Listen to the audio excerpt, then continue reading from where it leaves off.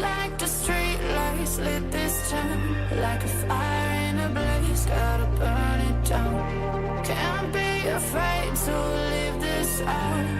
We got this far, don't know how. I see danger in your eyes. They know we'll burn down the night. Coming just like the sunrise. You know that we gonna let it out. Tonight, we gonna let it out.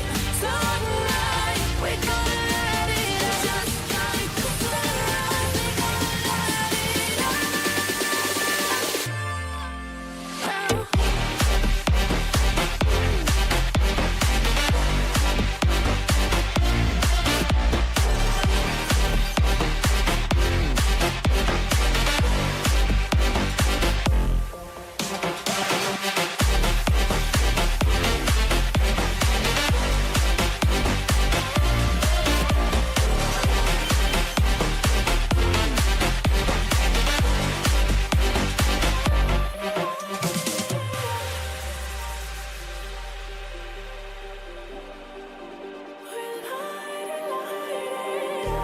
Just like a spark that's breaking out.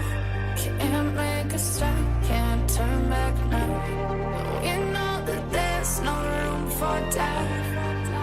No, we can't turn back now. I see danger in your eyes. They know we'll burn down the night.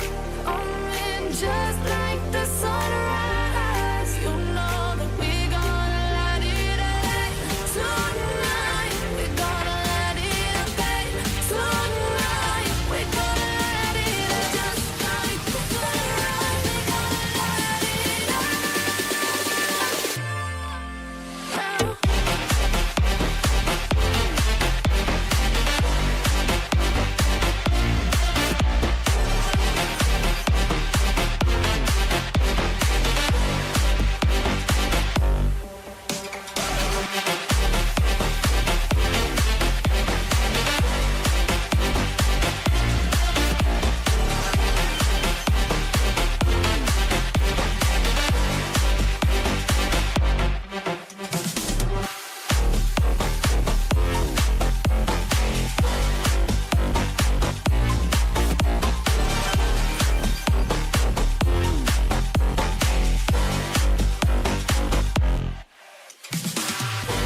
I'm on my own, broken alone. I feel the rain crashing down.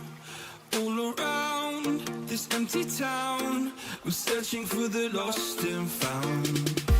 But you don't care, you're unaware. Keep moving like the scars aren't even there. It's in the air, like a blazing flare. Don't stare, 'cause the flames will burn us. I thought you were the one for me. That's why I gave you everything. Held you close by the stormy seas. Oh, you meant the world to me. I used to kiss your head when you cried for me. Hold your hand while the pain was over. Keep you warm by the roaring sea. You meant the world to me.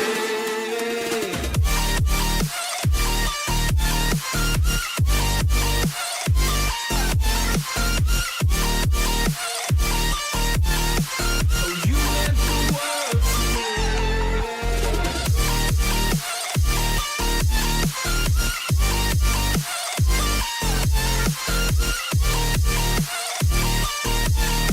Oh, you meant the world to me. My darling dear, you're never here. When I'm in pain, you hide and disappear. Like shadows in the atmosphere, charting the stratosphere. Yeah. I prayed for you and kept you near, in hopes you'd chase away my fears. I'm on my own, you made it so, and now I'm chasing nightmares too. I used to run with you through the great big leaves, laugh at you when you laugh at me. Hope for us because I believe the home was just you and me. I thought you were the one for me. That's why I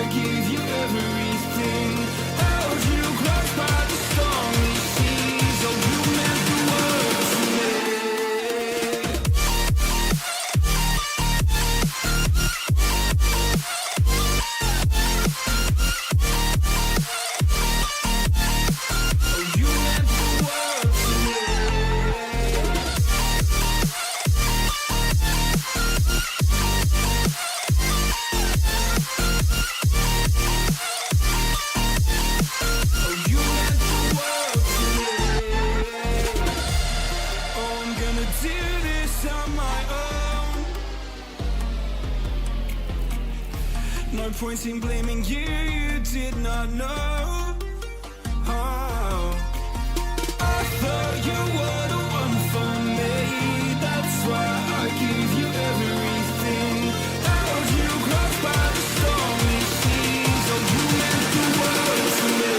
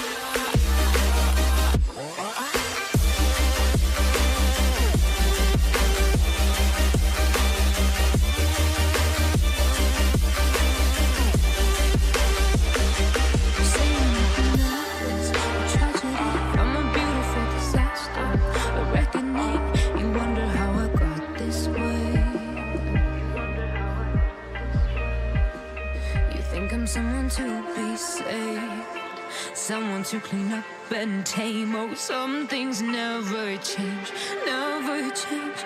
Oh, you think I would look pretty on your arm once you cover up my bruises and battle scars, but it always ends the same. Can't bear the things I've had to face. Got you crying on your knees in pain. Oh, some things never change, never change. Oh, you break your back to make me feel again.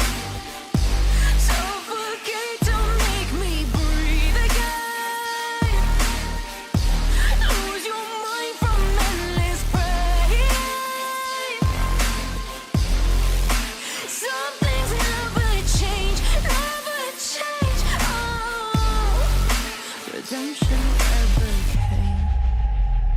stopped asking for forgiveness. Cause you should know only fools tread with the angels. Fear to go, but you keep trying to get too close.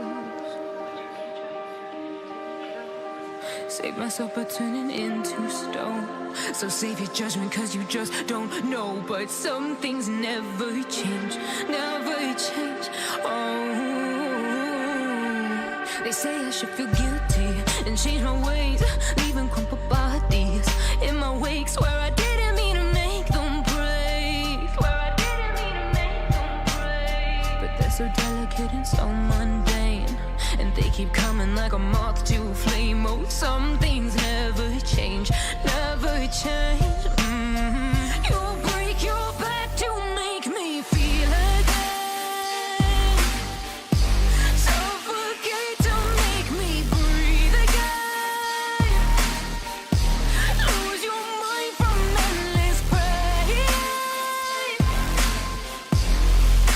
Some things never change, never change. Oh, redemption.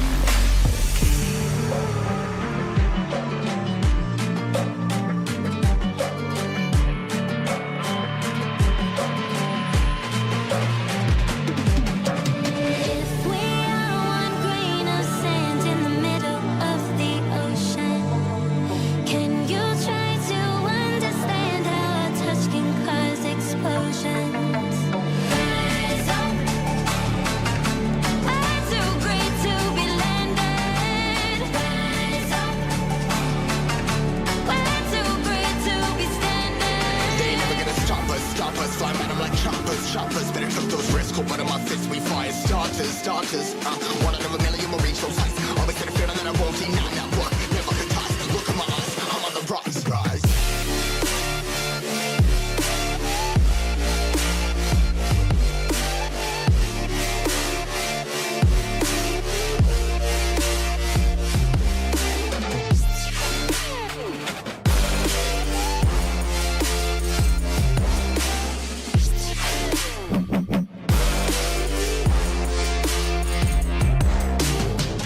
Rise, cutting my size, trying to make sense of it all comprised. Your highs, pinning these skies. Never stuck down, feeling paralyzed, but I'm up now. We all too late to fall. Yeah, anyone coming up, I left them all. Never look down when this risk involved. They got guts, got a lot, I gotta waste it all. Ain't got no feelings, we just floating. Yeah, I'm that grain of sand that made it out the ocean. A couple milli now, I'm causing a commotion. I've been coasting, hear my name around the world like an explosion. No, rise up.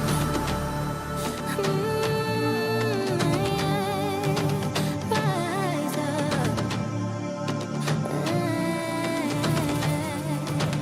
We are the apocalypse. Good evening, ladies and gentlemen. Welcome back to the Nodwin Community Cup Tournament, powered by Vista Official and brought to you by Nodwin Gaming Community. Prize pool of 20,000 diamonds. And today we are here for the BO3. Yes, guys, you heard me right. It's best of 3 knockout stage going on here. And in the casting deck, it's your boy STZ, and with me is none than my friend, my co-caster, my brother, J for Justin is here. Hello, J for Justin. It's been a long time. We casted together, but right now we are back again into the casting scenario. Absolutely, man. Excited. I'm excited how the match gonna be, how the moments will turn for both of the teams. So let's see how things work out, and we should move towards the draft in anytime soon, guys.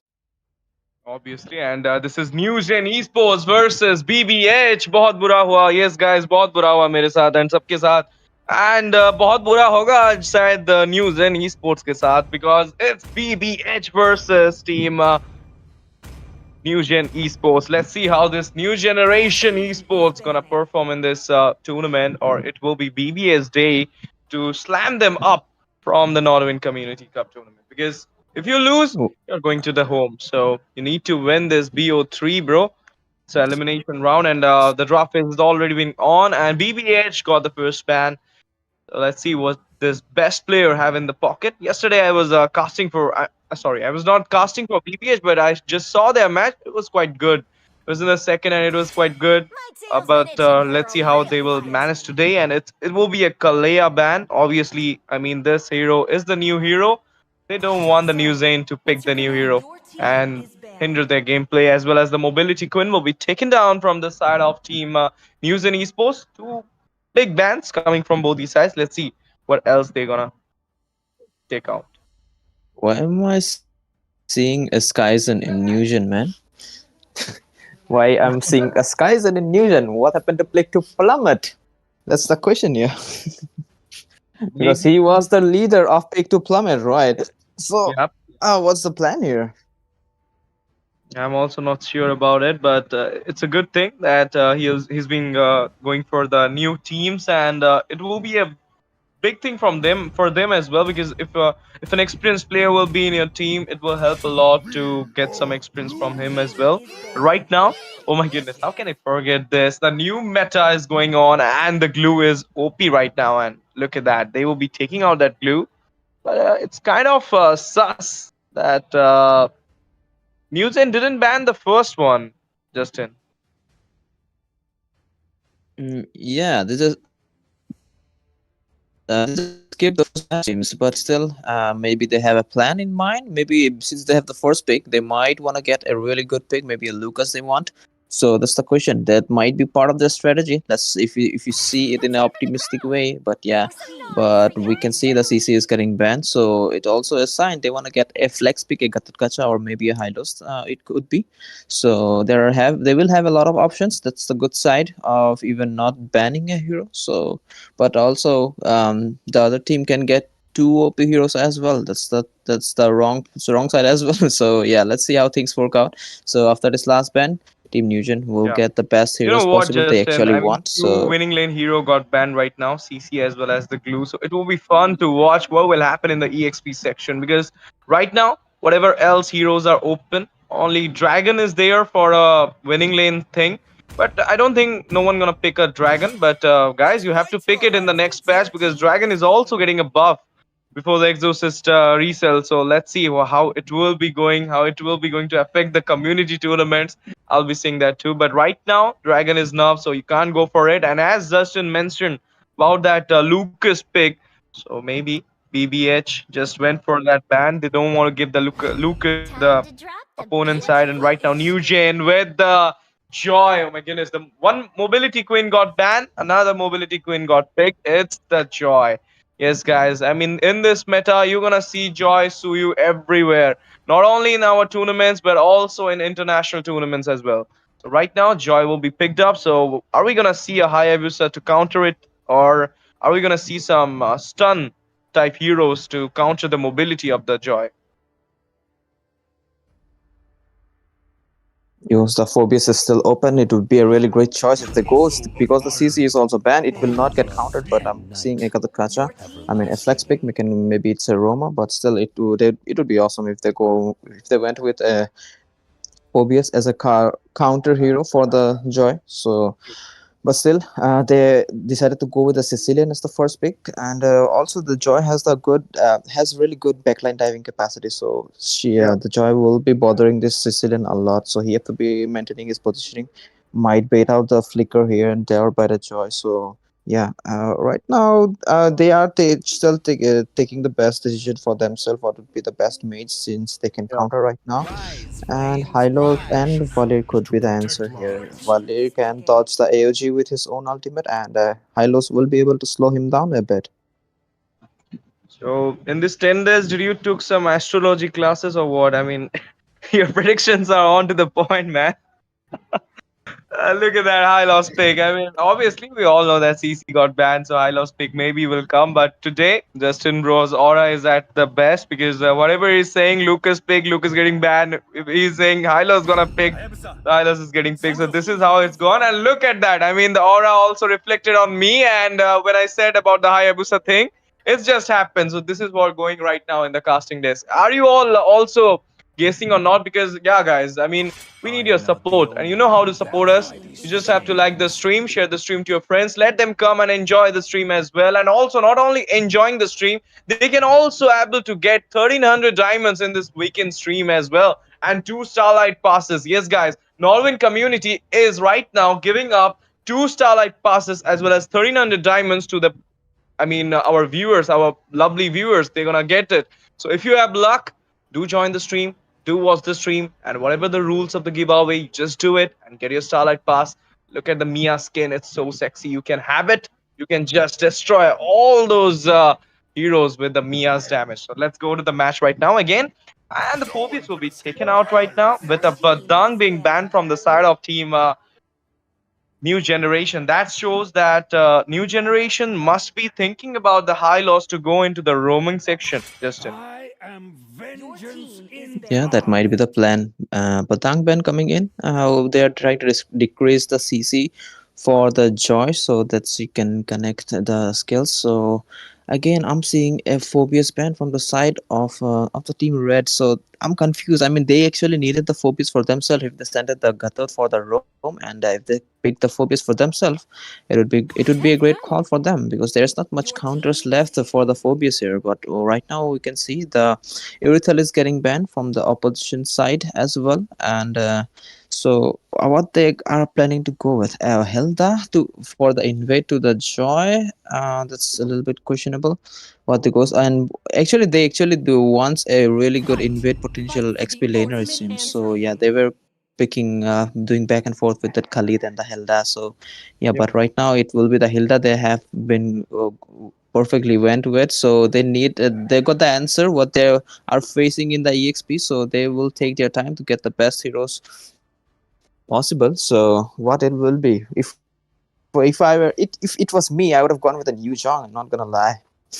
Obviously, I mean, it do have the mobility as well, so you could have gone for that. But do you saw that Phobius ban just open up two things? Maybe Harith pick, maybe a Hilda pick. So right now, I'm thinking that Hilda is being in the roam section, and Gatot Kacha will be doing the EXP. So who will be taking down the Gatot Kacha? Who will be against the Gatot Kacha? It will be a Grok. That's a bit surprising move coming out from the side of NewGen Esports. We don't see a Grok so much in the tournament scenario of Indian community, but right now there will be a Grok into the EXP or maybe going for the roam because we do see it in the mythical immortal rank that Grok being picked up for the roaming section. So it can be happen. NewGen Esports can go for that strategy as well. But look at that. Two tanky heroes you got. There is a carry to devour your tank. I mean, a tank killer is already being picked up from the side of NewGen Esports. So let's see how it goes. The lineup is already set for the side of NewGen. But yet, we're going to see what there will be picked up from the side of team BBH, Bohut Bura. Like, obviously, I was also thinking about it, Justin. I mean, a carries counter is OPness one, that is Clint.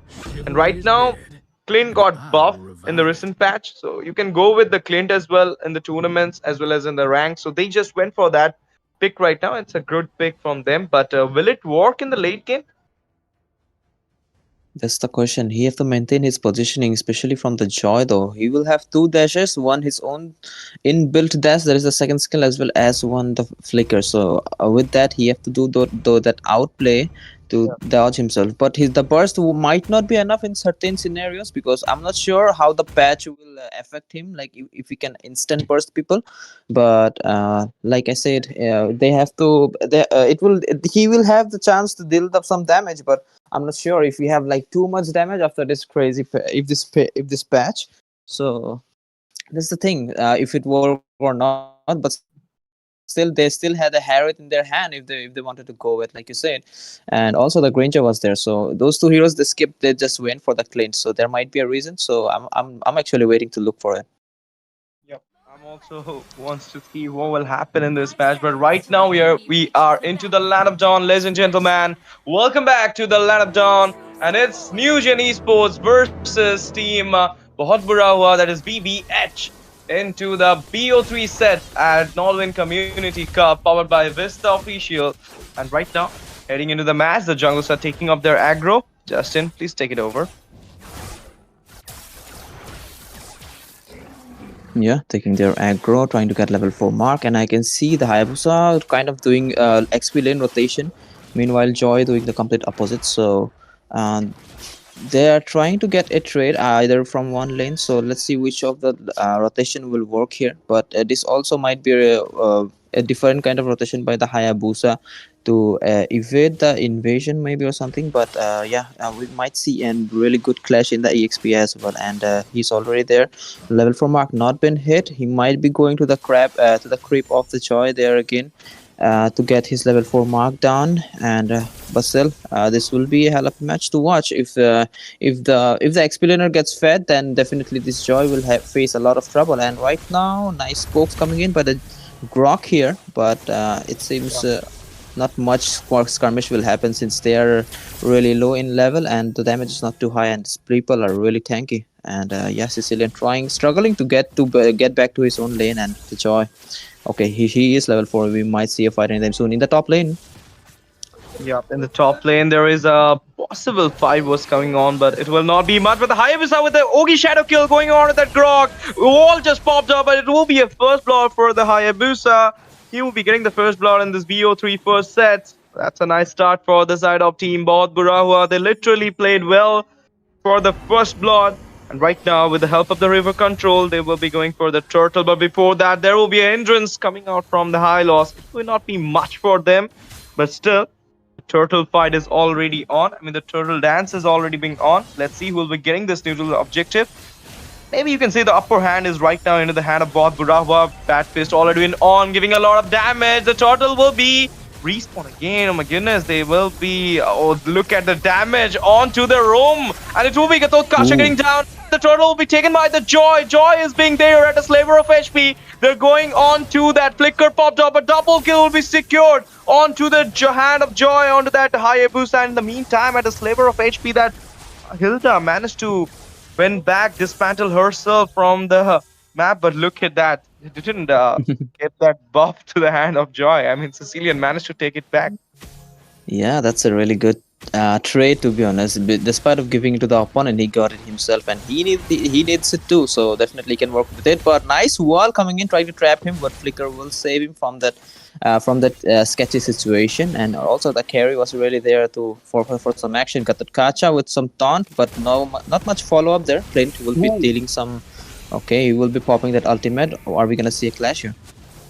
I mean, a lot of damage from that Gatot Kacha as well as the Clint to that Valir. They just soaked off all half HP of that Valir. I mean, he forcibly used the ultimate at that moment. That's a nice thing from Bohut Bura. I mean, they're giving some heartsiv to the side of NewGen Esports, even though they lost the turtle fight, as well as throw some 2 kills at that moment. The trade got won by NewGen, but still, they're not going back. And look at that, the Quad Shadow with the Ogi Shadow kill coming on to the Grok right now, giving a lot of damage, but at a sliver of HP. There will be the Revitalizing forcibly used. Bad Fist being on right now, chasing onto that Sicilian, but it will not be much from the side of Bohut Bura. But look at that, Bohut Bura will be taking a kill right now with the Klein going on to that Grok, but Carry with the ultimate at a good damage at a sliver of HP. He managed to escape, but no.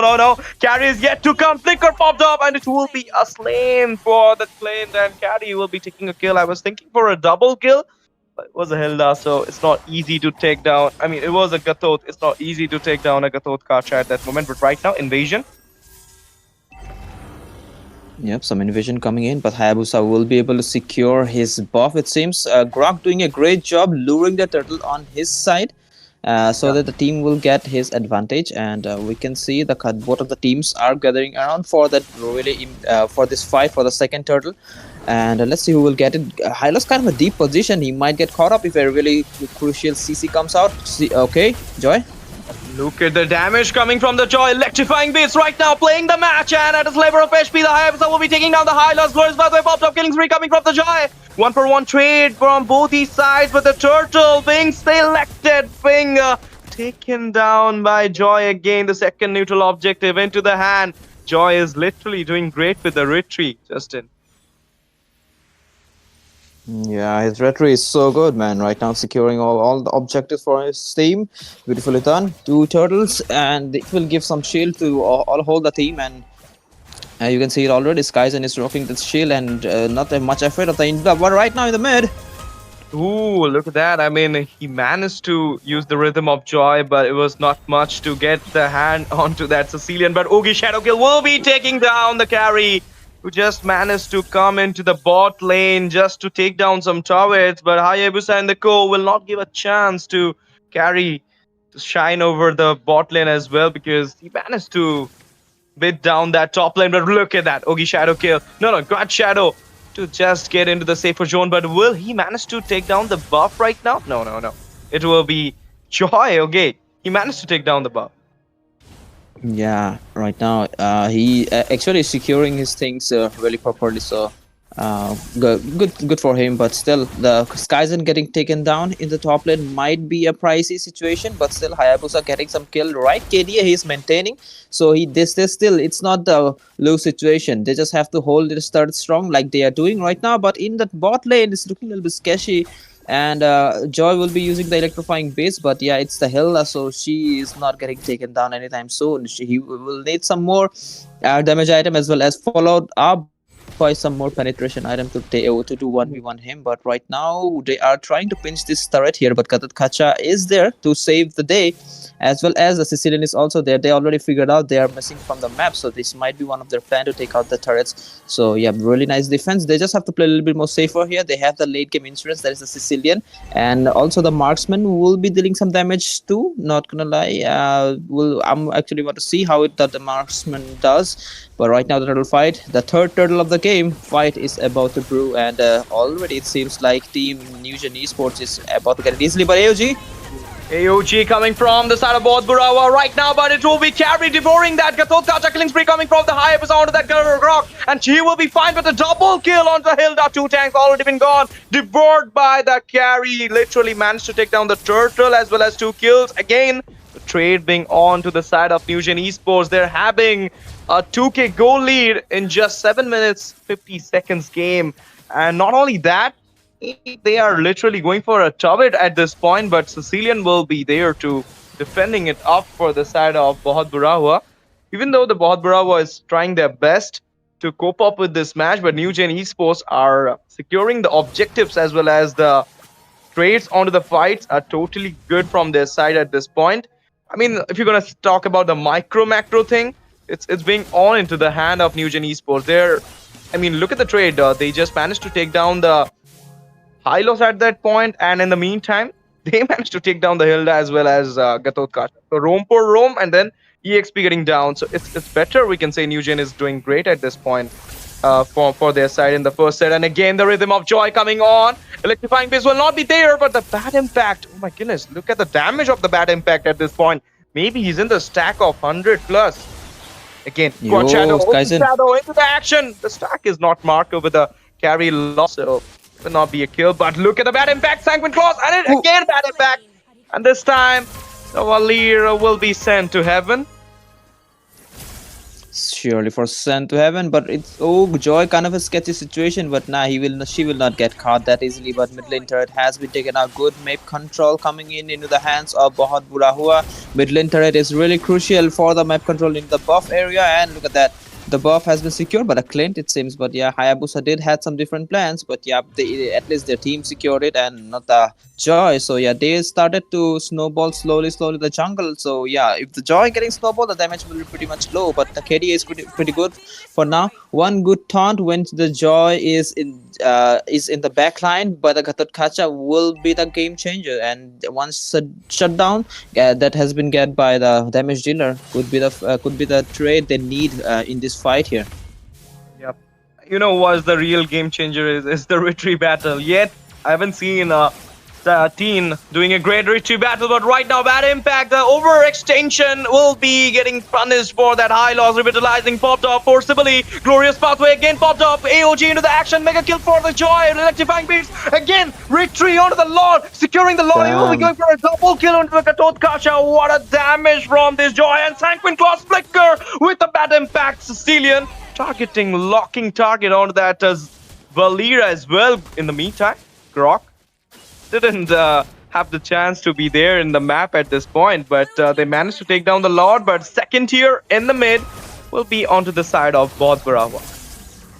Yeah, they lost the Lord, but oh, look at the poke coming in, but the Clint, the Joy have no chance escaping that. And like I was saying, they need a shutdown. But okay, it seems like Skyzen have different plans to actually Yeah. gank the Hayabusa, but he is getting trapped, it seems.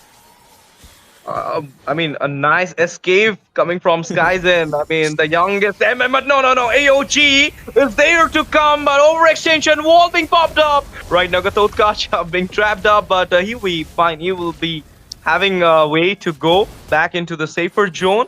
He managed to do that, and right now, look at the Clean's damage. I was talking about the late game Clean. He's literally managing good. I mean, the shutdown onto the Joy and the Grok being a tanky hero is getting a damage from the Clint is too much. I mean, the penetration is real right now for this from the side of Bohut Brava. But look at the goal lead. It's still into the hand of team NewGen Esports. Not a big one, but still, they're having a 900 goal lead. But look at that, clearing up the mid lane. But still, they're not having a single tier into the mid lane side. And again, Hayabusa will be clearing the minions at this point. And at a sliver of HP, the electrifying beast popped up, leaving a lot of magical damage. Bad fist from the backline. Hilda will be taken down at a sliver of HP. We're gonna see Gatot Kacha will be using the AOG to be in the safer zone. Nice escape by the AOG.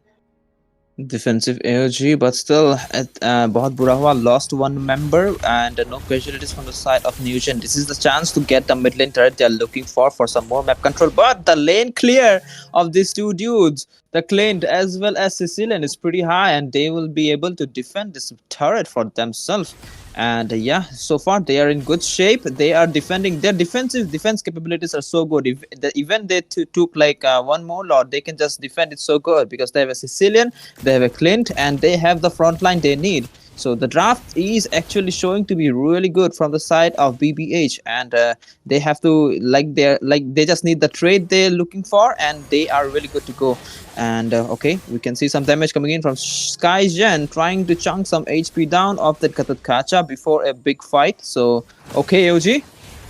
Okay, again AOG this time onto Natalia, but before that we can see Hayabusa joining the team fight at this point, giving a lot of damage to Jaraki, but Jaraki will be taken down unstoppable for the Hayabusa, going for a double kill onto the Skyzen. Will it be a triple onto the Grok? Let's see, killing spree with a bad impact, but a shutdown will be imposed onto that Hayabusa at this point. Electrifying bits playing on the game, but before that a redemption instant one from the side of Bohut Burawa. Clint managed to chunk down that Joy at this point, and with that, not only Joy, they will be having the turret as well as the Lord. They're going for the Lord right now, but before that, giving some pressure onto the mid lane. This is what's happening right now. I mean, the trade was good, the score was good, but kind of throwing the game, NewGen. Yeah, man. They actually waited for Skyzen's ultimate to burn out, and they just engaged blindly, and actually it worked out. They got the Lord, they won the fight, and also right now they are trying to melt out the Hylos here. Look at that, my goodness. Look at that. What was that?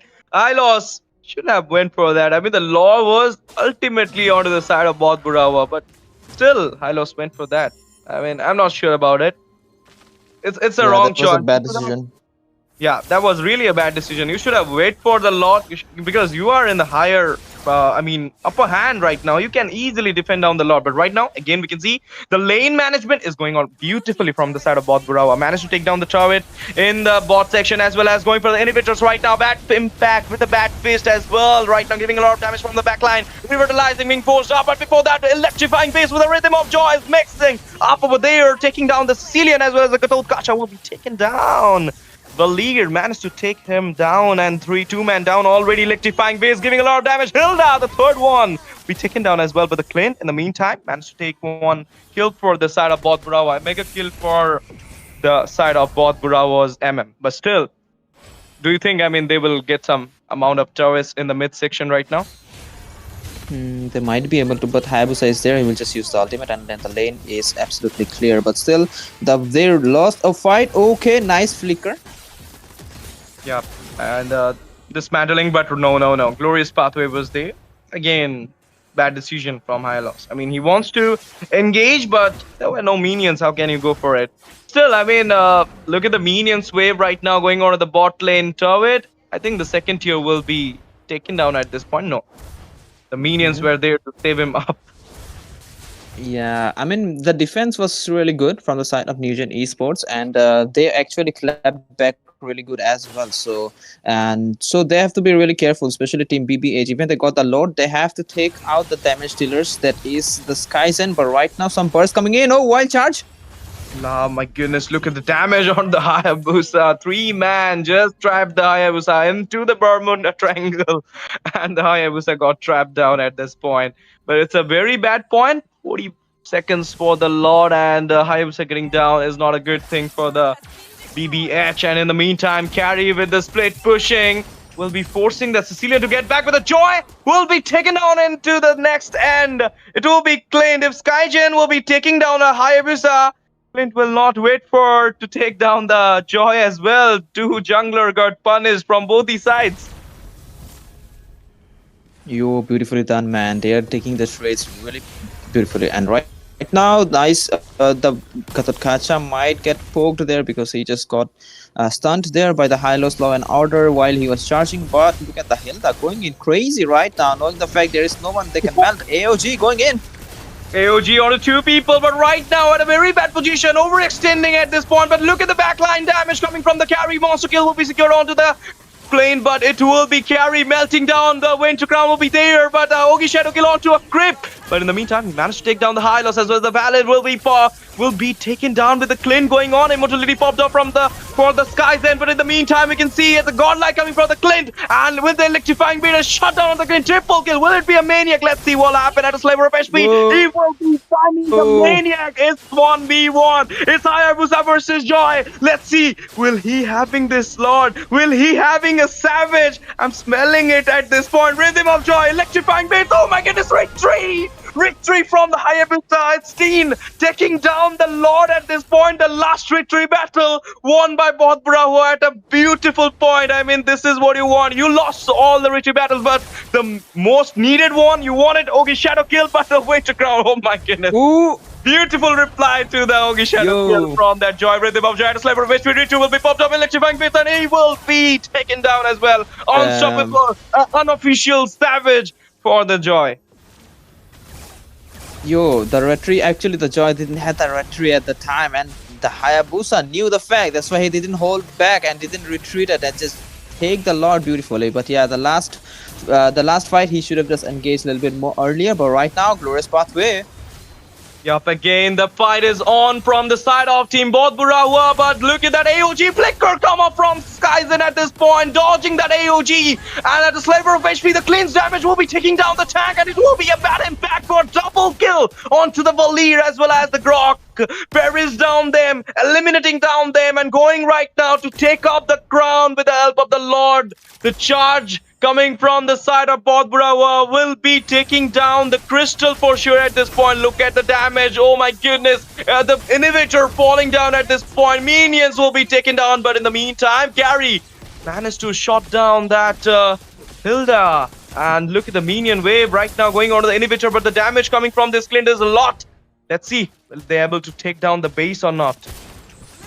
Chunky minions coming in from all the sides, trying to get it inside. Okay, AOG coming in. They took out Joy already, and this will be definitely the win that will fall in the hands of Bohut Bura Huwa here. GG, man. GG. Congratulations, Bohut Bura for the win. I mean, literally, Bohut Bura for NewGen Esports. They literally tried the best. Look at the Joy's KDA 13-4-4. Quick switch. That's a boy.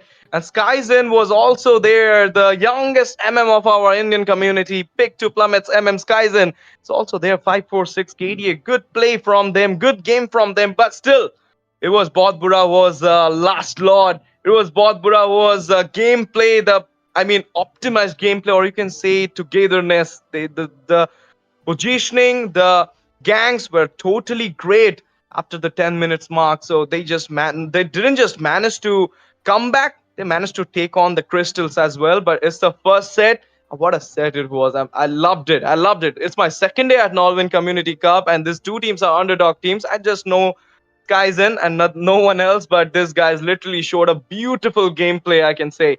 Let's see what will happen in the second set. Will we see a comeback from the side of NewGen Esports, or it will be a clean sweep from the side of Bohut Bura? A match point set for the BBH and a do or die set for the new gen. Break, and we'll be coming back after it for the second set of the BO3 between NewGen Esports versus Team BBH.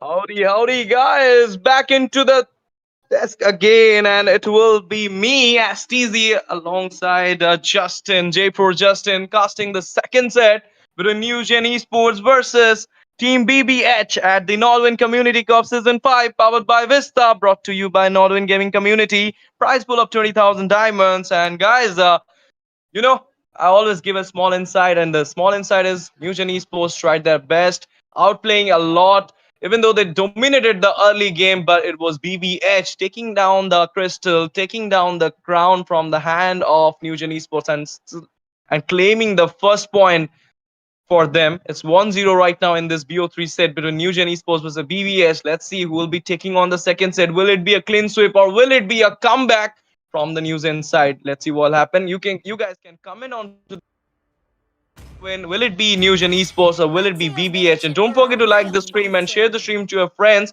and subscribe our channel, because your support is something which just boosts our morale. And I love your support, guys. And guys, do remember there's a giveaway going on, 1300 diamonds as well as 2 Starlight Pass. If you're lucky enough to get it, just join the stream, just call up your friends, just let them know that this is happening in the Nodwin community right now.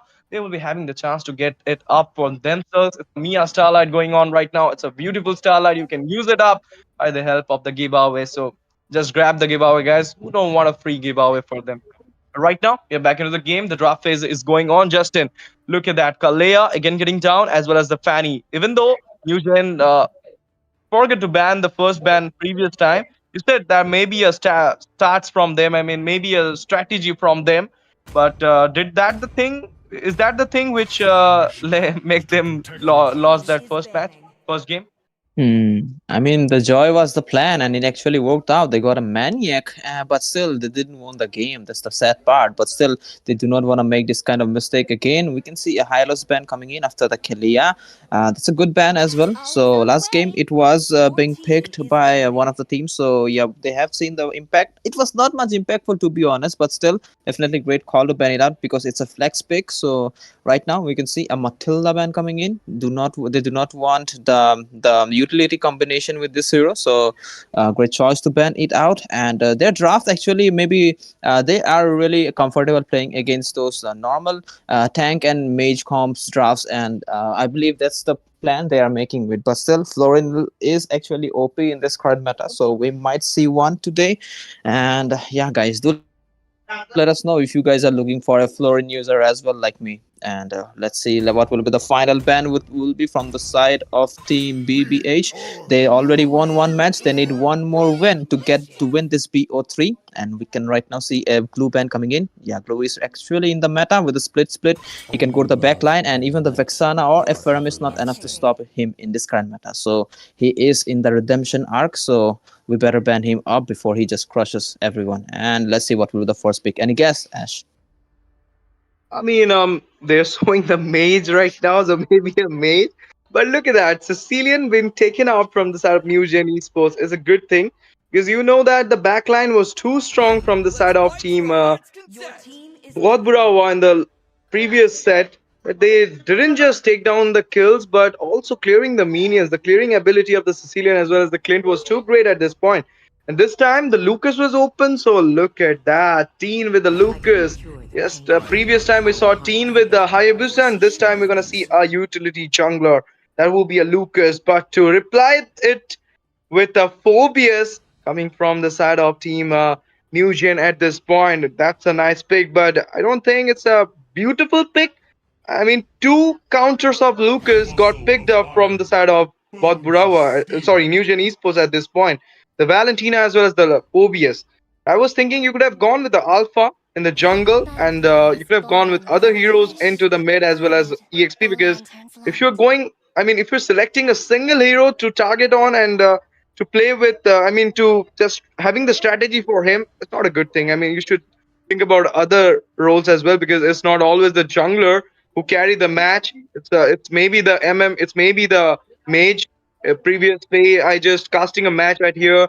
It was Forza having a beautiful position, having a beautiful killing spree as well as everything in that match. So that's what I'm saying right at this point. But look at that.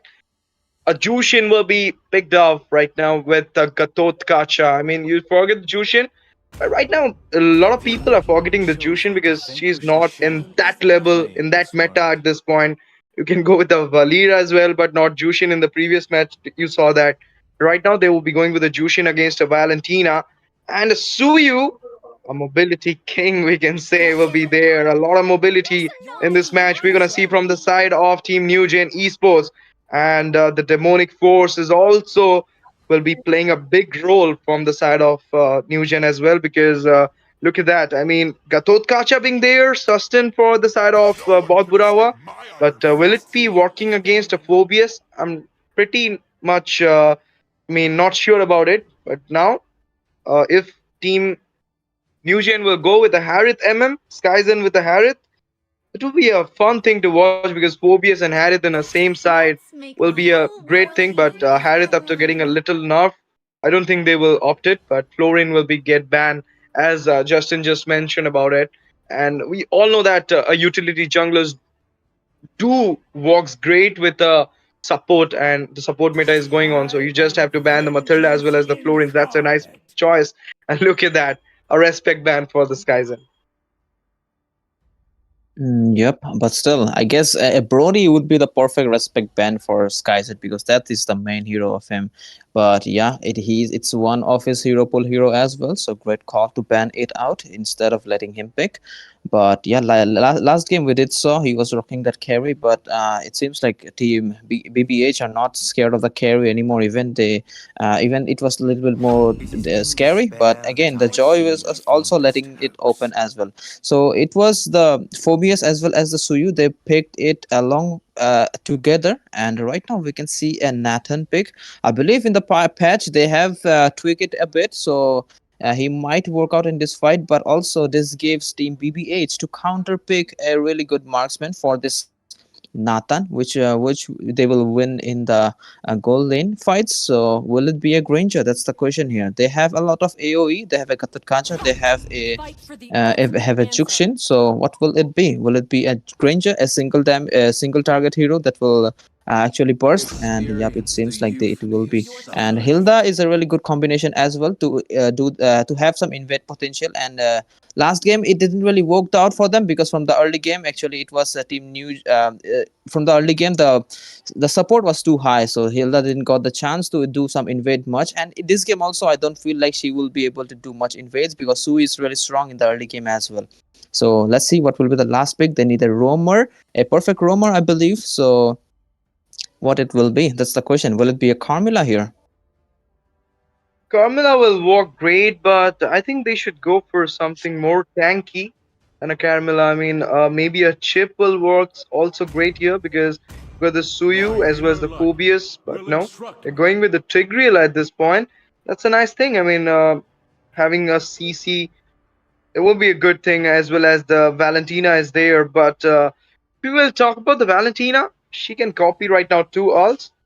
The Lucas as well as the Katotkacha's AOG will be effective copied ult for that Valentina at this point. So let's see how it will be going on in the second set for the News Inside. But if you'll ask me which draft is looking good, I will say it's kind of BB8's draft, because look at the composition. I mean, Lucas is there, a lot of CC. Katotkacha is there, a lot of CC. Hilda is also there for the invasion, and as you said, a single target that is a Granger, is also there to give the damage from the backline. This is what you want, a full composition with the CC as well as a burst type from the backline. It will be helping a lot to them. But NewGen know how to take up the games. But I was thinking for a carry at this point, three tanky members were there. Even Jushin can go with a sustain build. It will also help her a lot. So maybe a carry would have worked greater for the side of NewGen Esports, but it's okay. They went for that Nathan pick right now. Let's see what will happen. But right now we are back. We are heading into the Land of Dawn for the second set of the BO3 between Team NewGen Esports versus Team BBH. And, if I will give a small insight again, BBH having 1 point, and it is not yet. We haven't seen a win from the side of NewGen in this BO3 set. So let's see. Let's hope for a comeback. Who don't want to come back? So, and with this, both the teams are taking up their aggro. And at this point, you can see a kind of pokey damage poke is coming from the both Bura side. So you with the retreat. Yep, and he will get it. Even though the retreat was not so much perfect, but still he did got it for himself. And right now we can see the farming game going on, some babysitting for Skyzen, so that he actually not doesn't get bullied by the Granger here. And we can see some rotation as well from the side of BBH for the Granger, and the revitalize has been used to get his HP back in shape. So okay, they are just waiting for the level 4 mark for our eternal fight right now. They are a slow pace game going on right now, everyone trying to get the level 4 mark. And yeah, the wave clear is there, helping each other to get the wave. And I believe it will be the best if the mage users switch their waves. Okay, Suyu is waiting for some engage here, and he will be dead. Yep, again, and it will be a first block for the Gatot Kacha onto the BBA, for the BBH onto the NewGen, and a second block will also be taken down by the Lucas. At this point, 2-0 is the score. A great fight just got initiated in the early game from the side of both Bura. What a nice one, and they will be having the turtle for free, Justin. Yeah, definitely. It was a bad move, man, to going against a Lucas who is already level 4. But yeah, easy turtle. Okay, Hilda will be getting the turtle. No, it's okay. But yeah, okay, really bad AOG coming in, it seems. But will they fight back? That's the question here. Okay, look here, the AOG being copied by the Valentina IMU, and it will also be used, but not much effective for the side of NewGen Esports. But still, objective into the hand, the kills into your hand, a good start for the BBH in their match point set. And Bohut Bura is right now claiming up that confidence, and look at that, Nathan already been used Alt and Rhapsody. Oh my goodness, he will be missing those Rhapsody shots onto the Nathan, and Nathan will be spared at this point. A stun coming from the side of Gatot Kacha, little bit of poke onto the Tigreal. In the meantime, again, the Letho will be often from the side of Team NewGen Esports. Pokey damage coming from the, that mage from Both Bura. It's a good thing, and a sliver of HP. Tigreal being there, will having some hardship right now by the Jushin. Pull him back, and look at the damage, and it will be Tigreal getting down at this point. All being popped up. The Unleash the Beast is there, but we don't see. We don't gonna see. Oh, okay. There will be a Biju Dhamma onto that Valentina. Not much damage, but she'll be fine at this point. Yep, and it seems like BBH are actually dominating from the early game right now. They're just squeezing out the goal from the turret, and they're getting this Granger farmed as hell. And we can see some engage entropy. Again, the fight getting initiated, but at this point, I don't think they will be dismantling themselves, but the Tigreal will be again picked up. And look at that implosion inside the turret, giving a lot of damage from the turret. Gatot Kacha will be perished down, and Tigreal adds a lesser damage, managed to get back into the safer zone at this point. One down from the side of Both Bura, and the turtle is up at this point. Let's see, will they having it or not? But before that, oh my goodness, flicker from Phobius will be okay at this point. Rhapsody with that, they are going to invade the jungle first. Let's see. They are doing this to let the Suyu use his retreat before the turtle fight, but right now I don't think Team NewGen gonna contest for this turtle. The second neutral objective again got freely into the hand of Bura, but before that, a fight again popped up. Hilda claiming the kill onto that Tigreal, and with that, Valentina will be taken down as well. 2 men down. Trade is going into the hand again, pulling him back. At a sliver of Whoa. HP, AOG popped up. The Sun will be perished down. What a damage, man! What a damage from Bura. Skyzen, I mean the Jukshin going in crazy right now onto those front laners, dragging them back and forth, and the damage is actually showing up from the Jukshin as well as the Granger, I believe. So yeah, they are actually dominating because of this Jukshin from this early to mid game phase. So they have to be a little bit more careful, especially the tanks. They have to wait for a really good engage into the Jukshin or a hero. After that, they have to continue their fight. So right now we can see Jukshin is kind of a deep position, but still they are not really ready. Tigreal have the flicker, also the ult, but Jukshin has the purify. So it is a really bad situation for NewGen here. Obviously, and with that, we can see that team Bura at this point, I mean, jeopardizing the whole movement. 6-1 is the score, getting the neutral objectives into the hand. Even turrets are taken up. And look at that flicker with the implosion. That was not a pretty move, I can say. Nathan using the art, but it will be Granger taken down, as well as Jushin will be taking down the Tigreal 1-for-1 trade coming up. But it will be a Roman MM. But look at that. Lucas with a surprise attack, killing spree for the Lucas, double kill onto the Valentina. The Kamehameha just got released and Phobius will be taken down. Look at that.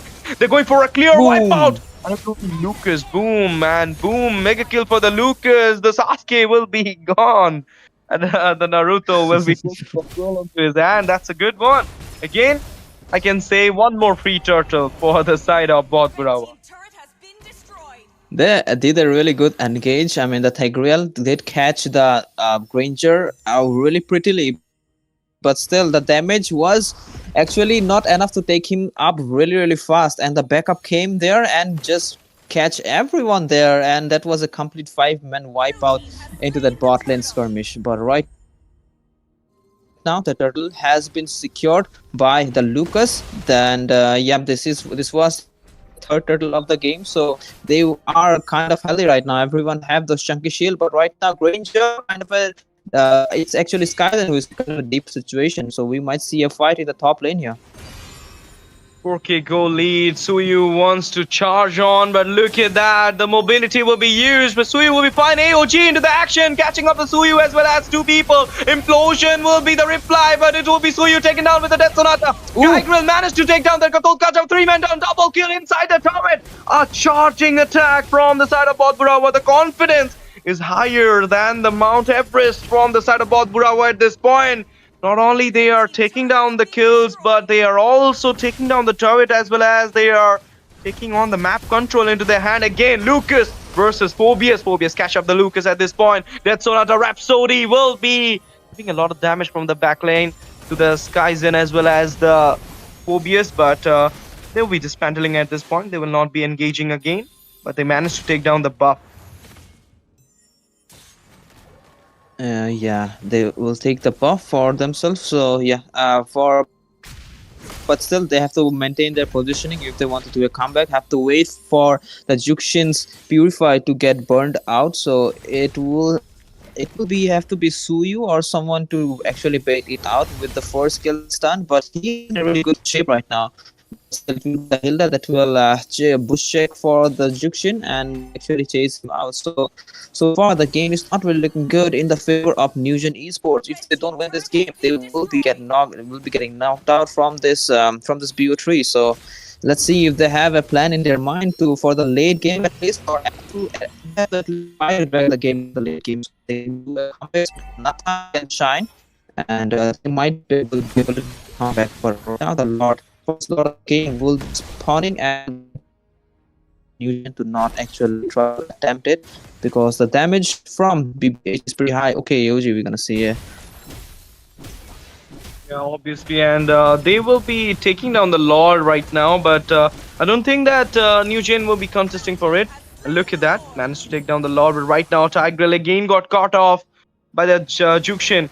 I mean, that's what I was talking about. You should have take down that Jushin in the hand implosion right now onto two people. AOG will be the reply from the side of Bura. Look at the Jushin taking down the Suyu at this point. Mega kill, and the Phobius will be taken out as well. Kamehameha double kill for the Lucas. 4-man down with the Lord emerging into the base of the NewGen Esports. Look at that. Nathan got caught off guard. Killing spree for the Granger. This is a very bad thing for the side of NewGen Esports, Justin.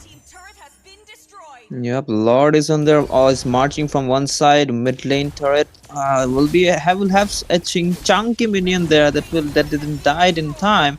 But right now they will all respawn. Let's see if they will defend it or not. Still, the Lord is yet to come to the top to the bot lane, but still there is one minion, but still the wave will actually hit the Lord. So yep, it will be an easy defense for them, but still they have to be really careful from next time, because another wipeout from their side and it will be really fatal for team NewGen Esports. But I have to say that initiations are really good from BBH, man. That was so unexpected. They have a Tigreal to initiate, but they are getting counter engaged. So that was they have to be careful about that. And actually the draft actually went out so south because of the Jukshin here, because Jukshin is not allowing to them to actually check the bush or something, because she just drags that and he just bursts it out. And also there is a Purify, even Tigreal can catch her with surprise. So let's see how things will work out. Maybe Skyzen will do something crazy amount of damage and will wipe them out. That's the only hope they have. And that's the question: will they able to pull it off or not? The game at this point, if you want to win the game, because you know what, the game is totally tilted to the side of Bura. And if you want to win this at this point, I mean, there is a 10k goal lead. Turrets in your hand, inhibitors falling down. Forget M3 will be using a flicker, but at this point the AOG will be taking them inside the trap, and the Phobius will be taking down a legendary for the Lucas, going for a double kill at this point. Nathan with the damage from the backline. The Tiger will be taken down. It's a double kill for the Lucas. Rhapsody with the Death Sonata is the mixing action coming from the Bura at this point. And I was talking about the goal lead. It's 11k at this point. At this point, if Team NewGen wants to come back, they need to hold up the game. They need to low down the pace of the game. And Nathan need to be built up as fast as possible if they want to win. Because Nathan have a lot of damage. Look at the flick. Oh my goodness. Joning out from the bush. But at this point, he caught off. He caught off. And it will be a Death Sonata for the side of Granger to take down that Suyu 1 for non-trade coming off from the bot Bura. And again, a free Lord. Again, a free neutral objective. Yeah, man. Another free objectives will be secured by BBH here, and it will be better for NewGen to not engage. And again, the Jukshin gonna bring it. AOG coming in. Okay, this will be a big engage again. Obviously, and look at that. So much damage from both these sides. Unstoppable for the Granger, shutting down that Lucas after all this drama. He just got shut down. 4 versus 4 right now. Minions coming up to the sides, but Team NewGen don't want to lose this match. They're trying their best. They're waiting till the dawn, and they want to take down the game into their hands so that they can play the third set. They can give a fight back into the third set. They want to take the game into the competitiveness. But will they able to do that or not? Let's see. Before that, we can see a fight again emerging from the side of Bura, but they need to dismantle. Death Sonata. Alt will be the reply. The safe will be the answer for the Death Sonata from the side of Nathan. He needs to go back. Don't want to engage at this point. Clearing up the Lord, defending down the base. But still, the minions take down the 2 inhibitors. A very bad situation coming for the NewGen Esports at this point, with a 10k goal lead coming from the side of Bura at 14 minutes of the game. I mean, all the items will be fulfilled. Can we see the item section? Yep. Look at that. I mean, only Jushin is being there, having 2 more items to picked up, but Lucas 11.2k goal with the Hunter Strike, Penetration, War Axe, and Rose Gold. Oracle is also there to get some HP risen, as well as there is a Winter Crown to get, I mean, for the sustain, Justin. Yeah, that's the contingency plan of the aggressive plan that is planned by this Katutkacha El Apel de. So yeah, let's see how the things work out. But it's a good plan. It works out in rank. I'm not sure about the tournaments, but yeah. Okay. Well, they are actually using up the lanes for themselves. We can see some CC coming in. Will he get bursted? AOG coming in. AOG right now, but look at that IMU. AOG will also be there. A lot of damage. Monster kill onto the 4vs 5 versus 5 going on. Death Sonata Nathan taking down the hilltop, but in the meantime, Suyu will be get down. Double kill for the Lucas, double kill for the Granger. Only one man being there. Valentina will be taken down as well as a triple kill, and the recall spamming will be going on. Even though managed to take down the Katot Kaja, but the crystal will be popped up for the side of Team Bohut Bura. They managed to take down the game number 2. And it's a clean sweep against the NewGen Esports. Congratulations, Bohut Burawa, for going into the semi-finals of the Nodwin Community Cup. What a game, Justin. Even though tried their best in the first set, but not a fulfilling one in the second set, I can say, from the side of NewGen. I was not expecting this.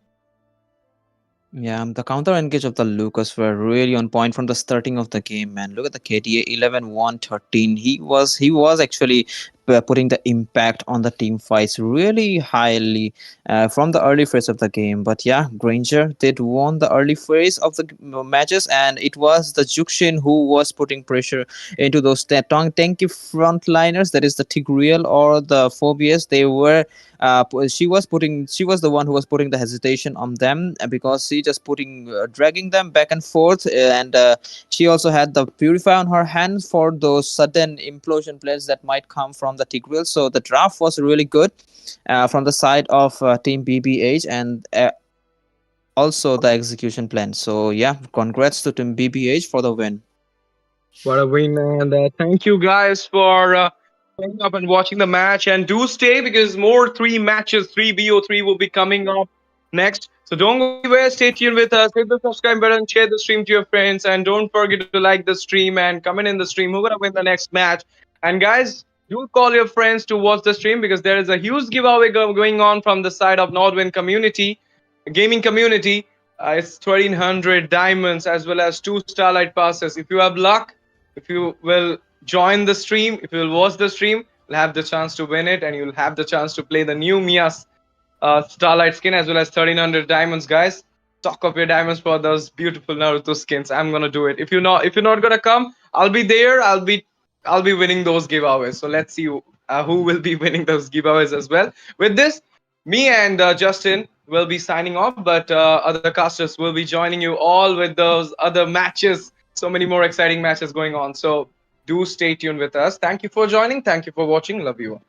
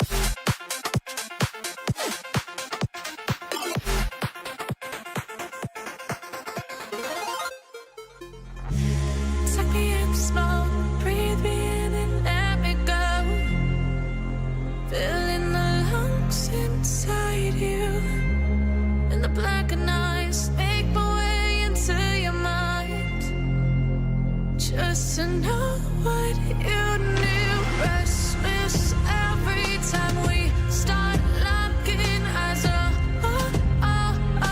Lost control. Oh, it's paradise with honesty, but I'm in the dead of the night.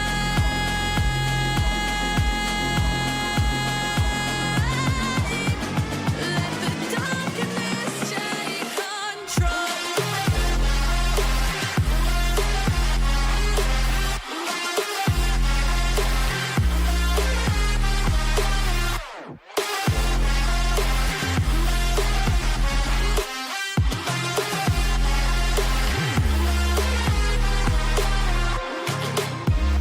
Let the darkness take control. Darkness take control. May the darkness take control.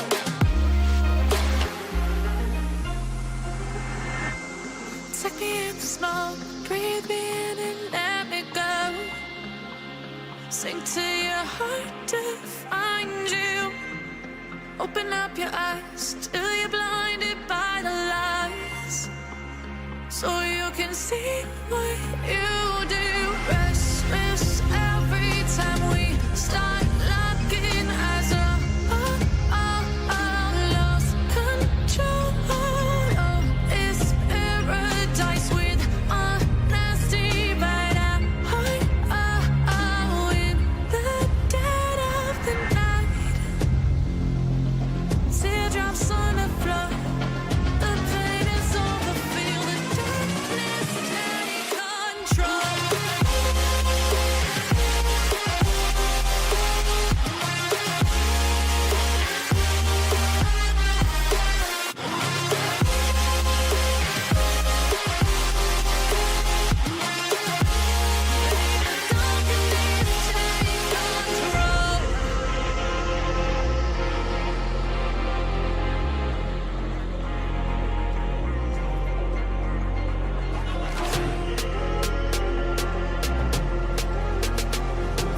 This ain't what you want.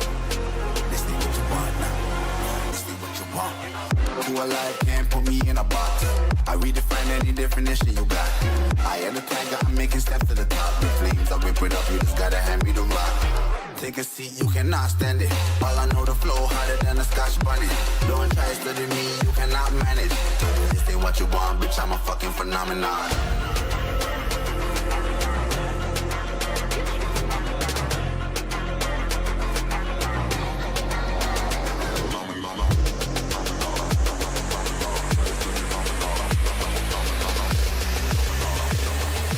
This ain't what you want, bitch, I'm a fucking phenomenon.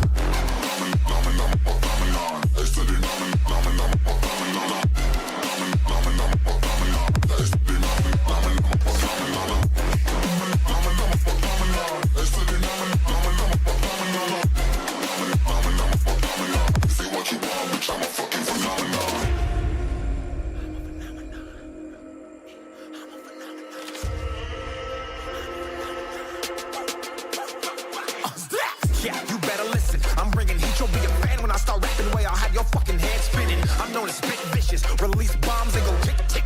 Boom, you blown me that head missing. I'm a phenomenon. Stacking cheese like it's Parmesan. 8 different flows, call me Octomom. I'm moving fast like the Autobahn. And I'm independent, so I'm not your fucking starving like it's Ramadan. Sick, twisted, gifted. Can't copy, printed. Can't hold me down. I shape shift, I'm liquid. I killed this beat, I might get convicted. They know how I move, it was predicted. Persistent, spoke it into existence. So consistent, no assistance. Here we once become addicted. If I rap it, then I live it. There's no cap and I'll be breaking this. This ain't what you want, bitch, I'm a fucking phenomenon.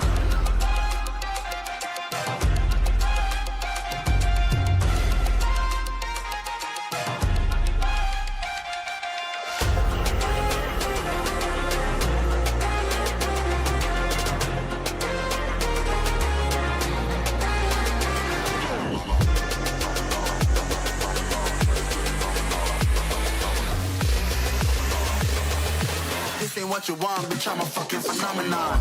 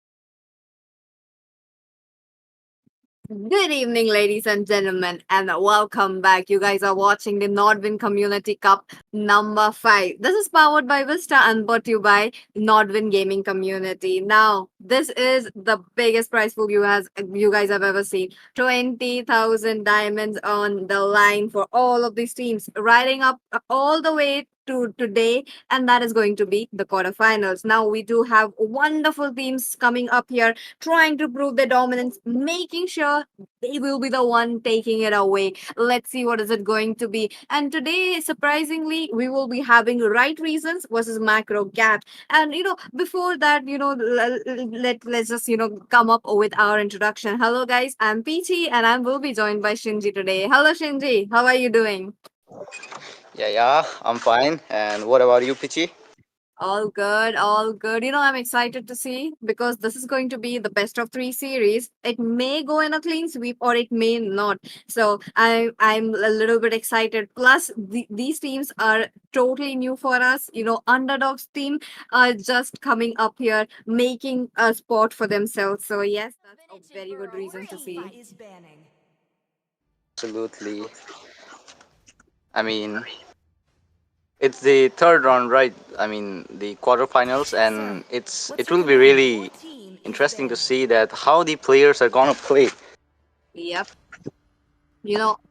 One thing about all how the draft has been going around, it's the casual ban that you may be seeing in your rank games as well, maybe in your some picks, some heroes that you don't want in your classic game as well. So that's all about it. Now the Lucas getting banned is truly a very good reason right here. One, he's truly annoying. Two, he has a lot of damage, plus his HP bar, that is hella annoying to take it off. So yes, we are looking at that. And looks like we got right reasons onto the red side, and we have macro gap onto the blue sides. This is going to be the best of 3 series.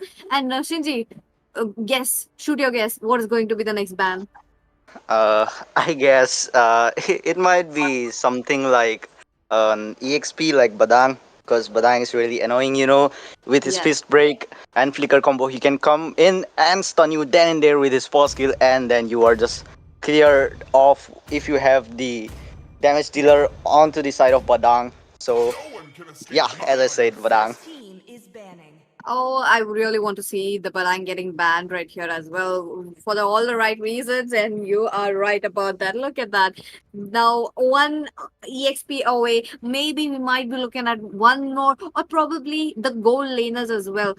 Recently, we did see there was a nerf on the Granger as well as the Harrod, though they were the reigning kings of the goal laner. But no, that's not the case. Looks like RR wants to go ahead with a Suyu getting banned. This opens up a lot of mages, a lot of goal laners to be picked up, but the Gatot Kacha is still open.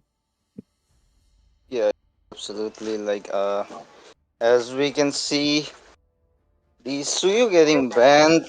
It's like after the nerf on the Suyu, I don't think it's so reasonable to ban that hero because his Agree. magic defense is completely reduced.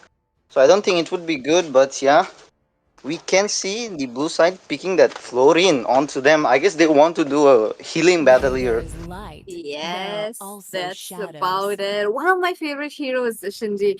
I really love to. There was like few seasons ago also, I spammed the hell out of this hero. I really love playing it. One thing about her is her ultimate. Even if you're on the bot lane, you can still heal a hero right from the top lane. So I really love it. and plus her healing has been very consistent throughout the game.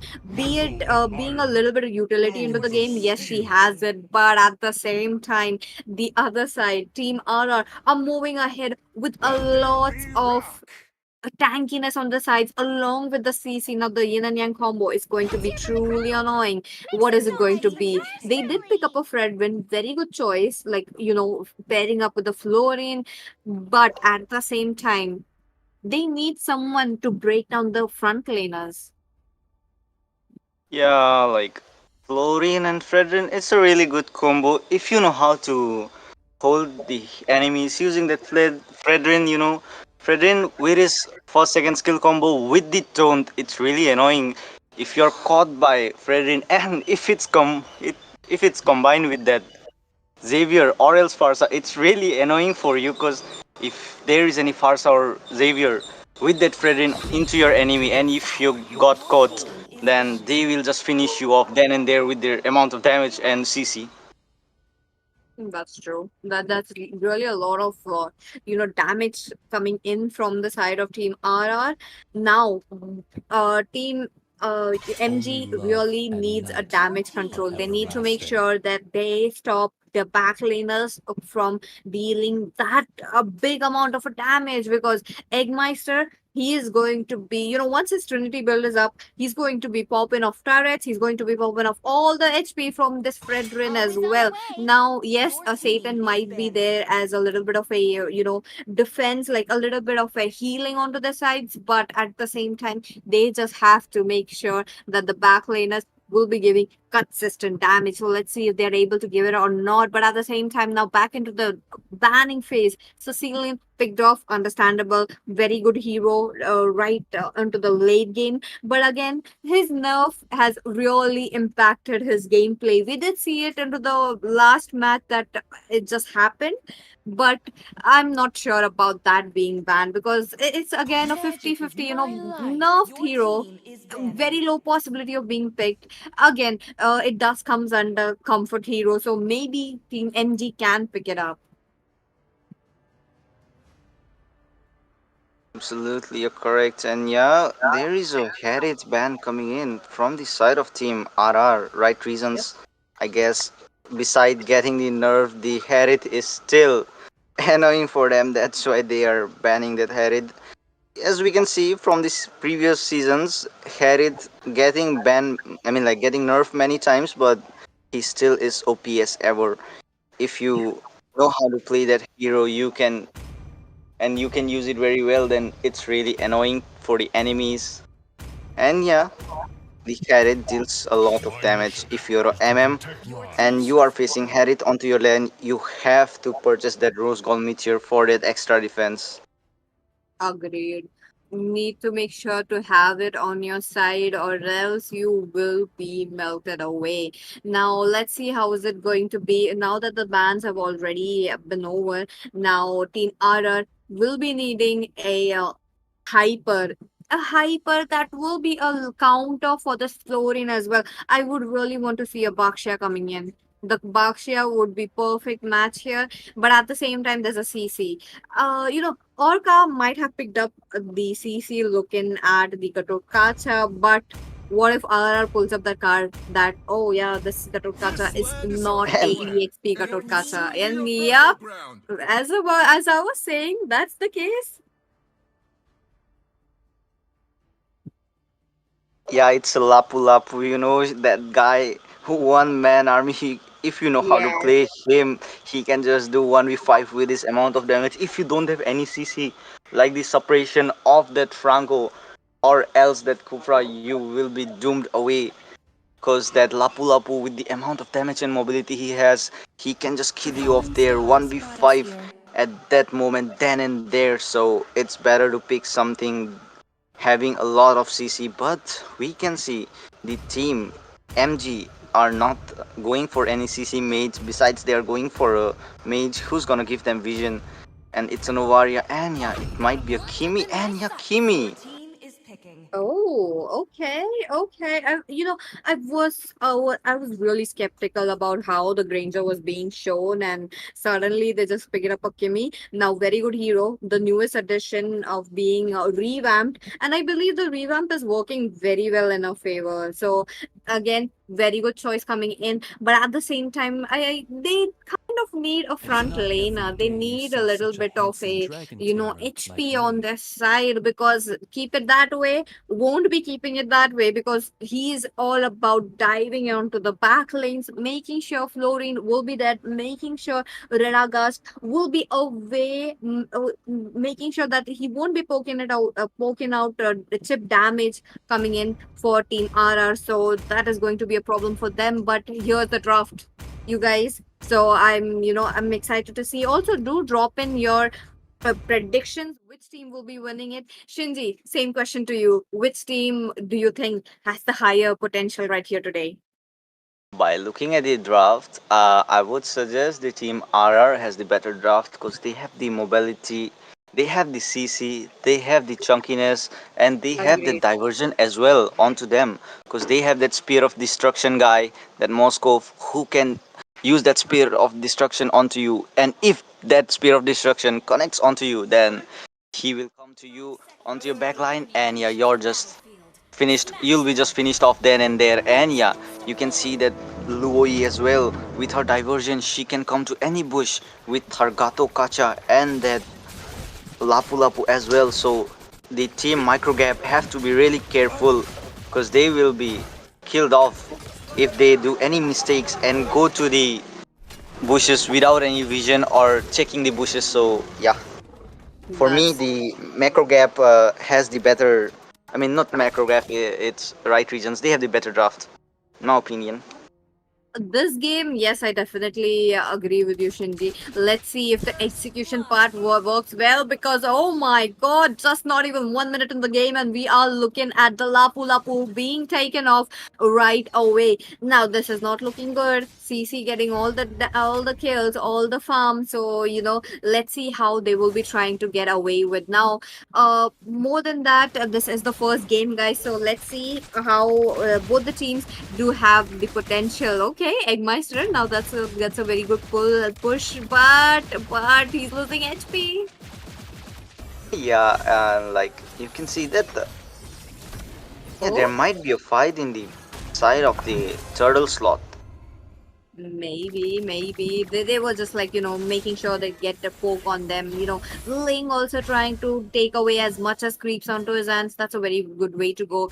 As you are a Ling, you do have the advantage of being an assassin and taking away creeps a much faster rate than the Spreadrin. So that's a very good way to go. But self control coming up right onto the top lane, making sure Orca will be poked up. Tempest of Blade coming right up, but that won't be serving its purpose as of now.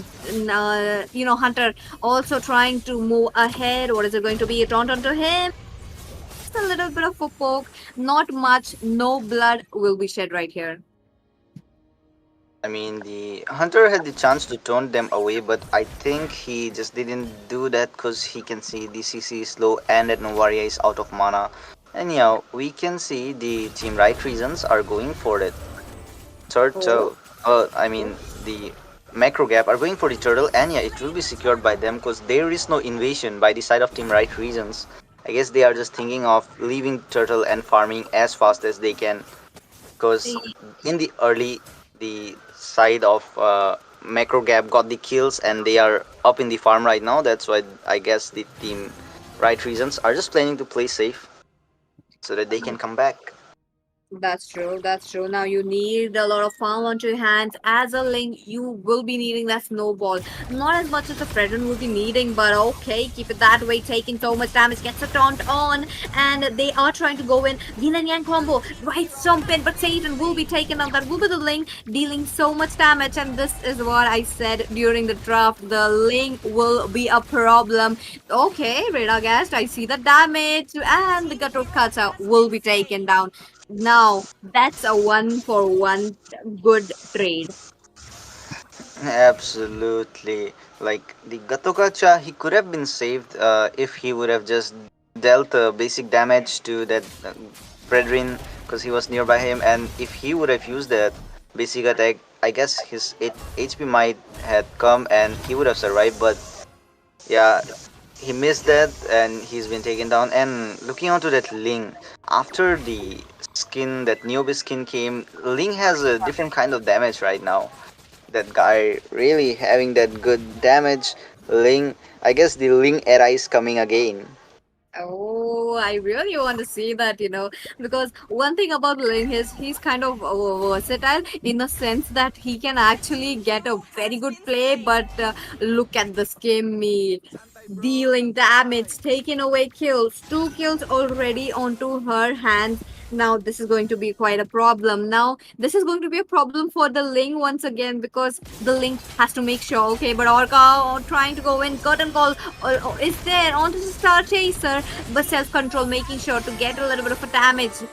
Flooring with the bloom, making sure they've all be surviving, and self control looking quite low on mana, gets that damage from Kimmy's ultimate, but no, wait a minute, what is it going to be? Eggmeister just dodged that, but it's a game kind of over because Hanier had just taken away the turtle for them. This is the second turtle already going down into his hands. Keep immobilized, stunned, taunt, revitalized. There's so much going on for this Kacha, and what is it going to be? He has to go. I mean, that Gatokacha bro was really tortured very much. They are 4 onto him. He was all alone and his team were so far away. I mean, look at that Gatokacha bro was... Oh, damn! That Moscow getting that Satan. But yeah, we can see the Fredring using his ult onto that Louis, but no, that's not a good amount of damage. But yeah, Ling going in for that kill, but I guess he had to back off. And yeah, we can see Lapu going in, but the amount of heal the Florin is dealing from the base side, and there might be a fight, I guess, but no. The side of Macro Gap, I guess they are just planning to stay back right now. That's unfortunate.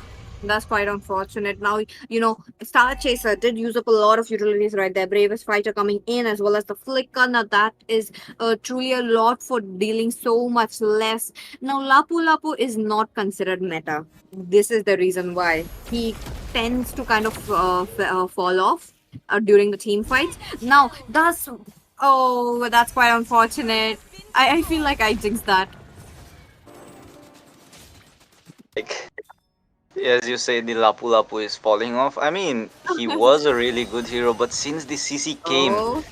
CC is just dominating the lane all by herself. She is the lane dominating hero nowadays. But yeah, we can see Spear of Destruction, but it doesn't connect that way. And yeah, we can see Ling and Moscow trying to do 2v2 with that CC, but CC is just handling them all alone. The Novaria just have to give that vision, and there is a fight, I guess, in the blue buff of that Ling. DT Macro Gap is just trying to get his blue right now before the turtle, so that there is no engage coming in for that turtle, because I guess the self-control knew that it's a retry bat. So like the Fredrin, the side of Macro Gap, is just trying to bait his retry, but no, they aren't going for the turtle right now.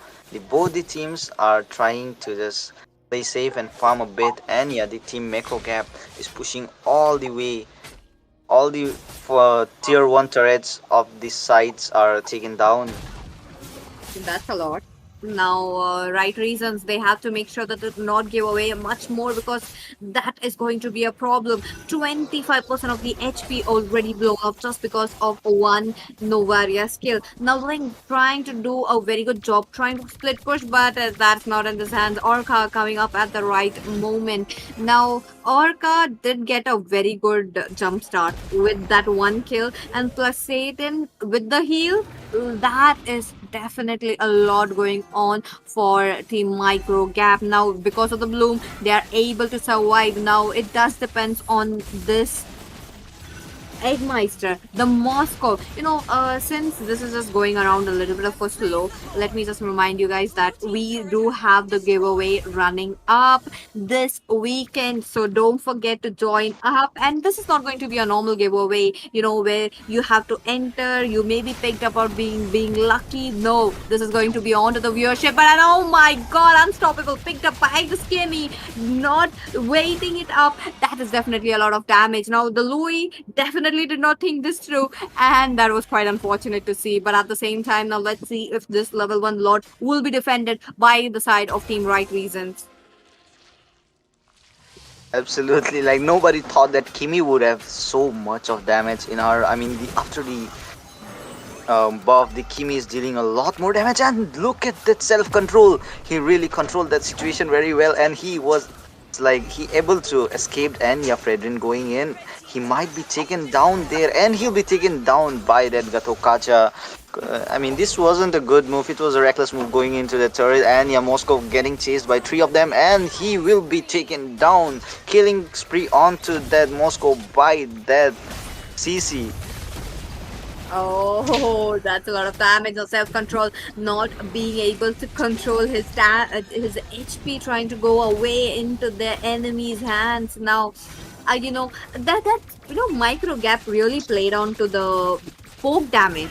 They have the Novaria for it. They do have the Kimi as well. Plus, oh, I love the confidence. I love the confidence coming in from the side of Team Micro Gap. Look at them pushing down as much as possible. It's just 10 minutes into the game, and they have reached right up to the inhibitors. So yep, that's a very good way to go. Maybe they are the ones taking it away. A little bit of a CC coming in from this Kimmy, but no, that will be enough to keep it that way, to go back to the base, recharge up his HP, and try to come back. So far this Gatokacha has been very passive throughout every single team fight. The AOG we have been seeing, it's a little bit of a passive side and a little bit of a slow, and it is allowing the team Micro Gap to run away from it. So I am not liking that, but let's see how if they are able to capitalize, because epic comebacks are always on the table, because this is Mobile Legends 5v5. Yeah, the miracle might happen anytime. But as you said about the AOG coming in from the side of Gatokacha, it's the responsibility of his team as well, because if the team can't set up well, then even if the Gatokacha jumps onto the enemy can escape, because you can see there is a Novaria, there is a Fredrin, there is a Kimi. They can escape really very well, and looking onto that CC, she don't have to run away. She can just melt down that Gatokacha then and there, so there is no need of that for her. But yeah, we can say that the team Right Reasons got the right opponent for them, because since the recent matches I saw Right Reasons dominating very well, but after a long time they got that team Macro Gap who can really gap them in macro, doing really well. And there is a diversion coming in, but no, it's just a baiting diversion. The team Right Reasons are just focusing on pushing that bottom lane, because they know that they can't get that Lord onto their side, because the team Macro Gap are really gapping them in macro, in score, in farm. So it's just better to play safe and push as much as you can. And there is a fight coming in, but no, self-control won't take any fights. He will just control his his aggressiveness, and he'll just get back, because if you go inside 3 of them, then you'll be eliminated straight away.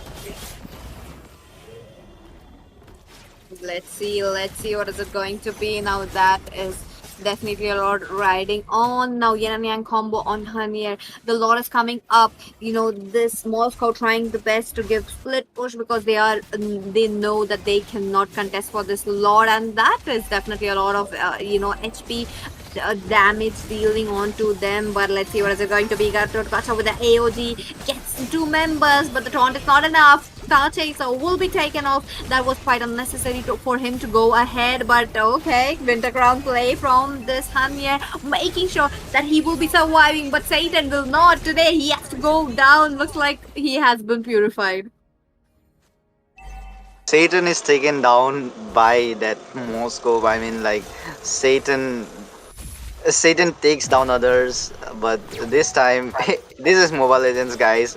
Everything can happen here, and yes, Satan will be taken down instead by Mr. Eggmister. And yeah, we can see a fight there, and that Novaria has been taken down by that Luoi. But yeah, look at that Kimi. About the amount of damage that Kimi is holding right now. She's just going in to take everyone all alone, and that mega kill onto that CC. The team right reasons were just about to do a comeback, but no, there is Kimi and CC still holding the game. They are just saying that no, this is not your time, we're gonna take this match because we have the amount of damage, the amount of poke, amount of heal, everything. And the most important thing, it's the macro. The macro of Team Macro Gap is really good. They are just doing so well since the early game, and it might be a end, I guess, Pichi.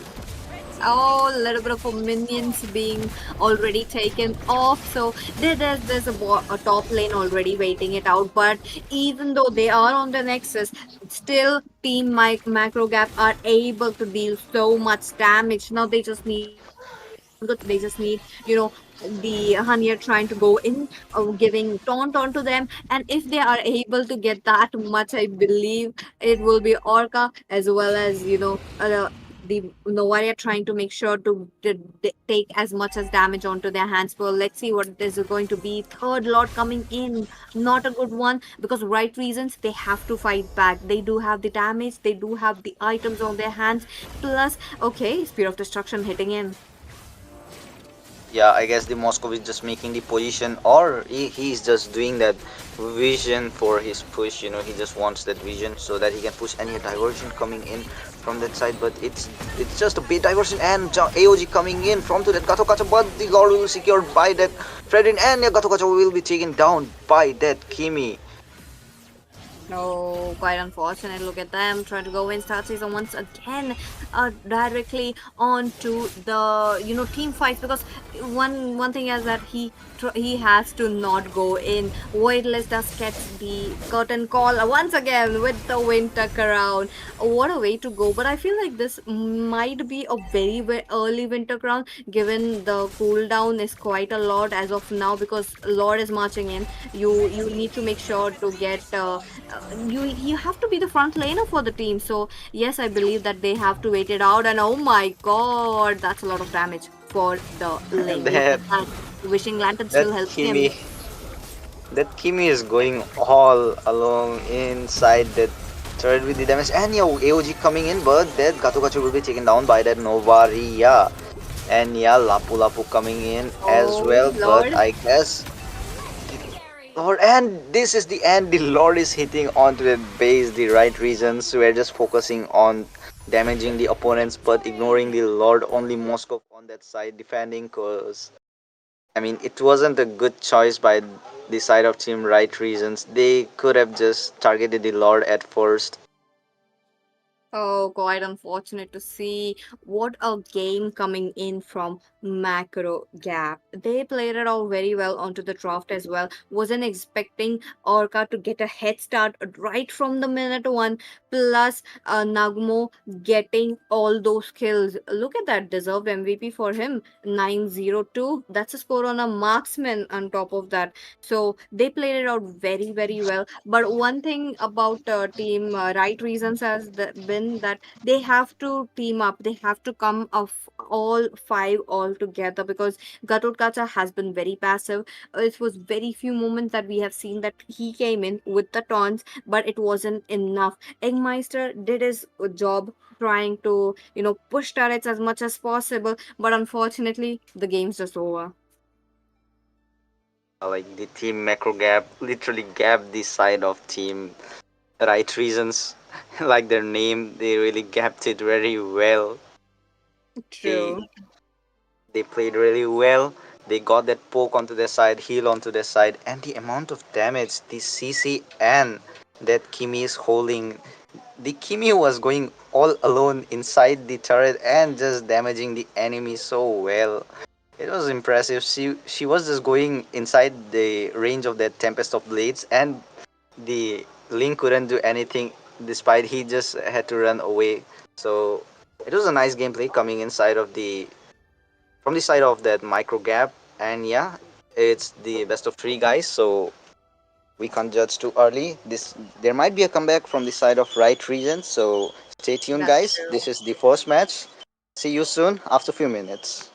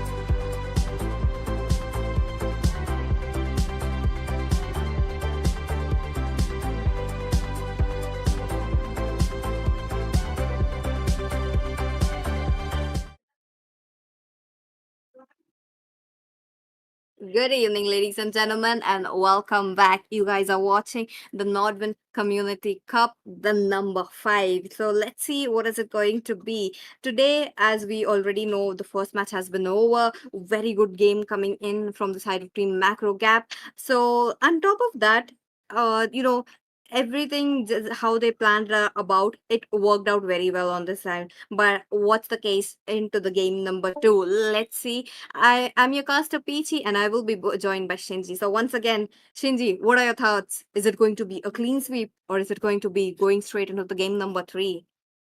By looking at the gameplay from the side of Team Macro Gap, they really are doing very well. If they go on with that kind of gameplay, they might do a clean sweep, but we can't judge too early because uh, er- in the recent matches, I saw the team Right Reasons had that self control onto their side, and the fanny of that self control is really good. When he was level 2, he just went in and got that enemy alpha. So, yeah, we can't judge them too early. If they pick Fanny, then it would be a comeback from their side, I guess. But it had been banned. Let's see now. Understandable why the Kimmy is getting banned coming in from the side of Team Right Reasons. Last game, truly devastating game for Eggmeister. He was able to get enough farm, but the team fight, his teammates couldn't support him, so was a problem for them. But as of now, Team Right Reasons going ahead with every single possible heroes that which have been shown on which have been played onto the last game. That's the same you guys are looking at. Understandable, because there's a lot going on to their plate as of now. Team Right Reasons have to make sure that they try to push it to game number 3, try to take it home, but same amount of pressure coming in from the side of Team Macro Gap as well. They want to win as well, but we know this is Mobile Legends 5v5. Only one can win. So what is it going to be? As of now, Fanny taken off. One thing about Fanny is she is a very superb hero, but she has been constantly getting nerfs. I mean, the side of you were saying about the Fanny, right? I mean, Yes. the Fanny, as you said, after getting the nerves, the Fanny, she really is dominating in the jungle very well. If you wanna like nerve that Fanny, like if you wanna counter that Fanny, then you should have that Kufra or else that Kaza onto your side alongside that Franco. They can do a good suppression for that Fanny, and That's true. That could be a very good case for Fanny, but at the same time, a very good skills Fanny player knows how to go about in and out for every single situation. So maybe they don't want to, get to know how good a good Fanny self control is. So it's just best better to get the meta heroes band of Kalia being picked off as well. Very good hero once again. Newest additions into the Mobile Legends 5v5 family, and the nurse will be setting in a little bit of slow, but one thing about Kalia is her CC is truly truly good. Yeah, you're right. Like, if you don't have Purify on you, then she can come to your backline, get you, and she will just take you and give you a smackdown like that John Cena, and her teammates Yes, will finish you off then and there. agreed. You don't want She to is have really that. good. Yeah, yeah. So let's see what is it going to be for right reasons. Moving ahead so quickly, that's going to be a high loss coming in. A very good hero, but is it going to be a high loss onto the EXP lane, or is it going to be a high loss onto Let's the make the uh, whole uh, world green Roam? and So lively. let's see what is it going to be. But this time, Satan once again with the fluorine. They are not leaving it open, but looks like glue has just entered. Glue also received a revamp. Works out very, very well. His popularity really shot up because of this revamp. Plus, they made sure to make it a little bit easier for the players to play. So I am curious. I am curious what is it going to be now that Team MG have enough front lanes. They can easily go in for the deal breakers, the damage giving heroes that's going to be devastating onto the goal lane as well as onto the hyper. But yeah, the Henier's Fredrin has been taken by the side of team right reasons. I think they don't want that Fredrin and Florin combo again onto the side of enemies. That's why the right reasons are getting him. And yeah, Harriet's coming in as well. The little demon Okay. with his damage. Yes, sir. Let's see. Let's see. Now, one thing about Harith is very good Hope will hero onto the find a goal way, lane. Still, even when it always even after the forlorn. nerf still being played. So definitely Hita sits on the throne of being the best goal laner as of now. But team MG, they have not gone ahead with their goal laner, just waiting it out. They just plan it out slowly. So to just to Payback's making ready. sure that the Harrod will be taken down. So let's see what is it going to be. Radagast coming in with a Vexana, a kind of a forgotten hero, but it's kind of Uh, Need like some a stitches? Your last wound is pick. banning. there might be a Badang ban as well, I guess, because Badang is still OP, but Your we can team see is Mage ahead. getting banned continuously by the side of Team Macro Gap. I mean, the second phase, it's just two mages like Farsa and that Sicilian as well. They both are really good in the mid lane. They have that amount of damage, amount of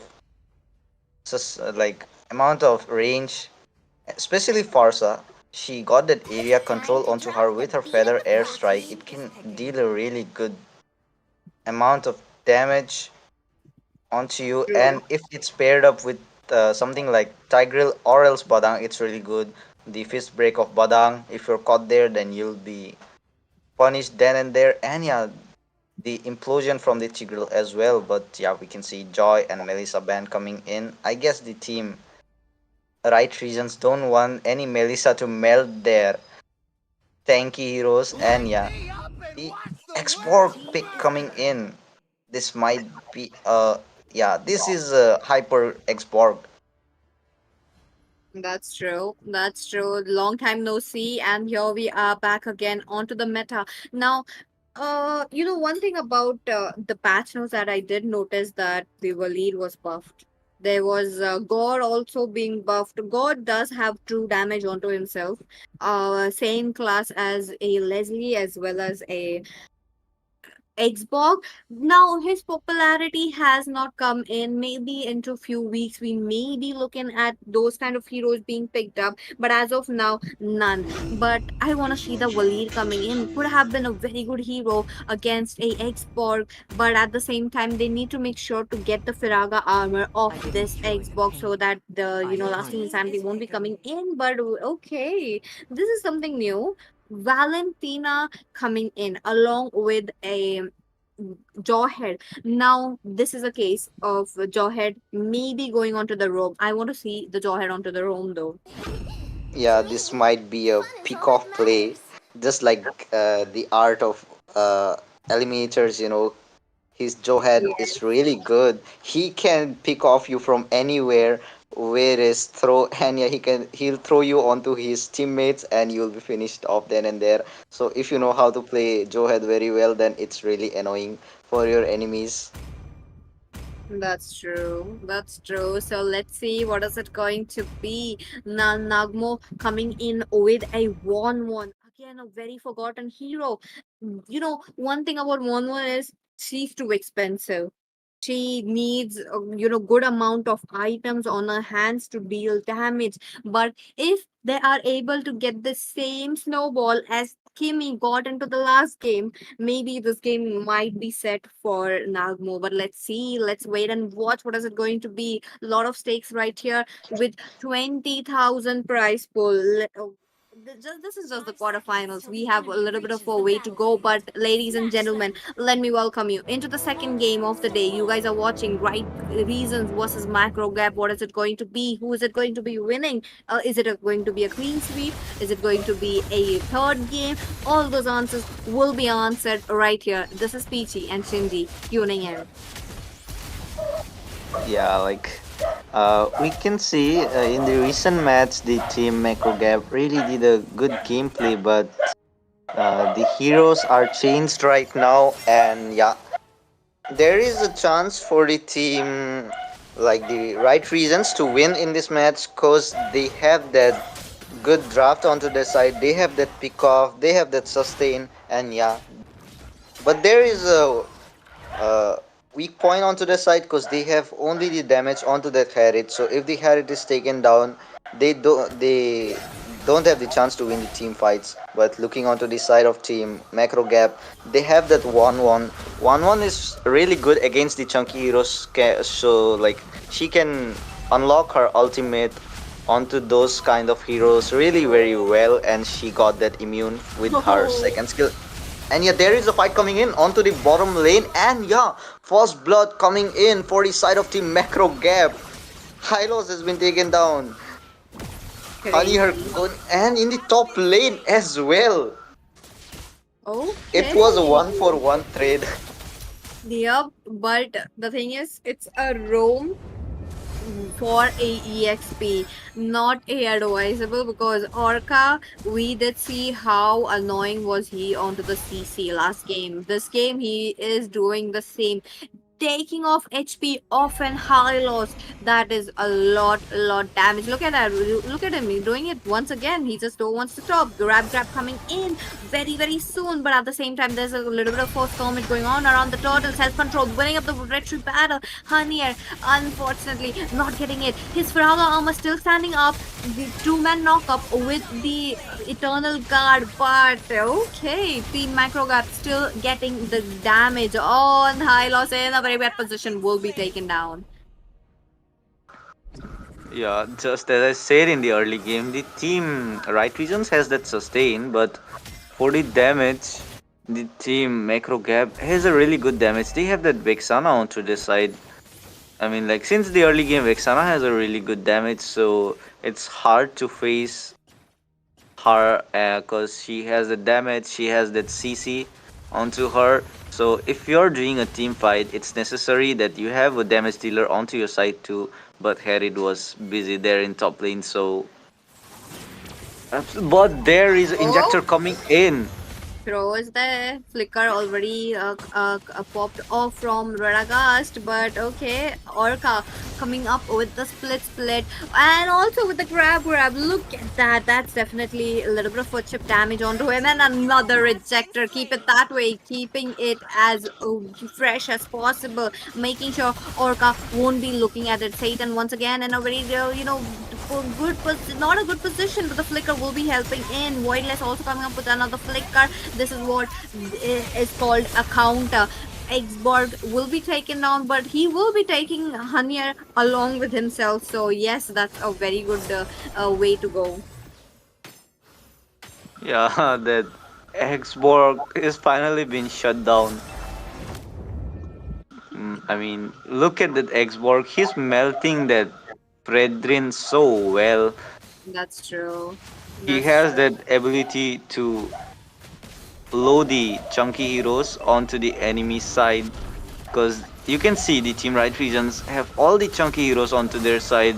It's the Hylos, Fredrin, and Johed as well. If Johed goes with the damage build, then it's easy to take down one of the backline from the side of the macro gap. But there is a kill Oh, coming in, and yeah, Hylos will be taken down by that glue. And yeah, turtle has been secured by that hunter. I mean, Hunyer. Glue going in yes. alone.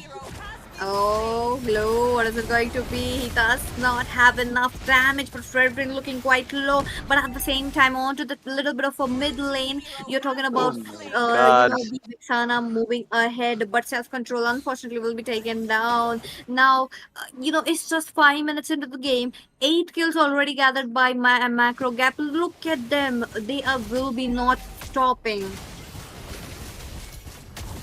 Macro gap. I guess they are planning for a clean sweep. As you can see, they are dealing a lot amount of damage. And yeah, we can see the amount of damage the Harith and Joed is holding right now. They just killed off that 1-1 there. I guess the Joed is Oh, going for some oh, attack build, oh, and there is a throw coming in, and that Satan. Joehead is taken down. That Satan, and yet Joehead will be punished as well by that Xborg. Look at that. Now, Satan was in a very, dicey position, a questionable position coming in.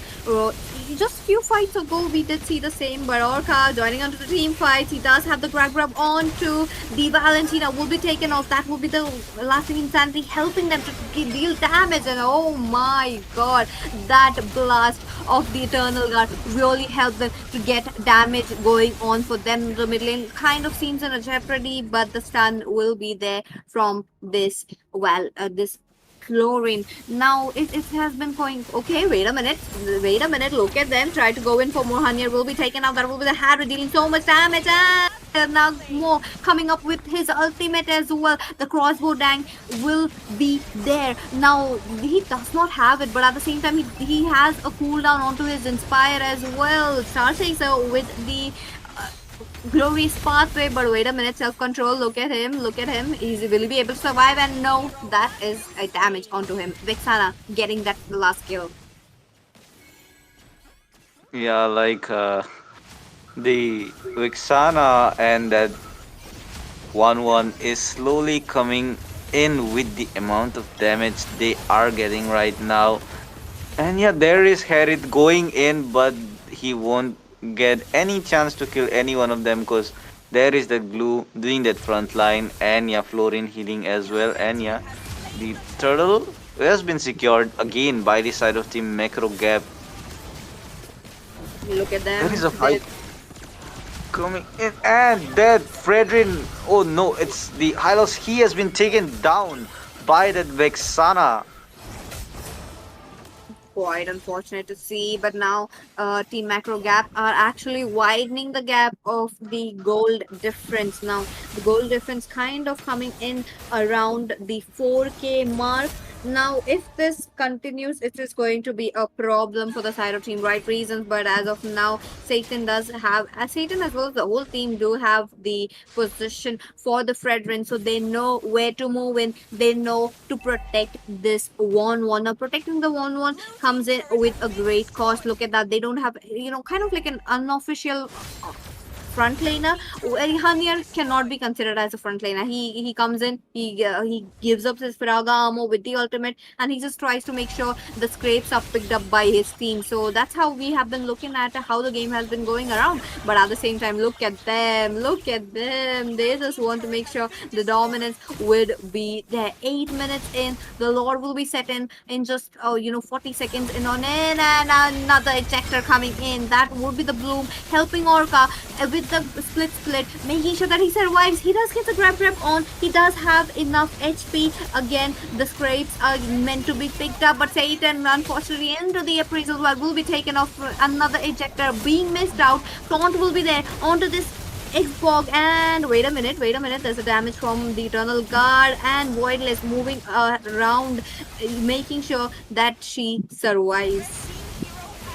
And you had it going in the amount of damage, but he will be taken down by that X-Borg. Oh, I mean, that X-Borg is melting the opponent so well, and that Fredrin will be taken down as well, I guess, but no, managed to escape. But Glue chasing him alongside with that Vexana. I guess the team Macro Gap has the chance to take the Lord right now, cause the Harith is down right now, and it's the only chance to get the Lord. Cause once the Harith comes, they can't do that contest, cause there is a sustain onto the side of right regions, and yeah, Glue has been thrown inside the turret, but he managed to escape with that flicker.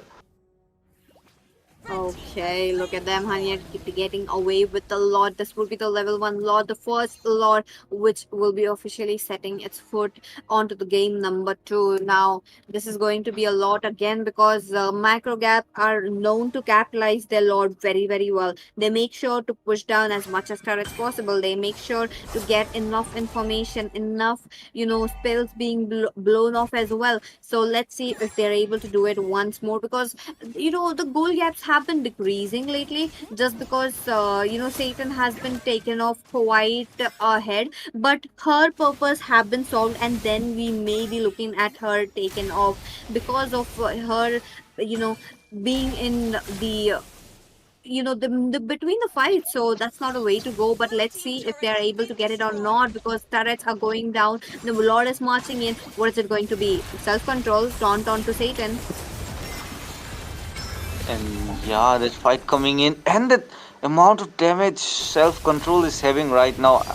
That Fredrin is, it's like the amount of damage you consume, the amount of damage you can deal with that ult, and yeah, that grab coming in from the side of Glue, and yeah, killing spree onto that high loss. I guess it was a Oh, reckless move because there is the Lord, and your Lord has been cleared so fast. yep, just a I didn't level even 1 saw Lord. that. Agreed, agreed. Look at them. Now they did reach towards the inhibitors, but it's kind of futile. They weren't able to pick up any inhibitors. Wait a minute. Maybe we may be looking at some fights coming in, but Orca trying to protect Satan as much as possible. Now the Florin has to wait off, but wait a minute. Had it losing off against a 1-1, not a sight I thought I would be looking today, but here we are. Nagmo winning it fair and square against a 1v1. During the first few minutes of the game, yes, we did see how the 1-1 was struggling, but not right now. With the items in his hands, let's see. Can we look at the items for a second?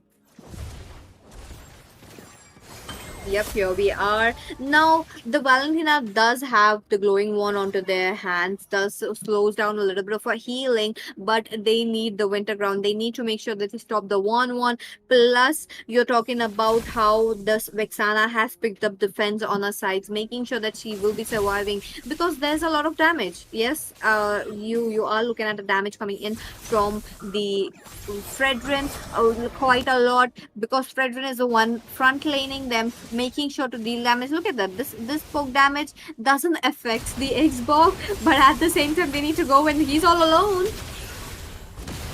I guess the Xborg have to do 1v5, but there are Oh the right reasons going in no. for that Xborg, and he'll be Oh, taken down there, I guess. No, he's managing to escape, and yeah, there is the shot from the side of High Loss. He just got that Xborg there, and yeah, uh, Nagumo going in for that mid lane turret, and yeah, I guess it would have been secured, but yeah, with a slight amount of HP, the turret was able to like defend, and yeah, there is a Florin getting killed by that Johead, but Johead will be punished instantly, and that 1-1 will be killed by that oh. Fredrin as well. It was a 1-for-1 trade there. What a almost a wipeout coming in now. Orca trying his best to make sure to steal away the Lord, but will they be successful? That was a all man knockup coming in from this Lord, but the retribution is there onto their side. So this may be an easy for them for the side of Team Bright Reasons, winning up the first ever Lord for their hands. Now this is going to be very crucial for them because they have to push in turrets. They have to get away till the second tier of the turrets, making sure to they get it onto their hands. But as of now, the Lord will be marching in, stepping his foot into the land of dawn. Let's see what is it going to be. A lot of big minions are already setting in. That means it's going to be a little more of a lot of gold going down.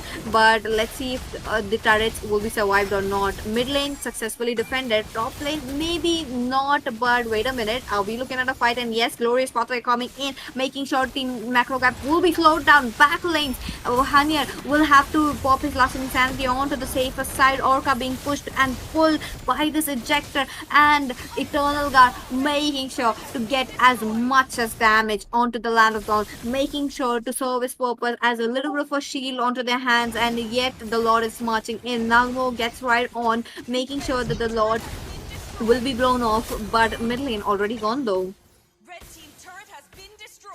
Yeah, like the right regions got the chance, and they got the turret in the chance only. And yeah, we can see Lord marching from the bottom lane, but Nagumo trying to defend that Lord. And Lord will be melted easily because that 1-1 got her items to deal that amount of damage. And yeah, Quincy, there might be a fight. I guess there is a poke going in between the Fredrin and Xborg. That's true. That's true. Now that we are looking at how the Jawhead does have a dominant size onto his hands, but his ejector has been very good. But the problem is when they go in, it's just the EXP laner getting ejected. I don't want to see that. I want to look at the 1-1 being ejected off. I want to see the Florin getting ejected off. Maybe the Vexana as well. Vexana very comfortable onto the back lanes, making sure that she won't be taken off. Now that's the way how you play a mage. You have to make sure that you will be, into the safe position. Satan also, we are looking at the same. 14 assists already, are just the total being a 19 kills onto their hands. So wait a minute, look at the map. Shinji, look at the map. Both of the teams are camping at the very different probes. It's like both the teams are waiting for each other. Come to our side, bro. We gonna take you down. They are just waiting for the chance, and that Satan going in, but she escaped. That Satan managed to escape somehow with that flicker. But yeah, look at that Fredrin trying to go in, but that little Lord coming in. But yeah, the Nagumo's damage she is dealing. I mean, the 1-1 getting that kill onto the high loss, but Florin will be taken down as well. Glue onto that Fredrin with his ult, but I guess the Fredrin will manage to escape, and there is the fight going on. I guess the Harith will be taken down there as well, but he managed to escape with the slight amount of HP. He is trying his best to escape, but he will be taken down by that Vexana. The Xbox chasing in that Valentina, but the Fredrin coming out to save her, and yeah, the fight is over. It is a 1-for-2 trade. And there is the Lord coming in, the team Macro Gap going for the Lord right now, cause the Harriet is down, Johead is down, no one to poke in, except that Hylos with his glorious path. And yeah, there are all the 5 members from the side of Team Macrogap in that Lord, and they will secure that Lord. I guess this is the chance for them. When the Lord comes, they have to go in and end the match, or else if the team right reasons get a good wipeout, they can come back. Let's see if they are able to get a comeback onto their hands, because it's quite possible, but the Lord is not into their hands, so that is going to be a problem. They do have enough lane clear with the Harriet. They do have a Voidless to give up a little bit of a terrifying effect onto them, but lasting insanity is not being stopped. The 1-1 is not being stopped. Let's not forget, the Eternal Guard is still dealing a lot of damage. It's giving up a little bit of a shield onto their hands. So, yes, it's playing it out very, very well. Lord marching down. They do have a perfect sync with the minions. What is it going to be? They may be trying to march down towards the base, but as of now, the Zaman force has to be dropped. Star Chaser with the glorious pathway and with the Revitalize being pushed out very early on. But okay, onto the back lane, so he will be taken down onto the hands of Nagmo. 2 members already down from the side of Team Right reasons. The minions are in. Nagmo trying to get the base, but he's not able to get in because of this Valentina. But wait a minute, triple kill already into his hands. The minions are still there. Eternal Guard, Tehania will be taken out. That will be the Harold trying his best, making sure to survive it out, but no, that will be the Vexana mega kill for the Hemier, and that will be a clean sweep. Oh wait, look at that! Nagumo getting too overconfident and he was down there, but if it would have been like there, if the minions wouldn't have come there now, it was a wipeout. The turret would have wiped them out, and it was a chance for the right reasons, but the minions are there, and yeah, it's a clean swipe from the side of Team Macro Gap. A really good gameplay since the early match. The man of the match, Orca. Since the first match, Orca is playing really well. The first match, CC, and in the second match with his glue. Bro is the man of the match, winning the match, and yeah, the team right reasons they did very well, but they got a little bit of macro gap right now. I hope they comes back stronger next time, and yeah, congratulations to team macro gap for winning this quarterfinals, and yeah, don't forget to join the stream, guys, and subscribe it, and yeah, chat down below cause you have a chance to win that prize of, I mean, the giveaway of 1300 diamonds with two starlight passes.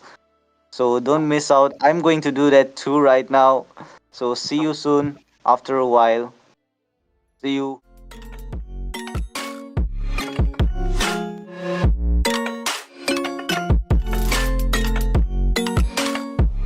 Just wanna be carefree lately, yeah. Just kicking up daisies. Got one too many quarters in my pockets. Counting like the 4-leaf clovers in my locket. Untied laces, yeah. Just tripping on daydreams. Got dirty little lullabies playing on repeat. Might as well just ride around the nursery and couch.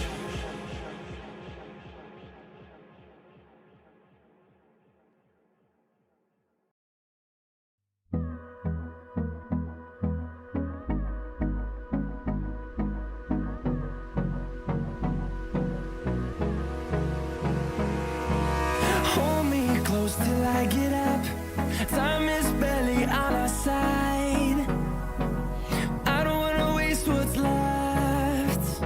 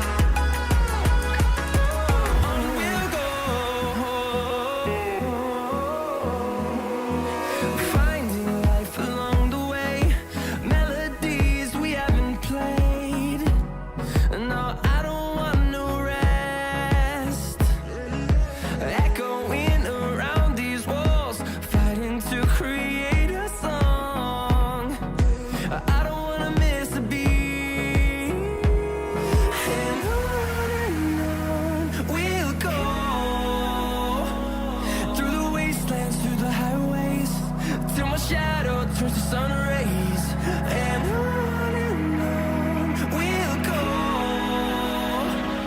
through the wastelands, through the highways, and on we'll go.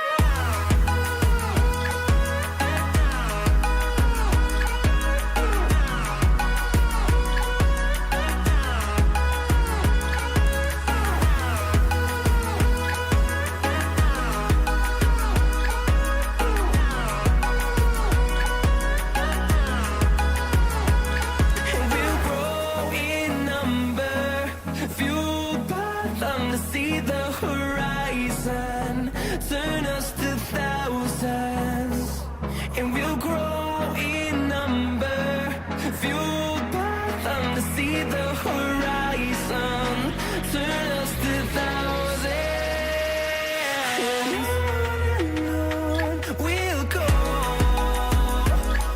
through the wastelands, through the highways, till my shadow turns to sun rays, and on we'll go through the wastelands, through the highways, and on.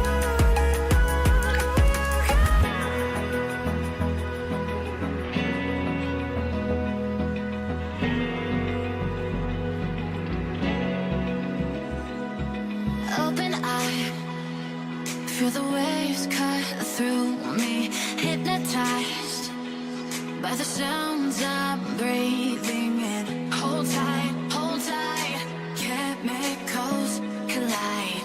Hold tight, hold tight, hold tight. Dripping lights paint the skies, all because of you. Dripping lights paint the skies, only you can make me move. You can make me move. Can make me move.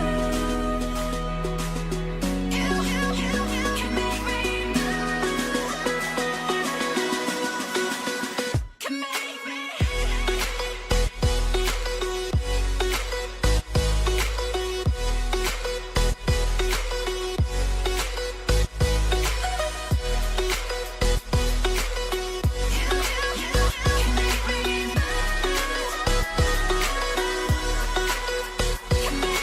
So alive, make it last forever. Stop in time, yeah, I'll surrender it. Hold tight, chemicals collide. Hold tight, hold tight, hold tight. Dripping lights paint the skies, all because of you. Dripping lights paint the skies, only you can make me move. You can make me move. Can make me move. Can make me move. You can make me move. Can make me.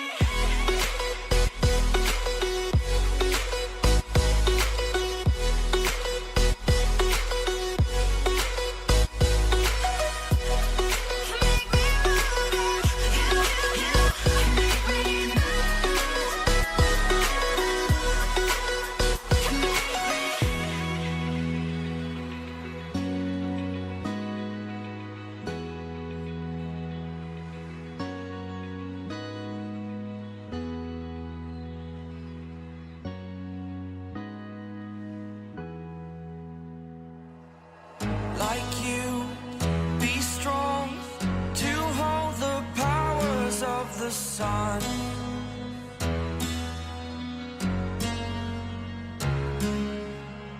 To dream, believe in strength. Now I'm the only one, only one.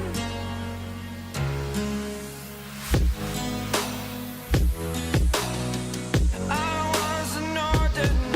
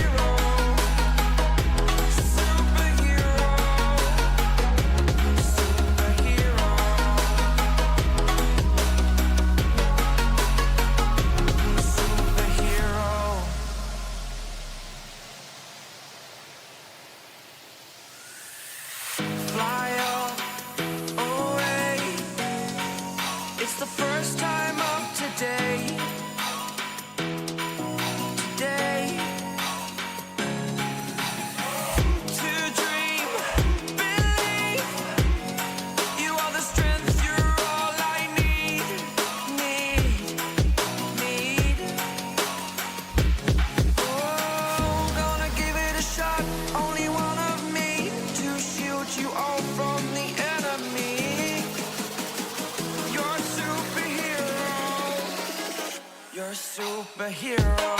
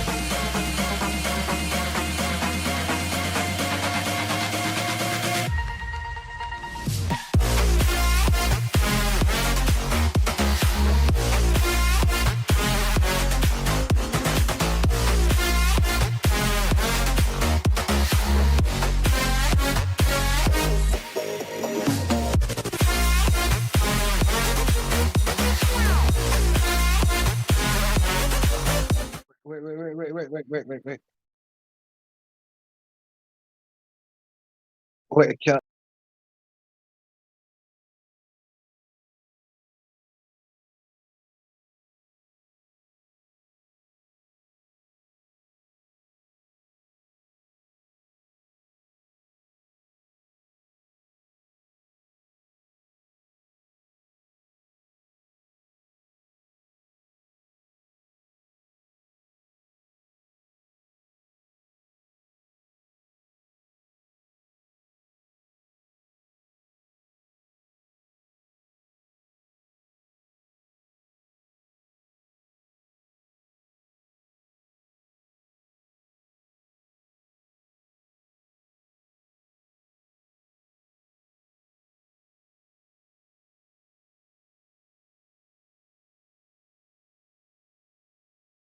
Hey guys, welcome back to the Nodwin Community Cup. We are at the quarterfinals right now against Team DRX versus Team ONIC India. DRX on the blue side and Team ONIC India on the red side.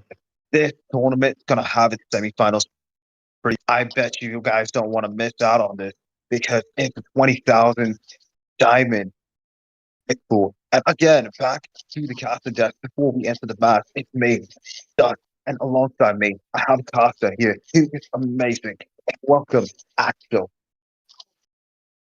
Hello, Dusty. I'm here back again with you, and let's see about this mage. I'm excited for the mage, and how are you about this? You get the first ban. They ban off the Hamukas right in the start itself. And against that, Team Onyx India go for the blue ban. After that rework that Gloom just got, I think he's pretty strong. I think he's pretty dominable. But the Harriet has consistently been proving himself and his worth all this time. I say all these bans are pretty reasonable, I don't think. I think that the most sustained heroes as Harry, as Gold Lane, and Lucas as the most of the EXPs and high for up all the time. And yeah, its ban method is good, and the other side is glue. The glue is right new in the meta, and it's quite been like disturbing to other heroes because like it's a new to meta. I agree. EXP Lane Blue actually has so much dominance, especially in the early game, maybe through the late game. He does have his own factor. He does have his own value. Then again, that's Dushin, another consistent provider for his team. Allows her to make sure she CCs multiple people and throws them around like they're toys. Honestly, though, Dushin, well deserved ban. The deal with the sky pieces with Susan is quite amazing, and right the right band for that mage is to give a tactics to the blue team DRX. Definitely, she is no longer that hero that just does the CC. She has now the damage too at the cost of extra mana being used for her skills. I say that was a good trade-off, as she is now even more stronger. Definitely a ban-worthy hero, and again another hero like Selena, who got buffed recently, is going to go into the ban section. Abyss who's gonna control all the lane, and he's a mage that can withdraw all from doing a damage from stunning. And yes, absolutely, that ban was quite good. And yeah, the other ban should be like, what do you think about the other ban? I'd say they have the Joy open Sicilian and another hero, maybe the Suyu in the jungle, the Hayabusa, all of these heroes very prominent. The Matilda, they're all open and they both are on on serve for both of these teams, Team Onyx India and also Team DRX thinking ahead. They down the CC, no dominant pressure in the EXP lane, I say. But then again, they have the Roma slash EXP laners. That is a possibility. But Matilda being grabbed by the hands of Team DRX first and foremost.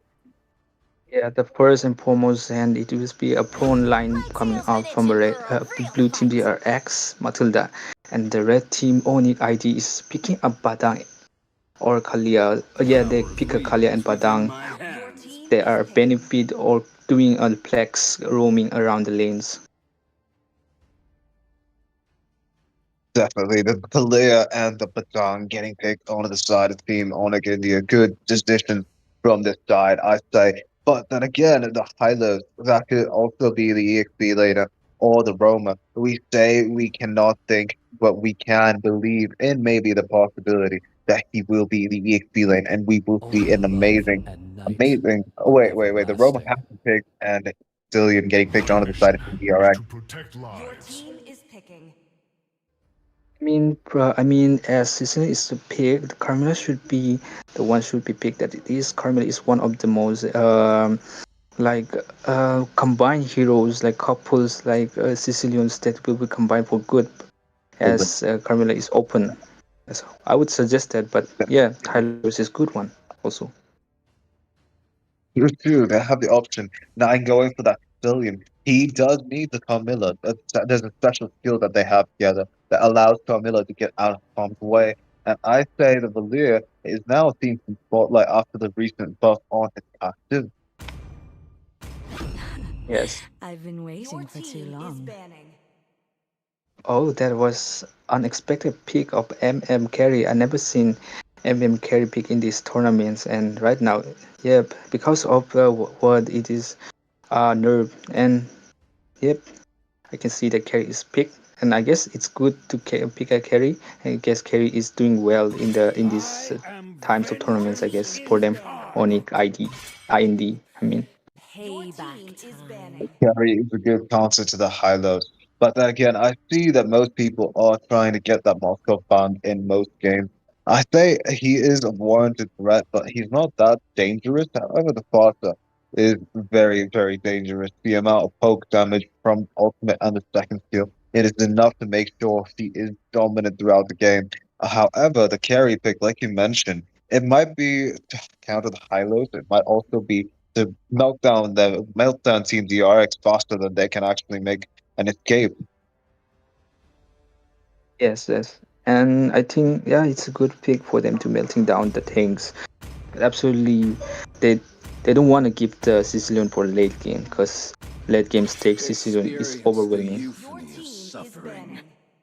Very, and that Granger getting banned, the last ban from the side of Team Onyx India, is going to be a marksman. Granger and the side of Team DRX gets the alpha ban, a jungler with no other counters.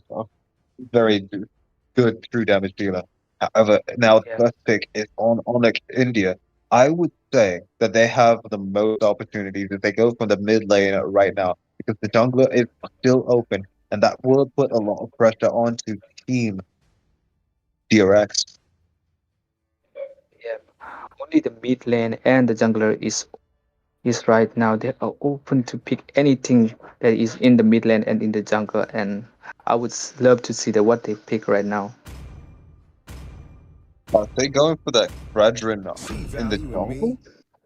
They're gonna go for the Fredrin in the jungle. Team Onyx India going for both through. That carry is in their side, but that means Hanzo was left open as the dominant threat throughout the game. It will be picked onto the side of Team DRX.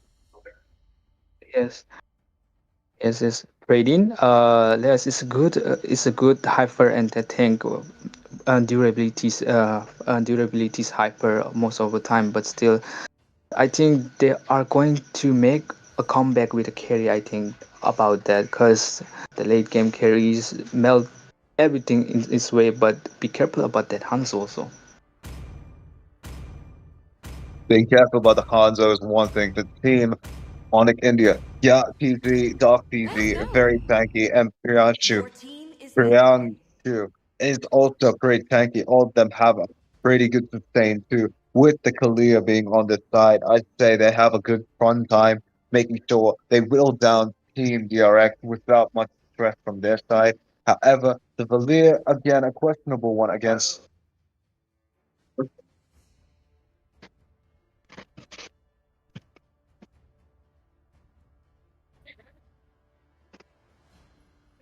I'm thinking about this Louis diversion. They're gonna keep in the diversion for the DRX, and the DRX might be careful about the diversion because it might be scary because the diversion quite be sudden pick up quickly that can be quite an action out for DRX.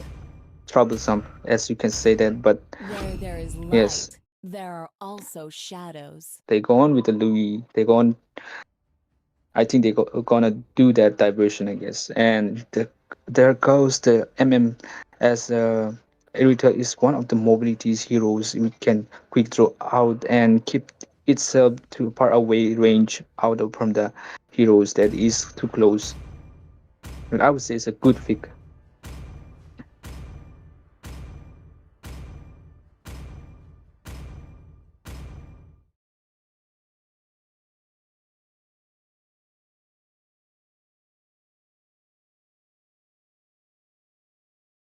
We see both teams have picked their picks. DRX with a bit of a tanky lineup. However, they have the disengage with the Matilda, and Team ONIC India have frontliners for days. They have frontliners for every single day of the week, and they will actually have a strong contestation with against Team DRX. And as the team get ready for the match of their lifetime, we are in the land of dawn. Axel, are you excited? I'm excited as from the start, and right now the game is starting. And we can see that they are in their main course of getting their buff, and Hanzo will be the first one to get that. Definitely, the Hanzo is able to take down buffs like he has eaten for no less than 10 years. He will be eating the buff faster than Brethren could because he's a tanky jungler, and that does the tanky jungling does not do enough damage for himself to take down the jungle. However, Team DRX have the advantage in terms of rotation. They also do have the advantage in terms of clearing the jungle. They will have the first engage in the bot side. I don't think there's going to be much happening there, though. They see the compatibilities about their heroes, and yes, they could give a quite an impact there. Right now, there will be a gankiness in the goal lane, but still, in the mid, I think right now. I see the mid lane being a little pressured, but nothing too dangerous. Dark, easy, and also Komola there to make sure it's safe. But look at Franku getting taken down almost. The ultimate from the Hanzo and the Sanguine Claws from the Sicilian. The Hanzo has locked on the Lu Yi, but Hanzo will have to fall back. There's no kills right now. It's too early in the game, and they know it. Hanzo going back to make sure he gets the gold from the gold crab on the bot side. And I see maybe a possible engage by Glorious Legend, but he will be quickly responded to by the side of Team ONIC India that will force them to go back. Here comes Hanzo trying to make a desperate attempt to use his ultimate and engage that will force him back into the body. His body exposed, but that does not mean his team is not doing anything. Glorious Legend taking up the mantle, making sure the engage goes on. Matilda, Beryl doing enough damage alongside Glorious Legend, who slows down the enemy team to make sure they actually have to fall back. Damage, early damage coming out for them. Make shorten their HP low, and right now their diversion coming on from Louis. They're going to the Hanzo right now. Hanzo in trouble. He lost his tanky hero. The Hylo's getting taken out. That means Team ONIC India get the first turtle for free. Absolutely free. Not a one dime spent, maybe Beryl. And also, I love Farina. Could maybe engage. There comes. Oh, I think Nine is in trouble. He will be forced to go back. The turtle has fallen to the side of Team ONIC India. This is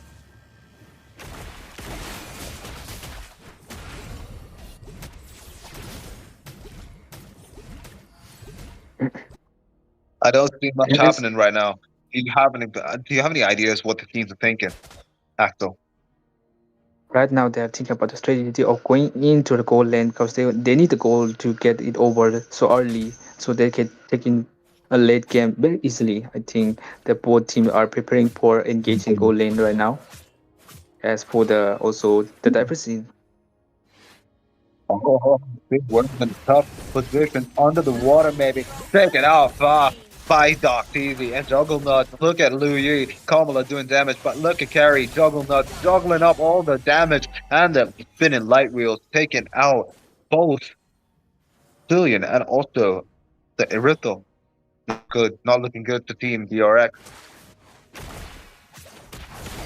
but diversion coming out from the ONIC INDs and IND. I mean, look at that. They're going into the gold lead, and right now the carry is capability going in every lane to get the gold. So there is a Double laning chance. is Yeah. important. Double laning is important. I completely agree with you. Got easy taking the backside of Hilo. Glorious Legend doing a ton of damage in the top side. Yeah, I mean they're taking down everything from gold lane to EXP, but right now they are trying to take down the EXP, but still they are a stronghold over Hylos right now. Definitely, Glorious Legend is standing tall, making sure the top side is not going to get damaged anytime soon. Dark Teasy and Yatizi, both the Teasy brothers, engaging onto the area near the turtle, has spawned, and Fredrin looking in to maybe take the turtle for free this time again. Yes. And as the build, Batang is going for a tankiness, and yeah, it's quite well for sustains and giving advantage for in the tankiness. There goes a take.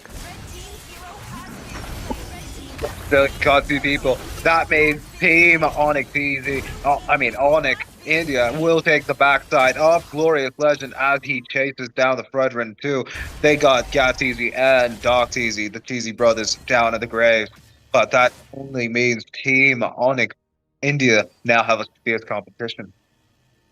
The front line is not there, so they will engage. Oh, there goes the front line from the DRX, and right now the front line is like going for the Onyx IND. The front line is like Badang, Predin, and Kalia. The three heroes are the front lines, and yeah, they're taking quite a good pickups with these heroes. Definitely are. Look at Nine doing damage to Komala. Komala taking a few hits. Look at Hanzo engaging with the ultimate, and that forces Komala to gate the backside, and that will mean Komala gets taken out before the team fight even continues. Here, Beryl giving up a lot of vision, however, the Kalia ultimate pulls him back. Scary. I think Juggernaut is trying to juggle more light wheels, and he won't be able to do enough damage. Look at Irisol, the Verve coming in as to save the day. Scary, Juggernaut taken out, but Matilda, it dies through the process. Zero. Yeah, quite a good trade coming out from the going down from the Matilda and going down from Carry. It's quite a good intense fight going on there. He's forced back. The Glorious Legend is there too. William Webb and Isla Purina. They're doing enough to do a lot, but Nine's taken out by Prong too. And Yasizi escaped in the nick of time. Running at the 7 second, I guess. Who's gonna take the turtle? Who are you thinking about? Who's gonna take the turtle right now? Now the Dutch is still on the side of Team ONIC India. However, that does not mean Team DRX is not going to give a strong fight. They have used the diversion. They are engaging on the turtle. Beryl, though, he's giving a lot of vision, however, is able to escape. The Fredrin is really taking the turtle. I don't think Hanzo has any intentions of taking the turtle with his team right now. But look at that engage from Hanzo. Takes down the Liu Yi Komala out of the picture. Hanzo going in. I think he will get the takedown of the turtle, and that means Fredrin will have to run away. Gets easy. Badang getting taken out, and the process. There goes Fredrin running away from 4 people who trying to take his life away from his hands. And Hyla's Glorious Legend making sure he leaves the card. Yes, that's the information coming up from Hanzo.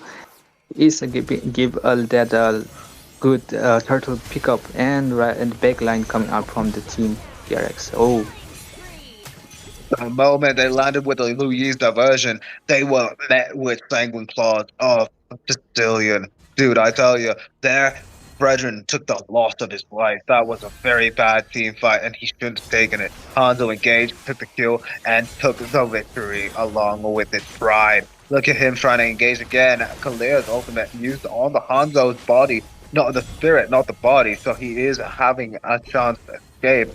And at the boss side, Verve pushing the bot lane as Juggernaut was busy in the mid side. yeah, the minions has been taking down the turrets, and they don't need to push out that way. And right now, Matilda is quite doing great right now, and Hanzo as well. Oh, Hugo, I love Moreno trying to run away after trying to poke in on the Fredrin, steals the buff from his nose, under his nose, and he is taking the loss again. Hanzo trying to take on the momentum from the previous fights that happened. He is doing a ton of damage with the enhanced first skill, but that ultimate from Fredrin will send him straight back to his body. And while Glorious Legend is taking a ton of damage and uses the ultimate, Fredrin is able to escape. Billion is trying to come in, but he is far too late. Jungle Nut a little too low. I don't think it's a good idea to keep staying in the lane. Hanzo looking in for Jungle Nut, but instead targeting Badang. He wants the yacht, not the nut. yes, you're right. Wants to get but nuts, yeah. As well as we can see that the Lord has spawned already, and they might get a chance to take down the Lord quick, but the comeback from the GRX might be giving them a most panicking time for them to pick the turtle. But I mean the Lord. There Good goes idea. As Werv engages on Formula, takes him down, and Werv gets the first kill of the team fight. And we see that team ONIC India is forcing the turtle, the Lord, and they get the Lord, but then Hanzo has the opportunity to get the kill. Verb on a double kill, takes down more than what he was supposed to, and Isla Furina taking the kill on the Fredrin, sealing the fate of ONIC India, even though they got the Lord. Doesn't mean they win the fight. meltdown coming out from DRX to ONIC IND, giving them a hard time because the tankiness couldn't stop them about the damage. And yeah, still they have to take down everything that is depends to take them out. So probably they need a little bit time to create that one mistake to get in for the DRX, and that will be done. Definitely Glorious Legend, not the target that was taken out first. No engages full now. I see that team ONIC India want to force in and engage. They have the board advantage. That means DRX have to play it safe and they can't make any wrong moves. Yes. And that was a quite a bad move for Hylos going into the top and staying there. And yeah, without a team approaching, but still they are quite going up with the backup Lord. Did you see that the Kalia used the flicker and Hanzo escaped Isla Purina? He's using power of love to engage onto the back, trying to get for a kill, but does not have the stacks ready onto the carry or the Ryu. Komala and Juggernaut escape without any problem. As you can see that the goal lead is up to the DRX, and Onyx might have need some more of it to get them straight to equal goal lead. And right now, for probably they are taking down turrets. Both team has taken down turrets, but the DRX has mostly taken down the turrets of Onyx IND. But he thinks the Dark TV and also Gyati's brothers are going to do something. Look at Gyati taking the full force of Paula Furina's first kill and hand and still survives the end of the day. But then again, the tower is under pressure. They have to force themselves back. They can't make any sudden engages. But I'm going on with this piece.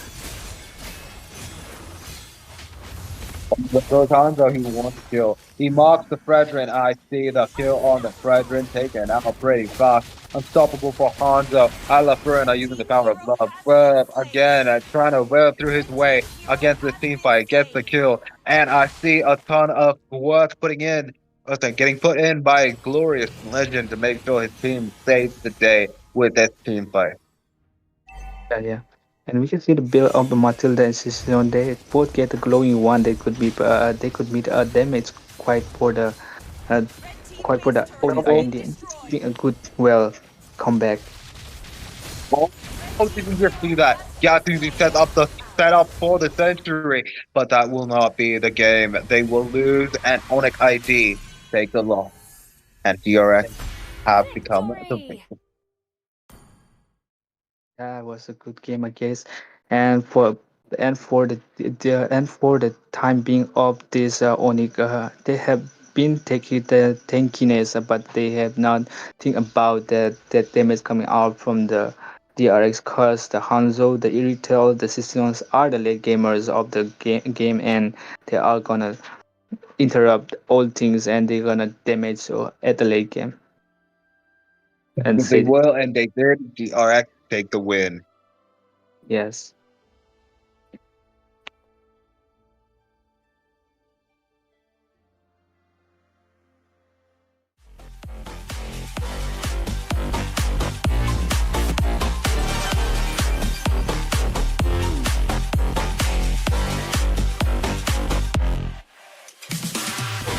I'm on my own, broken alone. I feel the rain crashing down all around this empty town. I'm searching for the lost and found, but you don't care, you're unaware. Keep moving like the scars aren't even there. It's in the air like a blazing flare. Just stare 'cause the flames will burn us. I thought you were the one for me. That's why I gave you everything. Held you close by the stormy seas. Oh, you meant the world to me. I used to kiss your head when you cried for me. Hold your hand while the pain was over. Keep you warm by the roaring sea. You meant the world to me.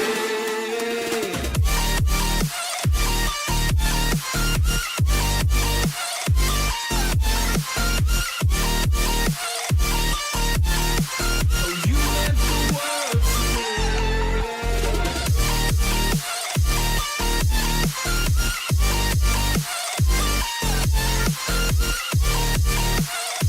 Oh, you meant the world to me. My darling dear, you're never here. When I'm in pain, you hide and disappear.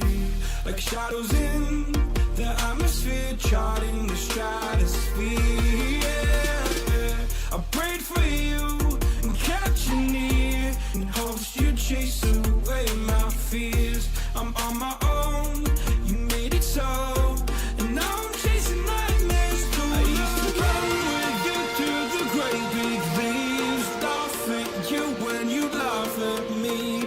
Hope for us because I believe the home was just you and me. I thought you were the one for me. That's why I gave you everything. Held you close by the stormy seas. Oh, you meant the world to me.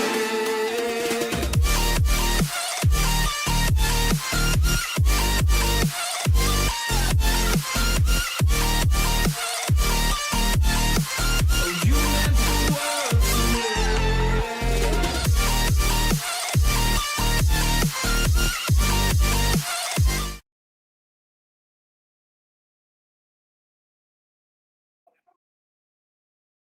Welcome back, guys, to the Nodwin Gaming's powered by Vistas, and here we are back in a quarterfinal between the RX versus ONIC Team IDs, and we are absolutely going on with a good pick up struck right now. And I'm Excel, your guy, and with a co-hoster Dusty right now.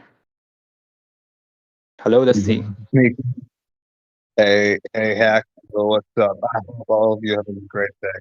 Not gonna lie though, I see the Badang, I see the Lucas. Very strong EXP banners. Also, the Lucas in the jungle. He's pretty strong. Absolutely, absolutely. As the first round, it was quite a good, intense game, but still, this right now, only IND should give, or or should DRX should give. That's the matter of fact for me to see that in this game round two. What do you think about this round two game? The RX took the first win in the match, and I say that they actually rightfully deserved it. ONIC India, though, even the TC brothers, they couldn't do anything against TRX's rampage. Glorious Legend was a very strong contender. In most of the team fights, he was there charging in, taking the mantle for the team, making sure he is the setup, making sure he has everything under control. Yes, from the early they are giving the diabolic destruction to the DRX. I mean the ONIC ID. DRX has been giving the destruction for ONIC INDs, and it has been starting to the end. They have to retreat back and retreat back, and yeah, it was a good total game mess up for the DRX and pick it up for them to keep it that way.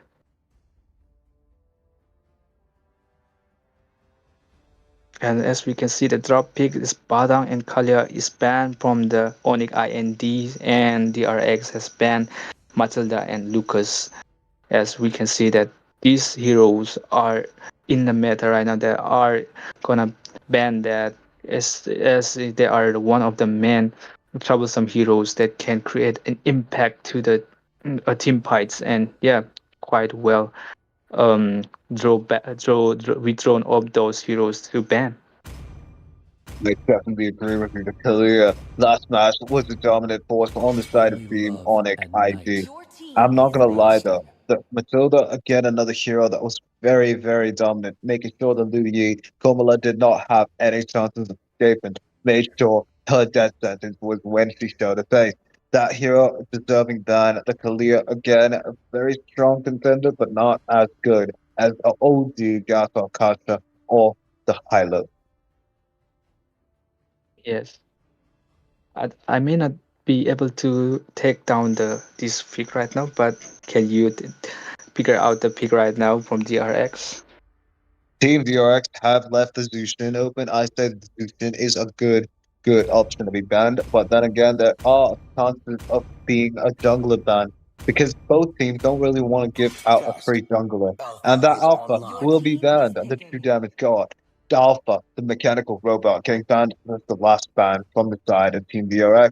First pick is on Onyx ID's hands, though. Do you have any ideas? Do you think it's gonna be maybe a Zushin?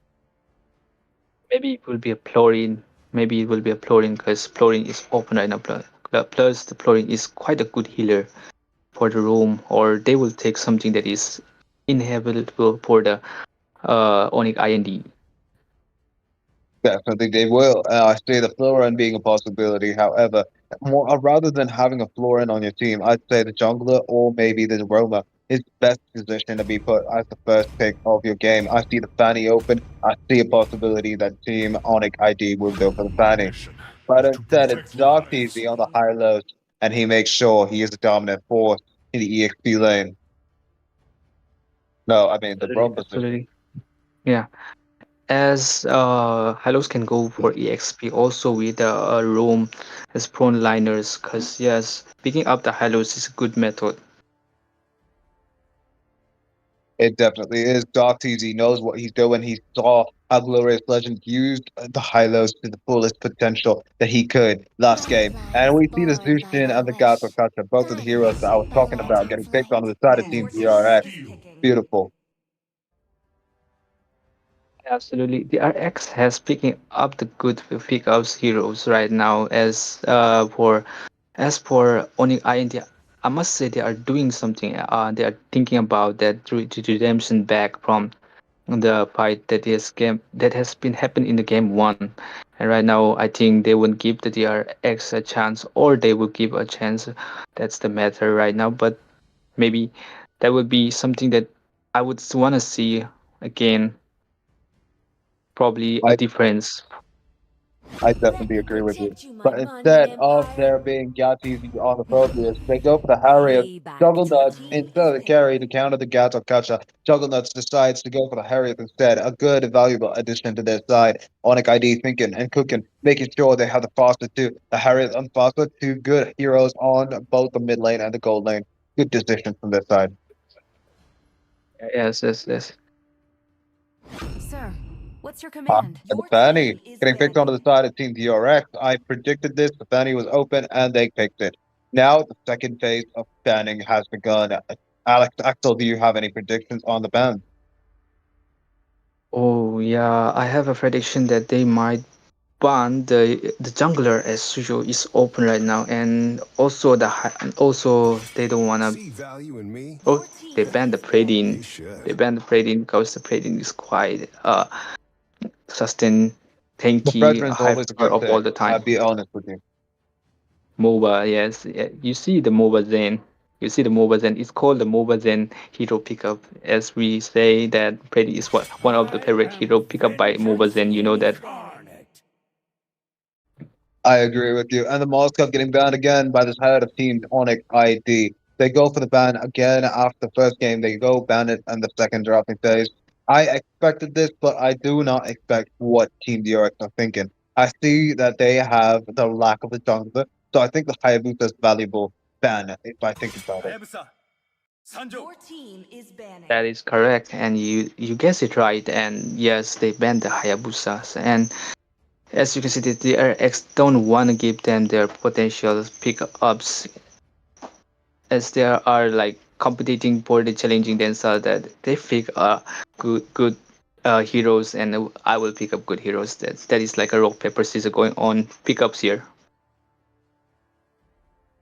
Definitely. I feel the position change, and I see that Team DRX have the advantage of the draft. However, Team Onyx ID still have the advantage if they go for the CC or some ban on the EXP lane, because I see that Beryl is picking the Gato Kata. I don't think Onyx ID Let's know this, go. but Beryl is probably going to Your go for the team roam is position picking. as the Gato, and instead they go for the Irithel ban on the side, on the last ban.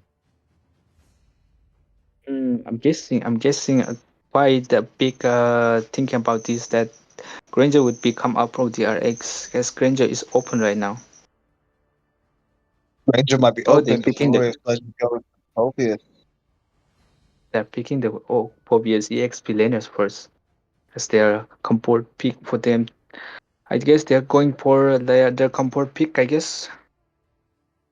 I see. I see that Gatsby already took Phobius, and I don't Your think that team is Team banning. DRX want to give that Phobius to the side of Team Onyx ID. They grab it before Inglorious Legend tries to make sure his legend stays true, because the Phobius is a dangerous hero. Absolutely. And current methods that doesn't change the Pobius from giving a hard time the EXP laners of all the time. And yes, the Pobius they might go with the CC. The ONIC IND might go with the CC because the Pobius can be melted by CC. Or they are not going to pick CC. I might think that they are going to pick something that is that would definitely go with the team. Oh right. All right. Time to drop the They beat of go for that the Joy on the Make some jungle noise for and the yours CC, truly. another hero that I predicted being picked on the side, EXP side. And I'm not going to lie, that Joy being a very dangerous hero in any situation is going to be a threat for Lucian and maybe that Granger if they go for the Granger. Yes, I'm seeing that only IND pick up the good heroes as Joy it can move past to any lands, and as other hand is Penny also, but still Penny could not able to catch the mobility coming up from the fastest bolt jungler of all the time, that is Joy. I completely agree with you. Brody, Granger, no matter who's in the gold lane, they're gonna be a target for Joy. Joy will make sure they're dead.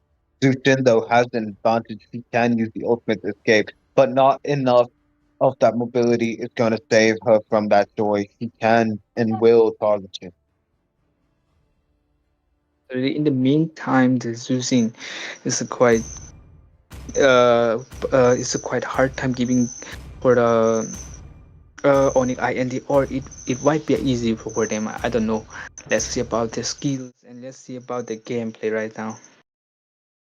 Definitely. The draft, though, I say that Team Onyx ID fell short a little bit. They do have that area denial with the Farstar, the Hylos, and the Harriers. But that the CC and the Joy are the ones that will make sure the team fights go on their side. However, DRX have the Fanny. That CC will be a problem for the Fanny. The land is on, we are back again. 5 seconds till the enemy reaches the battlefield. Smash them. All troops deployed. Okay, they I are think going on for the Jabob's the position right now. I see the standard anti-Fanny rotation from the side of Team ONIC ID. They go for the red buff first, not allowing Fanny to make sure they engage onto the side of Team ONIC ID early on. No invade whatsoever. But that doesn't mean Team ONIC ID are safe. The nine on the Zushin is going to be a problem. The Hylos taking the rip off of it. Fanny swooping in and will do a ton of damage. Will force the flicker on the far side. I think he is looking in for a re-engage. But Joy gets the buff, no stress. Got TZ there to help. Formula giving all the vision that his team needs. Hylos ready to engage again. Dark TZ has has given enough vision until now. Yes, yes. And as you can see, there was Penny was going to steal but Joy's buff, but Joy did not give the opportunity to steal that, and he got the retribution and got it back. Got the blue buffs.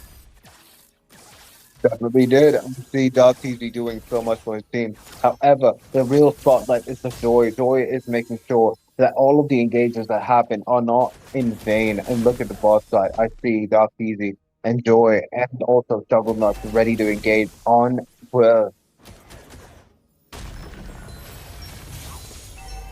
Whole lane is being invaded right now. Oh, See Kamala also positioned there in the boss side. Dark TZ ultimate from the that's Joy so also cool. used up. I see them using the river motion to make sure they engage in the mid side and also turtle soon.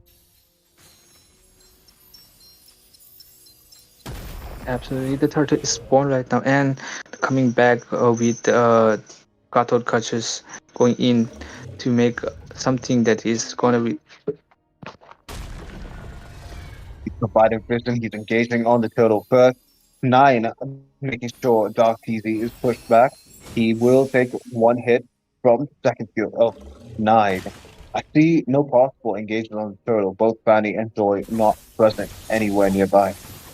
Look at that Juggernaut barely juggling with his life. And that means nine will not be able to save.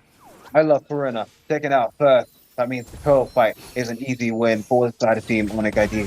Look at that though, CC, another target, Glorious Legend engaging in, making sure the death of Fanny is avenged. SPC was lured in and he got the slain, but still the turtle goes to the Joy, and Joy is getting quite good at going out in the lane, and Granger taking out the creeps from the hurried lane is quite not noticing for the hurried, I guess. Victorious indeed. I see the Granger who was there in the mid side and also the turtle fight. He was making sure, no, I mean, the Hercules was there, but the Granger was making sure he was holding down the fort. And look at that. Nine giving vision on the bush. I see a lot of team play from the side of Team VRX.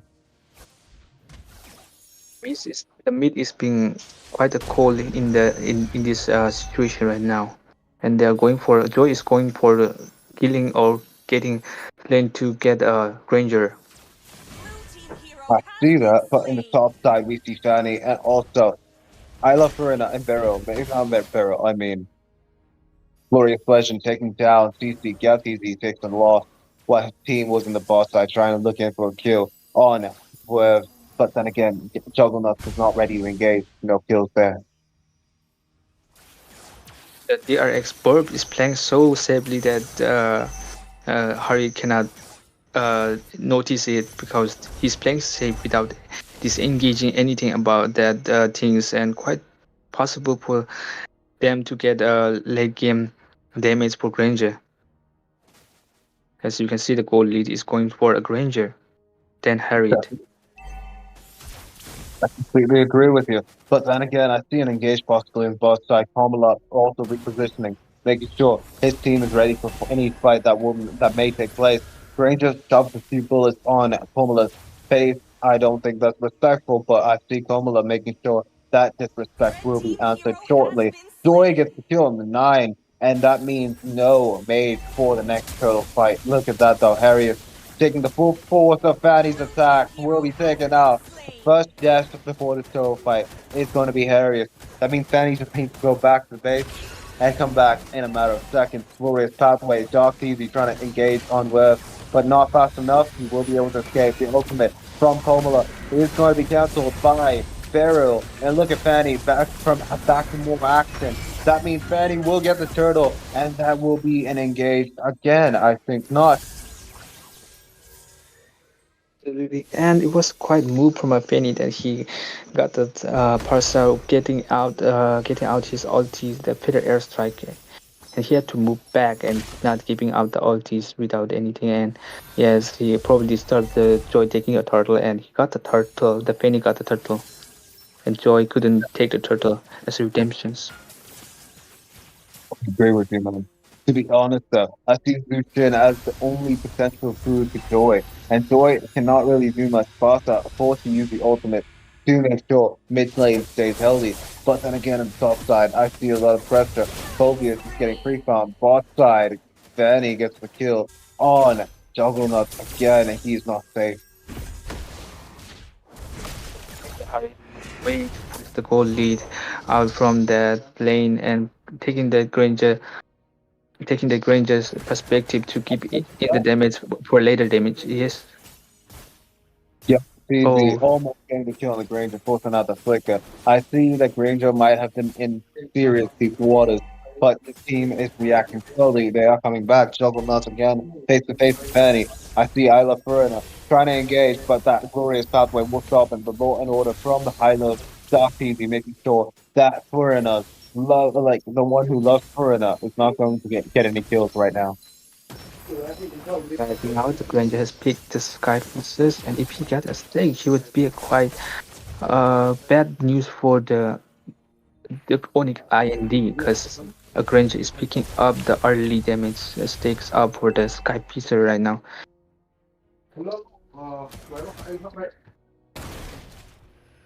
Flame Retribution will do a lot of damage.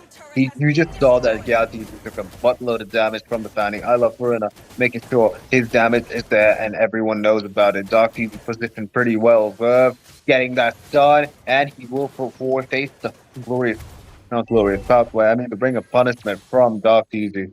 Engage.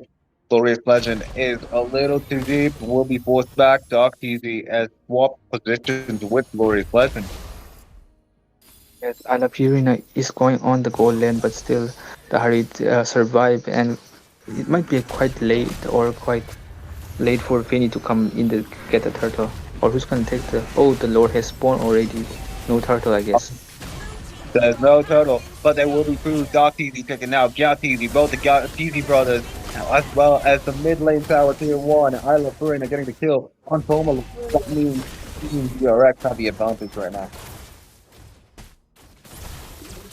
I think coming out for stakes is right now going up for Grangers. Now he got that stakes, and it might be trouble for Joy to get in because the team hasn't come back from that point of they have been slain, or they already slain the Lord.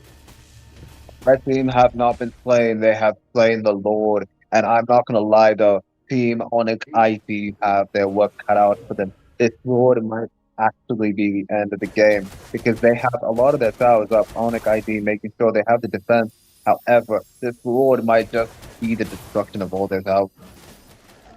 The economics of the Onyx IND is not quite going well because the bill has a depend for the defense is not been yet. They have not get quite a bill for defenses.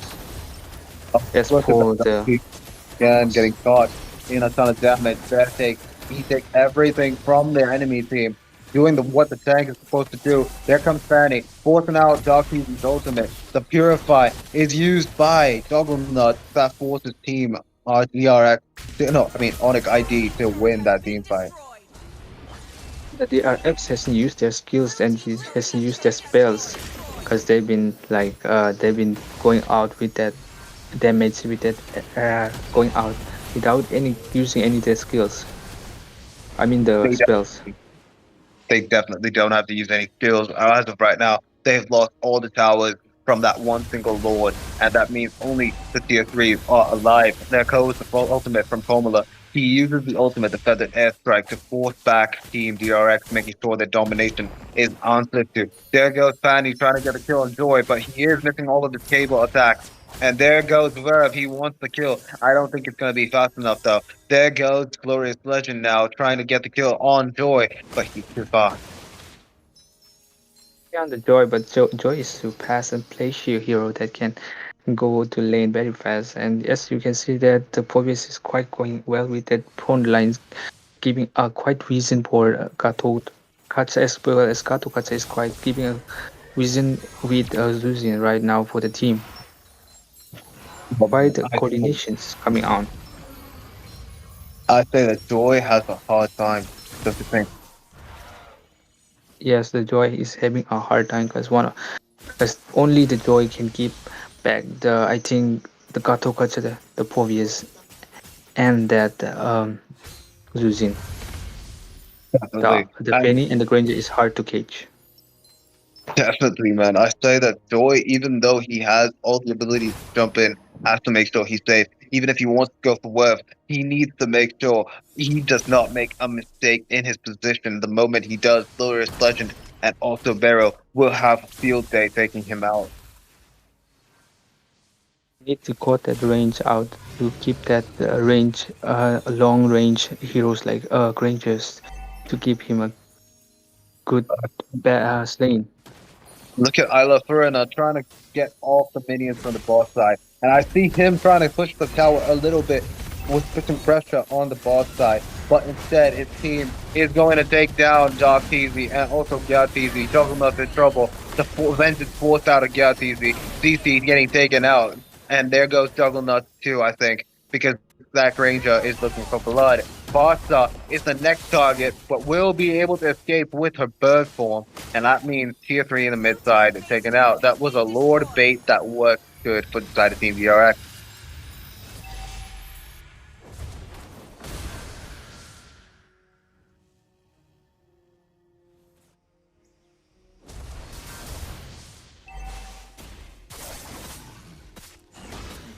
They try to engage on the Lord. I love Verona, trying to make sure the engage is successful.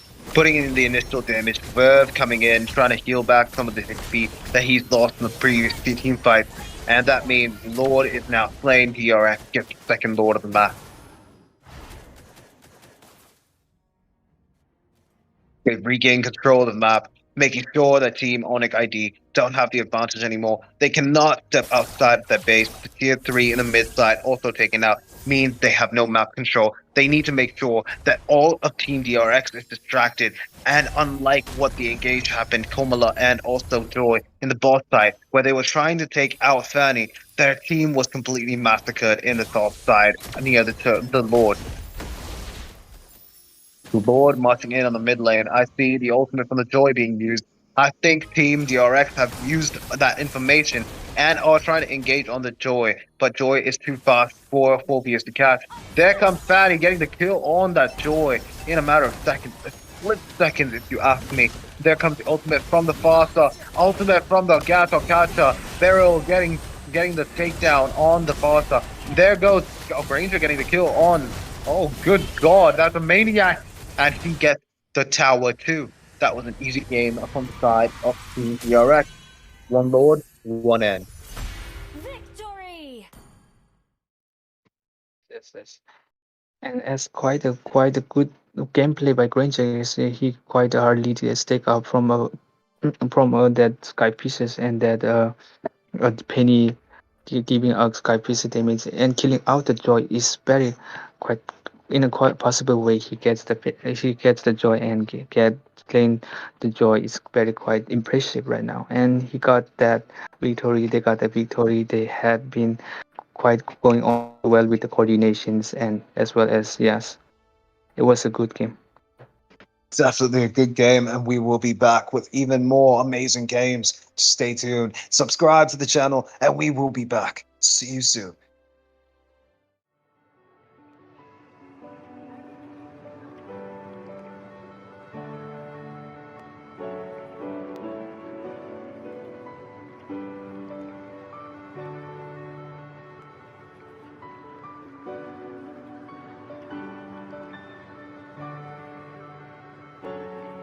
Stay with me while we leave.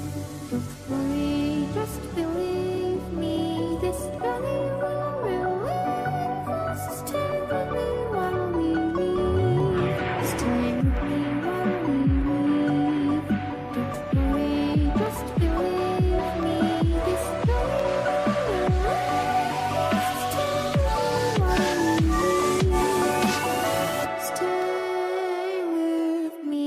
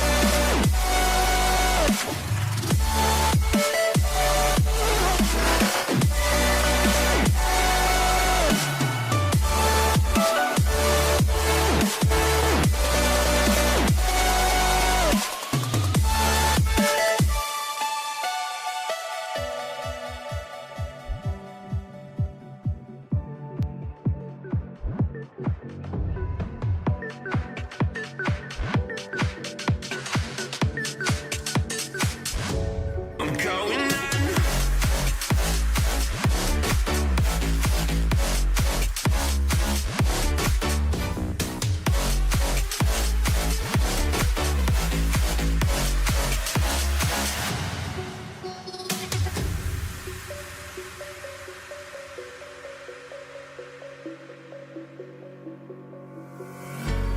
When the lights go down, I've seen hell in you, but you don't care, no, you don't care, no. You just rather watch me fall. From a quarter mile, I can see you at the call. Think about it, ring won't tell you what I saw. When you break it off, you'll see who had it all. You had it all.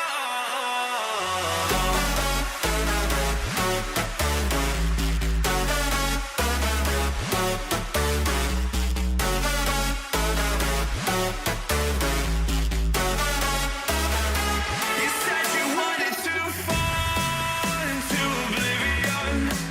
Forget about the world we're living in. Fall into oblivion, I'm going in.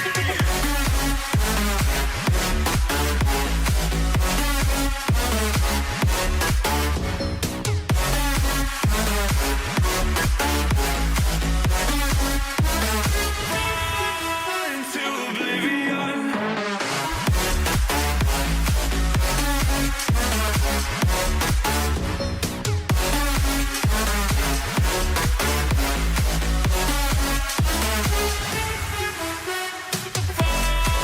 Into oblivion. Forget about the world we're living in. Fall into oblivion, I'm going in.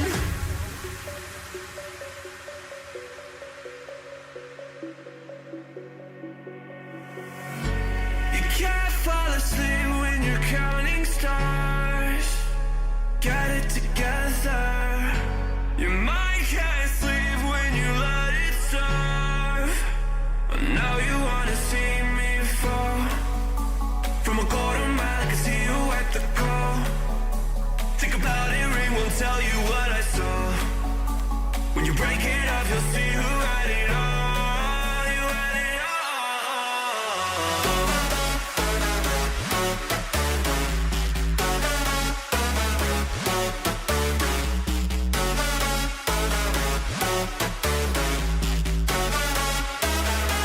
You said you wanted to fall into oblivion. Forget about the world we're living in. Fall into oblivion,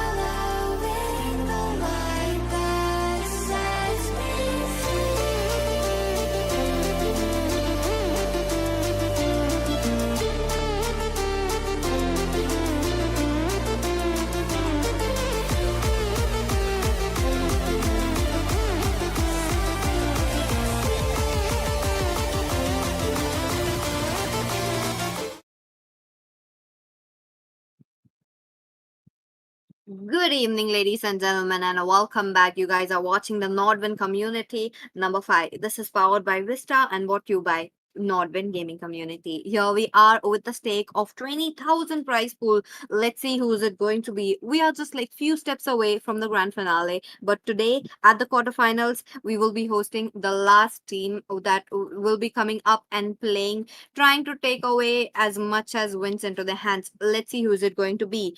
Is it going to be Fusion Prime or is it going to be Crispified Drill? And this is your caster Peachy, and I will be joined by Baldo today. Hello, Baldo. How are you doing? I'm back. It's good to be here, Peachy, and it's always fun casting with you.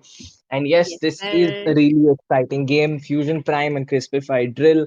And it's been my privilege to cast for these teams for the past few days since the round of 32. Every single time, I think it's like some kind of fate.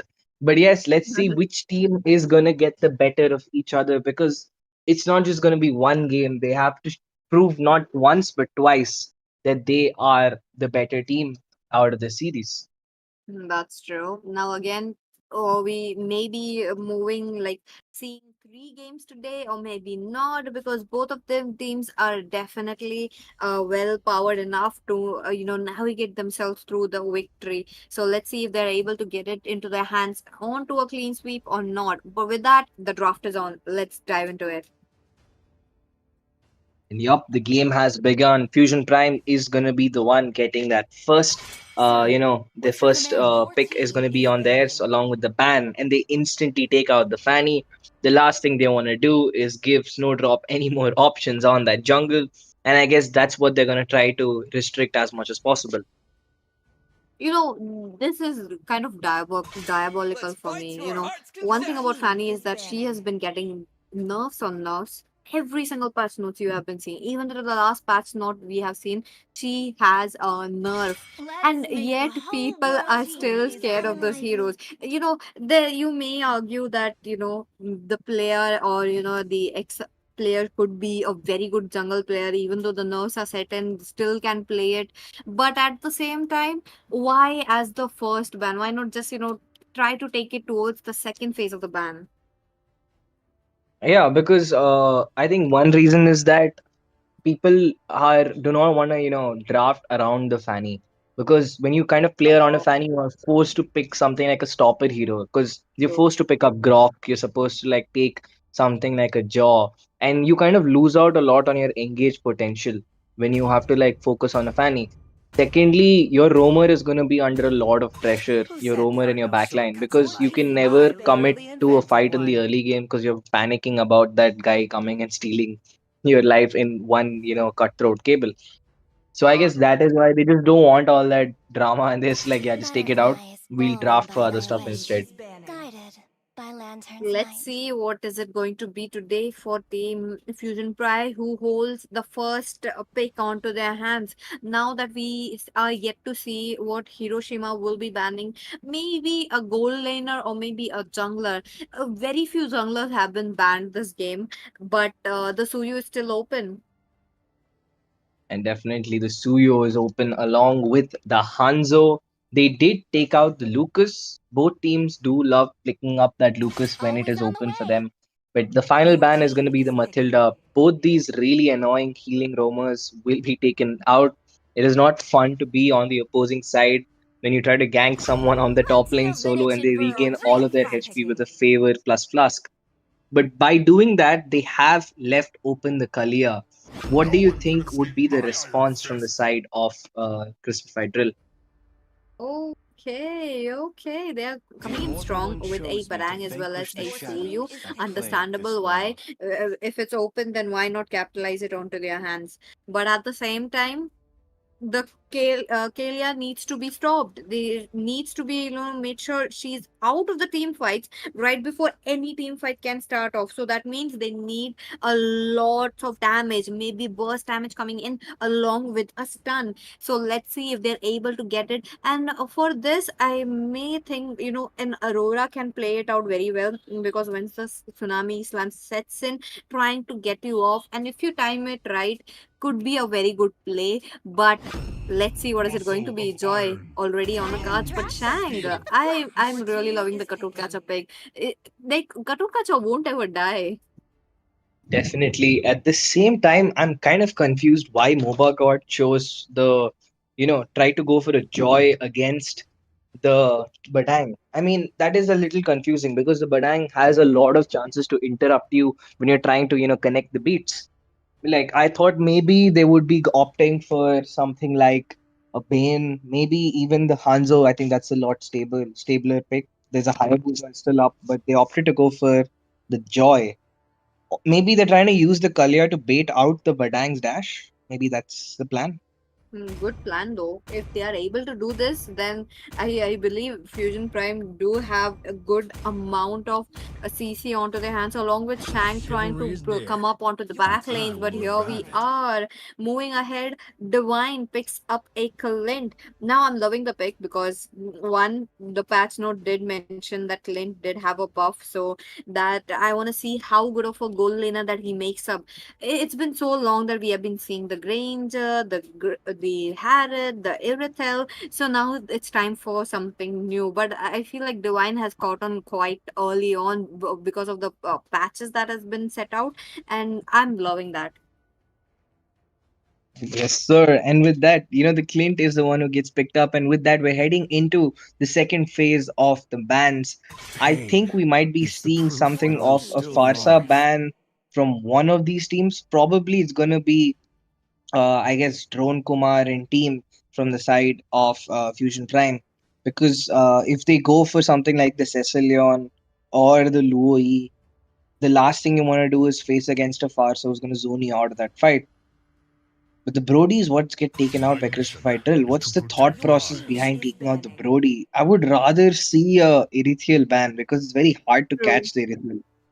Agreed. Even with the Suyu running around with the Barang, I'm assuming the Barang is a roam Barang right here.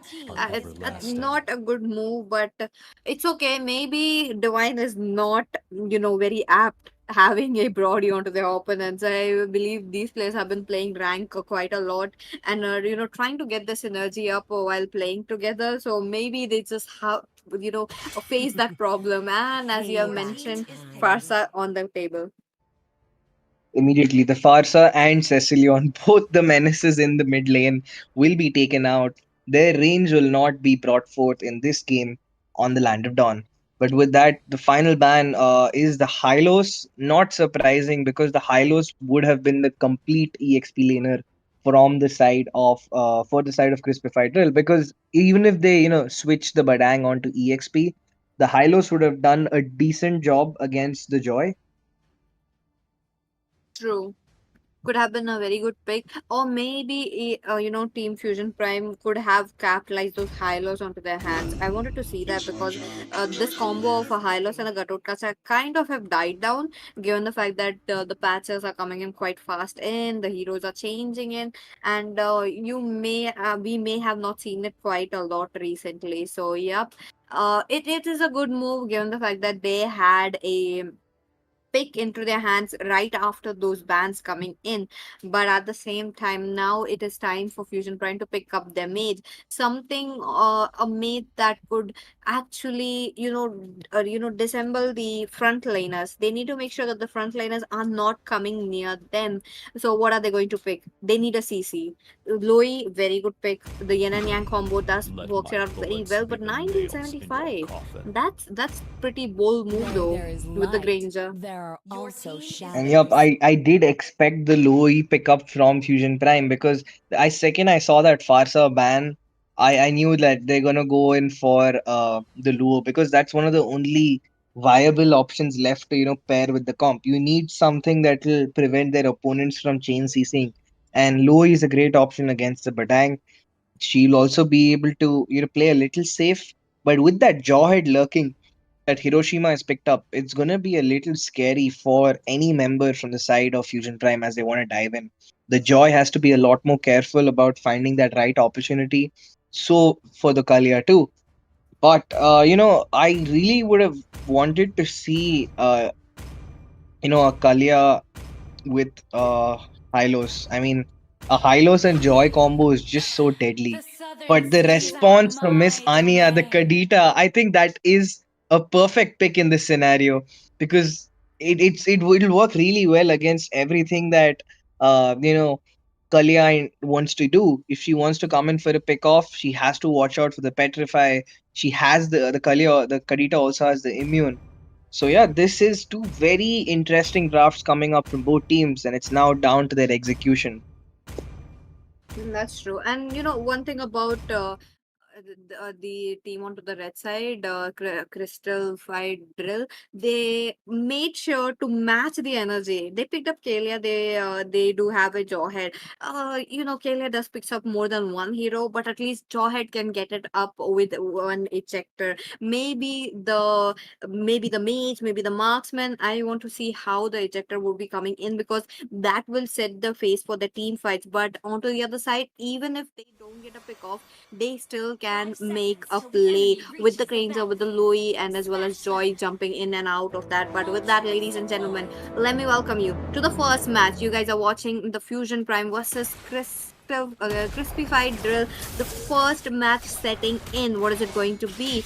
Let's see. And both the junglers underweight, starting off with their respective buffs, getting a little peel, and already there is a little poke coming down, but nothing Kadita's thalassophobia will not handle. She's gonna heal up really fast. But yep, I really want to see will we be seeing a first blood within the first minute or two because there is a Jawhead present in this match and Kadita along with they have very aggressive comps both the teams. So I want to True. see, and neither of them really have a late game. So I think this is going to be a very intense game until the first 10 to 12 minutes. That's true. That's true. Both the teams have to make sure to get as much as skills onto their hands, especially the snowball, because once Suyu doesn't get it, it's going to be quite hard for them. But okay, Suyu. Ooh, there is Suyu already hitting his level 4. That is really fast farming coming in. He might just get the retribution on. He wants to get the steal. He will land it and he will do so. And he's going to make his way back to safety. A really great rotation coming in from Suyo and team as they were able to stop the joy from snowballing before the game has even begun. Hiroshima looking quite low. Look at them. But at the same time, there's quite a lot going on in every single lane, bottom lane as well. You do see the Kalia missing out onto the EXP, onto the minions. Plus, she has to go back no matter what now. But I'm actually having a very good advantage over that. That means this is going to be a little bit easier for the side of Team Crispified Drill. And I'm kind of confused as to why they took the Kalia for the EXP rather than the Roam because she would have been a good I know, counter right? to both of them. Because the Gato is not gonna have much of an impact as a roamer until like minute 8 to 9, unless you pair him with something like the Khalid. Because you're kind of wasting the potential of the Kalia and the EXP. She takes too long to rotate, but as it is, the fight has begun. She does Oh, get the massive set on the wave. It's going to be Shang who oh. actually picks up the turtle. Neither side actually opting to use the retribution. Suyu did try, but he did mess up. And ooh, K Clint off camera picks up a kill onto the Joy. Moba Oh God will no. fall along with Kadita with the waves. Will get the kill with that last basic attack onto the Louis. Shang diving in with an enhanced basic attack, doing a lot of damage, but he just does not have enough damage or rage to finish the job. Jaw is gonna be walking out safely. I'll have to be Oh, careful, man. Ooh, more action on the bot. This is not stopping. I guess at this point, I'm just not gonna cover them until they get a kill, man. yes, I think that's the way to go. But again, Shang onto the bottom lane, trying to make sure that Haruki would be getting his minions onto his hands. Now, this is quite a splash of heroes just moving forward for their rotation bot top lane. But okay, The rough waves will again allow her to pick up another kill, and I think this is the benefit that the Karita is giving. Because while Fusion Prime did go for an early comp, that mismatch with the roles on the Roam and EXP is causing them an issue. They're not able to really capitalize on the advantage that they've drafted for. And it true. looks like, Karita is just gonna snowball harder and harder. because look how aggressive they've started to play at this point. Okay. Again, on the bot side, there is the setup. Haruki trying to dash out safely. He's still, oh, he doesn't have his ult either. He's in pincered by three members. Is he gonna get the kill? But no, Moba God is there to bail him out. The ult is online. The ejector state is gonna be used up. No one's got out just yet. Moba God does pick up the kill. Drone Kumar does give them the follow up that they need. Moba God still diving in deeply, does not have the electrifying beats. But on the top side, 1975 picking up a solo kill, an absolute masterclass. I think he picked up two kills on top. He Yes. killed both the Clint and the Kadita. He did, and one by one. That's crazy, given the fact that he is a Granger all alone. He doesn't. He did not have any kind of support. But okay, look at that diversion. Damn, and with that, the draft is coming online. The Kalia is rotating with the team, and you can see the impact she's having already. She joined two team fights, and they won both of those so far. But right now, she's gonna get pincered out. The ultimate is gonna be used, Mecha Suppression activating. She is airborne, knocked up, stunned, and she will be sent back to the base. Oh, that's a lot. That's a lot to for the Kalia. Now again, but I'm getting a little bit of a free goal onto his hands. But the teams are just at the top lane very quickly. They just want to make sure that the Clint won't be farming up. Plus the Jawhead. In a way, they can stop the Jawhead, but at the same time, they need the Kalia. Look at Kalia. That's definitely a danger zone at the top lane. And yep, there is a death bush setup, but on the very sneaky play coming in from the Suyo, a Snowdrop, despite being two deaths down, is contributing his way into this game by picking up that mid turret, and I think that is a very big strategic objective for them. They're also going to get the invade onto the red, making sure that goal lead is not Oh. too much in favor of Fusion Prime, but there is a setup. Kalia is going to get caught out. So Drone Kumar is the one who's going to get caught out. Kalia will not be able to make the play. 1975 trying to push in that damage. The electrifying beats from Moba God will get the kill as 1975 responds, but Divine will shut him down. A trade for the marksmen. Both will be down, and the scoreboard. It's a 2-for-2 trade. But I think in this situation, CrispifiedDryll did get the better benefit by getting a shutdown and stopping that mage. That's true. Now, taking off a marksman, that's quite a lot now. Moba God with the electrifying beats, but okay, Kalia making big moves. And a great ocean already coming in. The knock-up was perfect, but the rough waves are not online just yet. The damage is there, but she's able to dash out. Thalassophobia is gonna bail her out once again.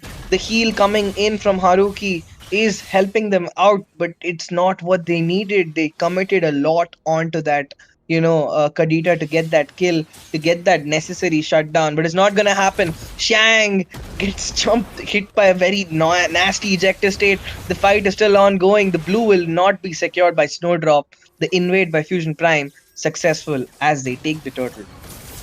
They just want to have fight onto their hands while Fusion trying to make sure that they get enough farm onto their hands. Look at that, 1975 escaping successfully out of the clutches. That's a good way to go. Again, they got it. Now, I'm really loving it how Kalia is coming up to the fights because it was much needed. Because once that, okay. A big catch. Divine forced to flicker out. The AOG is going to be used up. Does not connect onto his objective. The taunt not charged up just yet. Unbreakable is not online there. Ejector state is going to be successful.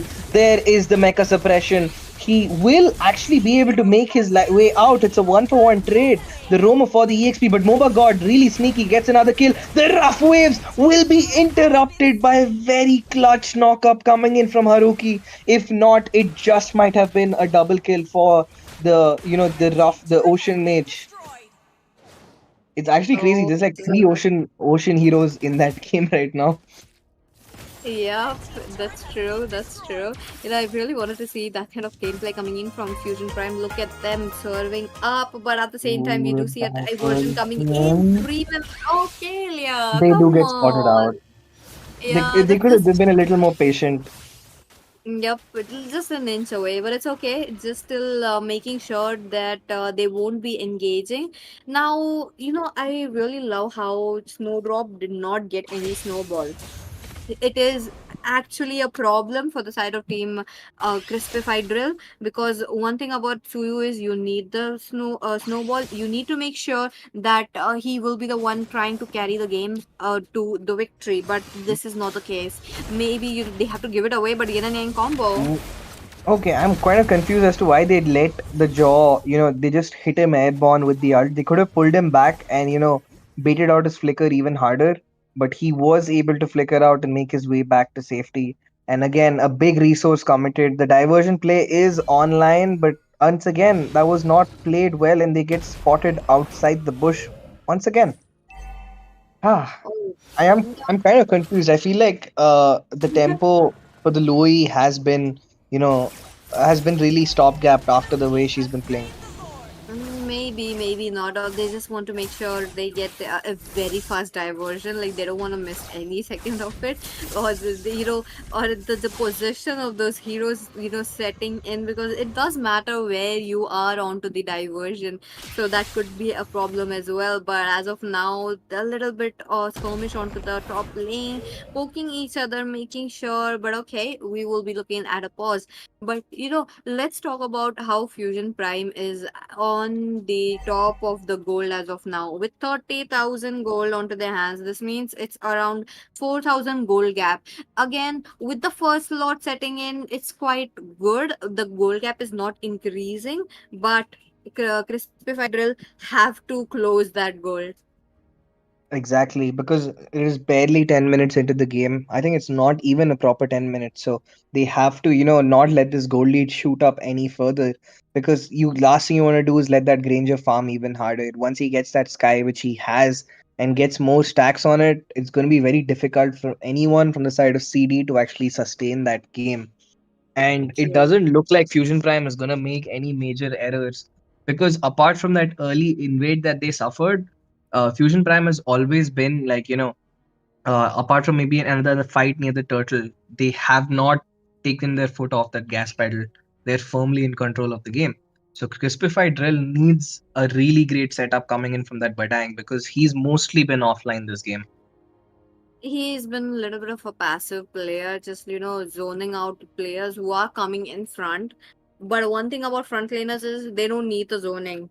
They will be trying to reach out to your back lanes, and you need to be the one reaching out the back lanes. Now he does have the flicker as well. We you know Louis would be a very perfect target right there. Louis with the flicker need to bait out the flicker first, and then that could have been gone. But at the same time, the Granger Estelle. Granger's dash have been nerfed, so this could be a good potential as well. But then you need to time it. That's also a problem. Joy, you can't.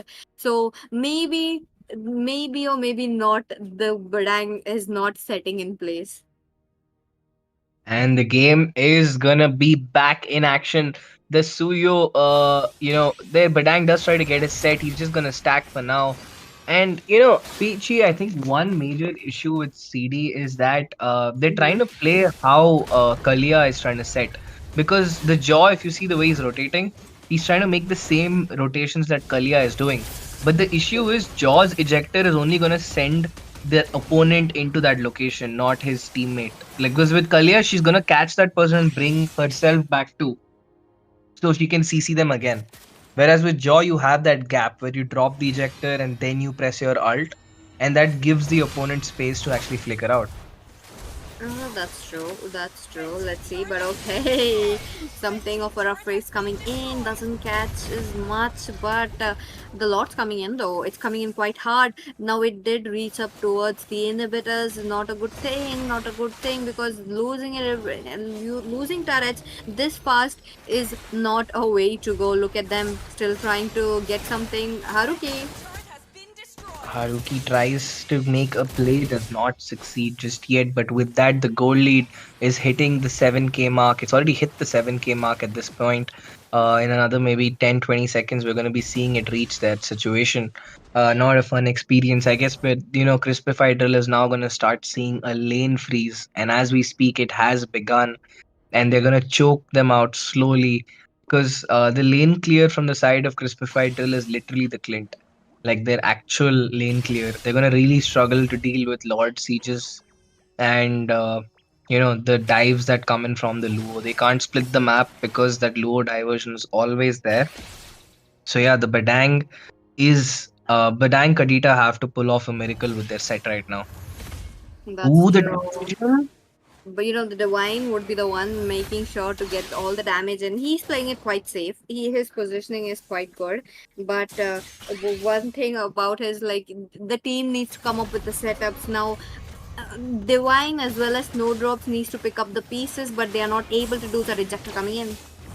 Ooh, there is a mecha suppression with the ultimate. The jaw is unfortunately did pick up the the Kalia, who will be able to survive all that damage with that gold lead. She's gonna bring them back. Miss Anya is gonna be the one taken away, but the Ocean Oddity is gonna keep her alive just to, for a little longer. Meanwhile, Suyo tried to get that lane clear, but gets zoned away before that Lord is even up. Okay, okay, look at them. Now the Lord is definitely into the answer Team Fusion Prime. CrispifiedDryll trying to make sure to get a little bit of a turret going down onto the hands, but Louis is quite fast. Oh my god, the flicker is gonna be baited out along with that diversion play. I mean, that looked very scary for Penguin right there. My heart stopped on his behalf for a second. With the number of people who popped out of that portal, I didn't Yep. expect more than like one or two people just to like scare him away. But that entire lineup Whole dove in. whole team is up there. Like, no, Barang, you're not going to push today. Your game's over.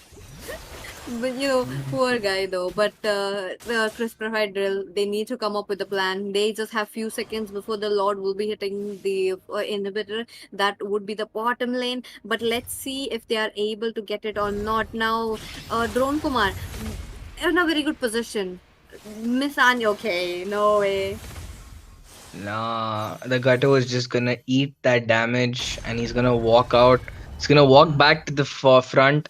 There's a diversion lockup. Who that they're gonna make the play for? They send the Kalia in. Kalia dives in really deep, gets the pullback. The damage is there. Ranger gets up that kill. A big set coming in. The unbreakable fist, but the Luo having a huge impact in this fight, and it looks like this just might be match point. Triple kill picked up by the Granger, a shutdown response, but the Granger gets the maniac. Is it the Savage? No, Drone Kumar is the one who steals it. But with that, it is the game one secured by the side of Fusion Prime. We always have that one member in your team who always steals the savage. I I know, Pichi. Yeah, yeah, You must I you know must that be very feeling. you must relate to this a lot, right? Yeah, yeah. I mean, it's Loey. Come on, man. You're a mate, so why not? No, I've seen you steal. I've seen you steal maniacs and savages using an Angela. So I think Oh you my were better than Drone Kumar in that part. If there was a KS tournament, I think Drone Kumar would be eliminated round one. So yeah, damn. yeah. But yes, there it is, the unofficial maniac for the official maniac for 1975, taking Yep. home that MVP and a forgettable game for Snowdrop and team, as they just did not get the opportunity they were looking for. That's quite unfortunate though, because one thing that Suyu wasn't able to get any assist, any kills. They just locked it down for them during from the mid game to the late game. They did not allow them to come out. They did not allow them to farm anything, which was a good way to go. And plus, the Granger farming up, that was a hell for the side of Team Crisper Fried Drill. So again, they need to go to the goal laner. They need to shut down the goal laner before could be this result. 8-1-2. Yeah, man. And it looks like Haruki and team did like a mini role exchange, because after Kalia got her first item, like to be able to tank the physical damage, they instantly, she technically took on the role of the main roamer, while it was Yes. the Joy who was splitting the lanes, or it was Gato going in to handle the lane pressure. Kalia was almost constantly rotating with Drone Kumar. I wanted to see the Kalia onto the Rome. Could have been a very good thing, or maybe they could have set in the game very quickly though. maybe around those 10 minutes, exactly 10 minutes, they could have gotten it over. But it's okay. I think they got it very well. Maybe they just don't want to change roles. They don't want to, make Shang play the Kalia. And whatever they did, it has worked for them because game one Yep. has gone to them. They just need one more win before, because they've already secured match point. They just need one more win to take home, that semi-final spot. Let's see if Wait. they're able to not. And with that, let's go on to a short break.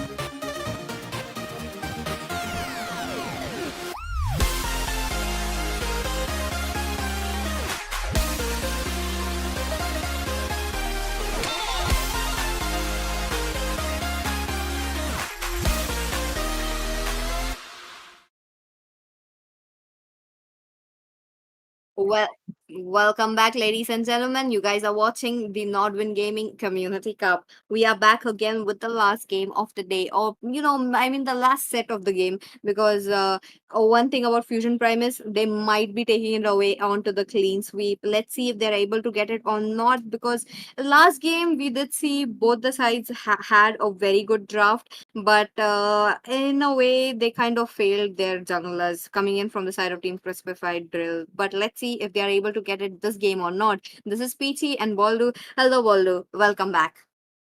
And yup, that short break was a little shorter than expected. But yes, Yes. we're back again, guys. You can listen to us yap.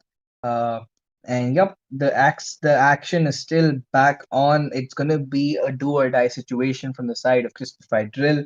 And while I really love seeing you know while it's a really dominant performance coming in from Fusion Prime, I True. always root for game tiebreaker series.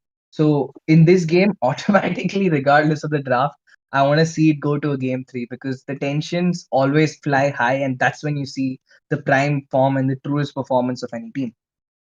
Agreed. Agreed. Now again, as I have already mentioned, how both of the teams did a very good job onto the draft, but again, Sir, this what's your game I command? want to Your see team something is new coming banned. in from them. This game I want to see them moving towards the goal lane, making sure they get their goal laner farmed up as well.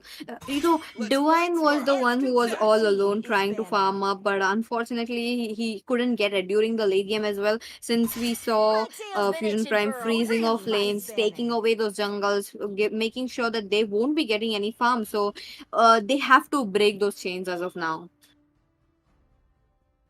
Yeah, man, and yeah, the Kalia ban instantly because Drone Kumar and team they're right. They're doing a really great job right now so far. They want to get that Yeah. game, but they also know the Kalia is had a massive impact in the previous round, so they're not gonna give it up. They're gonna take it out instead. The Lucas ban so far, it looks pretty much the same from it looks pretty much the same from game one. The Farsa has been Bohut is banned banned. much earlier this time, so it looks like we might see a possible Cecilion, or they want to steal the lower pick away from Drone Kumar. Butterflies Maybe born so. by thy Given the fact blush that is it is guarded a very by good pick, lantern flight. so maybe they just want to get it. But again, Sicilian did get enough. His mid-game performance has been decreased. That means that he is solely a late game. You need those stacks. You be needing at least 120 stacks onto him to get a good damage onto him. But still, it's popular, so maybe we may be looking at the first pick as the Sicilian. But Your no, team is Penguin once picking. again with the Badang. They're quite confident in once again. And yep, the game is still continuing. They do pick up the Badang still.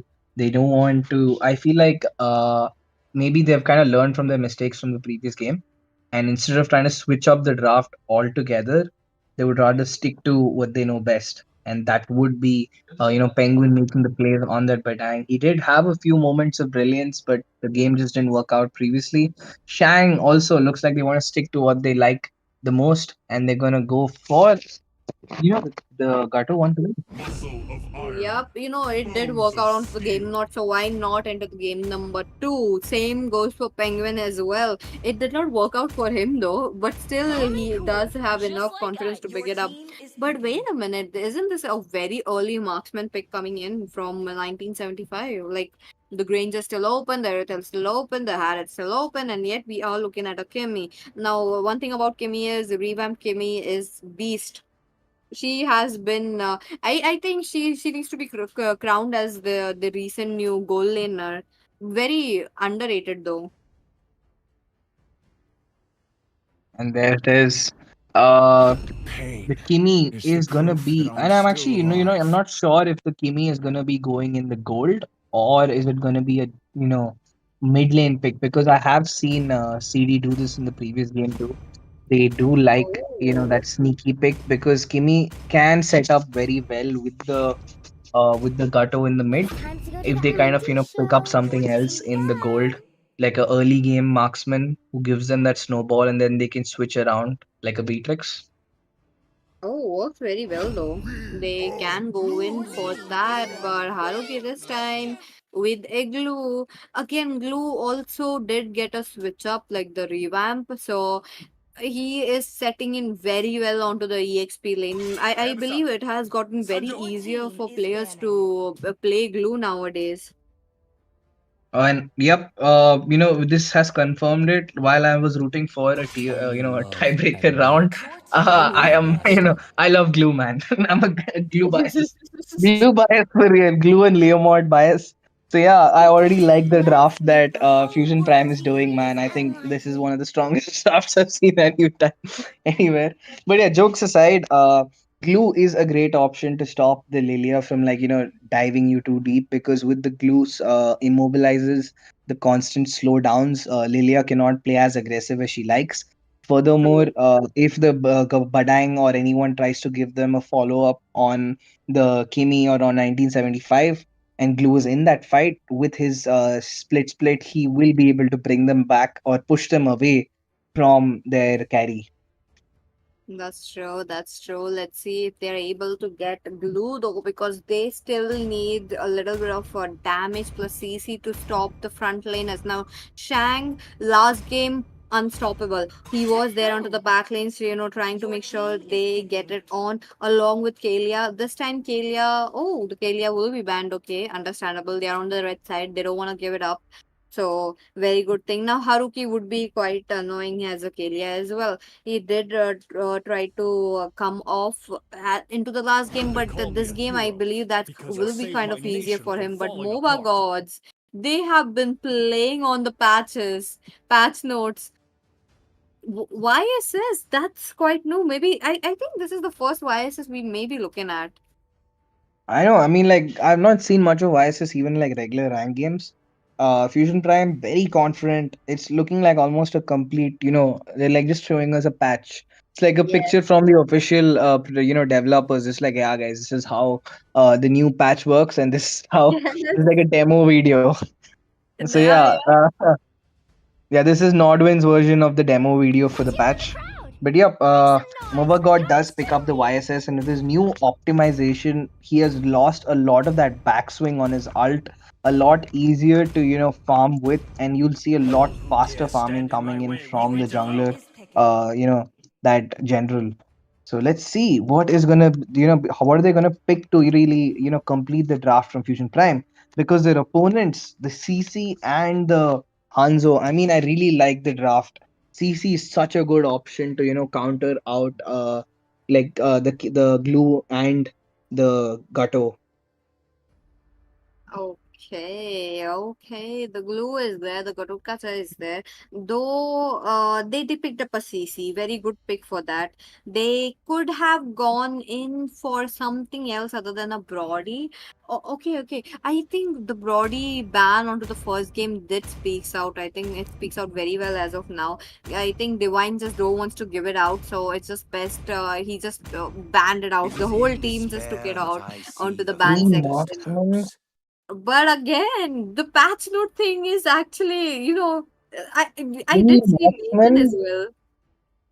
That's like, see, while Viasis is like a fighter, a marksman, assassin kind of Yes. hero, but dude, that's actually crazy. Three marksmen, all of them who require at least two items to start snowballing. I mean, Fusion Prime is playing a very dangerous game, but if they get that snowball rolling, it's gonna be impossible for their opponents to stop it. So they have to be very careful. The side of Crispified Drill. Yeah, Crispified Drill have to make sure they stop and they have to completely lock down Drone Kumar in 1975 because Vyas is gonna farm fast anyway. He's gonna hit his level 9, 10. He's gonna match in pace no matter how much you invade him because that's just how the Vyas works in farm. So yeah, the game is gonna be really dependent on Penguin and how well he shuts them down. 5 seconds till the Let's see enemy if this reaches the game battlefield. might be onto Smash them. them. Ladies and gentlemen, let me All welcome you troops guys deployed. to the second game, Crispy Fried Drill versus Fusion Prime. Will Fusion Prime take it away onto the clean sweep or not? This is the question we will be answering very, very soon. One thing is that Kimmy onto the mid lane, a new concept. I did see few of the players trying it out, works very well, but okay. Ooh, Gatto gets popped out really low, but he has revitalized to bail him out. Kimmy does give him that cover fire that he needs, giving a decent amount of poke even in the early game. And yep, that new Starlium system that the Kimmy gets, to like farm is it's pretty interesting to see. Agreed. Now, I want to see how Kimi will be having to utilize that. But at the same time, Hiroshima this time, they are on a. They put a barang onto the room this time. So I think that could be a problem for the side of Team Fusion Prime. But let's see if they are able to get it on or not. Bottom lane. They focused on bottom lane, but it's a little too late though. They revealed all of the position. And what's crazy is that how Oh, fast this guy's farming. And Divine no. instantly gets popped out. There is the re-engage coming in from the side of Wait, Snowdrop. But the craziest fact why? is, despite the Hanzo being able to basically swallow the entire buff, he still is slower in farm compared to that YSS. No way. What are they doing? Crispified drill. He had it. Though they were melting down his secondary body, yet still out onto him. Not looking A good. big taunt coming in. He's able to dash out. CC taking in a lot of damage, and it looks like this first turtle is going to be secured from the side of Fusion Prime. Drone Kumar and team. There's four. Make it almost There's four people there trying to zone them out. Four tanky heroes. Four heroes with a lot of CC. Four very annoying heroes trying to make life miserable from the side of Crispified Drill. But who's gonna get the retribution? It is Moba God. The retribution line's true. He will have to back off, but he wants to bite off a little more, gets that poke, and goes back. Fusion Prime doing really good despite that late game draft. That's true. Now the early game, you maybe they made. As usual, they might have gotten a little bit of a slow start, but no, that's not the case. They got it very well now. Drone Kumar, he's kind of alone, but I don't think Snowdrop can actually drop in. That's crazy how this assassin, both of them being like a kind of an assassin, it's not working out for Snowdrop. So let's see onto the bottom lane if he's able to get 1975. It's an Nathan. Come on, let's Ooh, go. Let's see. there is the set coming in from Badang, but nobody gives the follow up. Divine was a little worried because he saw a lot of people, a lot of bodies near him. There is the stun does not connect just yet. Drone Kumar, interestingly, picking up a Sky Piercer. Glue is near the main body. Look at him lurking over there. He is gonna pop that ult. The AOG will also land. They were making double sure, they're trying to confirm that kill is definitely gonna happen. Okay, Fusion Prime on the roll. 3 kills already onto their hands. Now, this is how they are taking the snowball. Now, Crispy Fried Drill, that's going to be definitely a problem for them. They need to come up with a strategy. They need to make sure that they are getting it off. But Haruki, this time though, he comes up with a grab. And look at that, another grab, but he does not Oh, landed on time. But there is the Gutto to bail him out. And the frontline duo of Fusion Prime is just putting in so much work right now.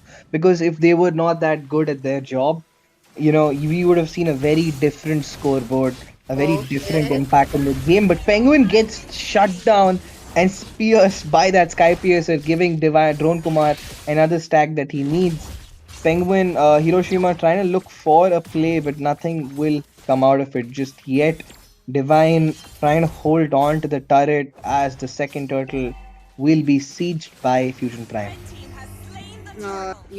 Fusion Prime are dropping kills on kills. Now AOG did drop in, but Divine, oh, not good.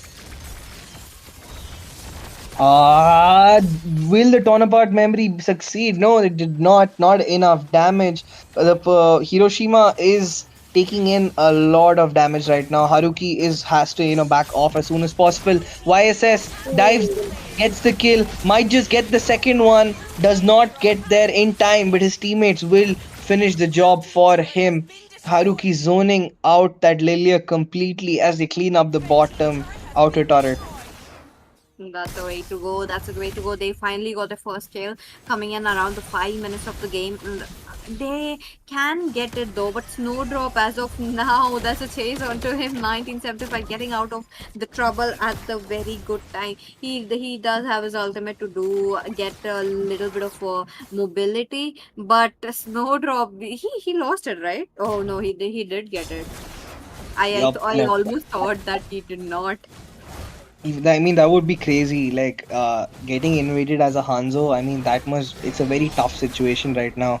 Because what is happening with CrispifiedDryll is that while they have the front line that they need, their front line is not tanky enough. The Penguin is a CC at the end of Oh, it all. He can't directly take, like, major hits at once, which is what's happening to him until now. Like, he can kite. That's what CC is for. It's for kiting and zoning. It's not for eating up damage like glue and Gatot Kach can. And at the same time, it's the same with the Badang. He's there for sets. He's not there for those.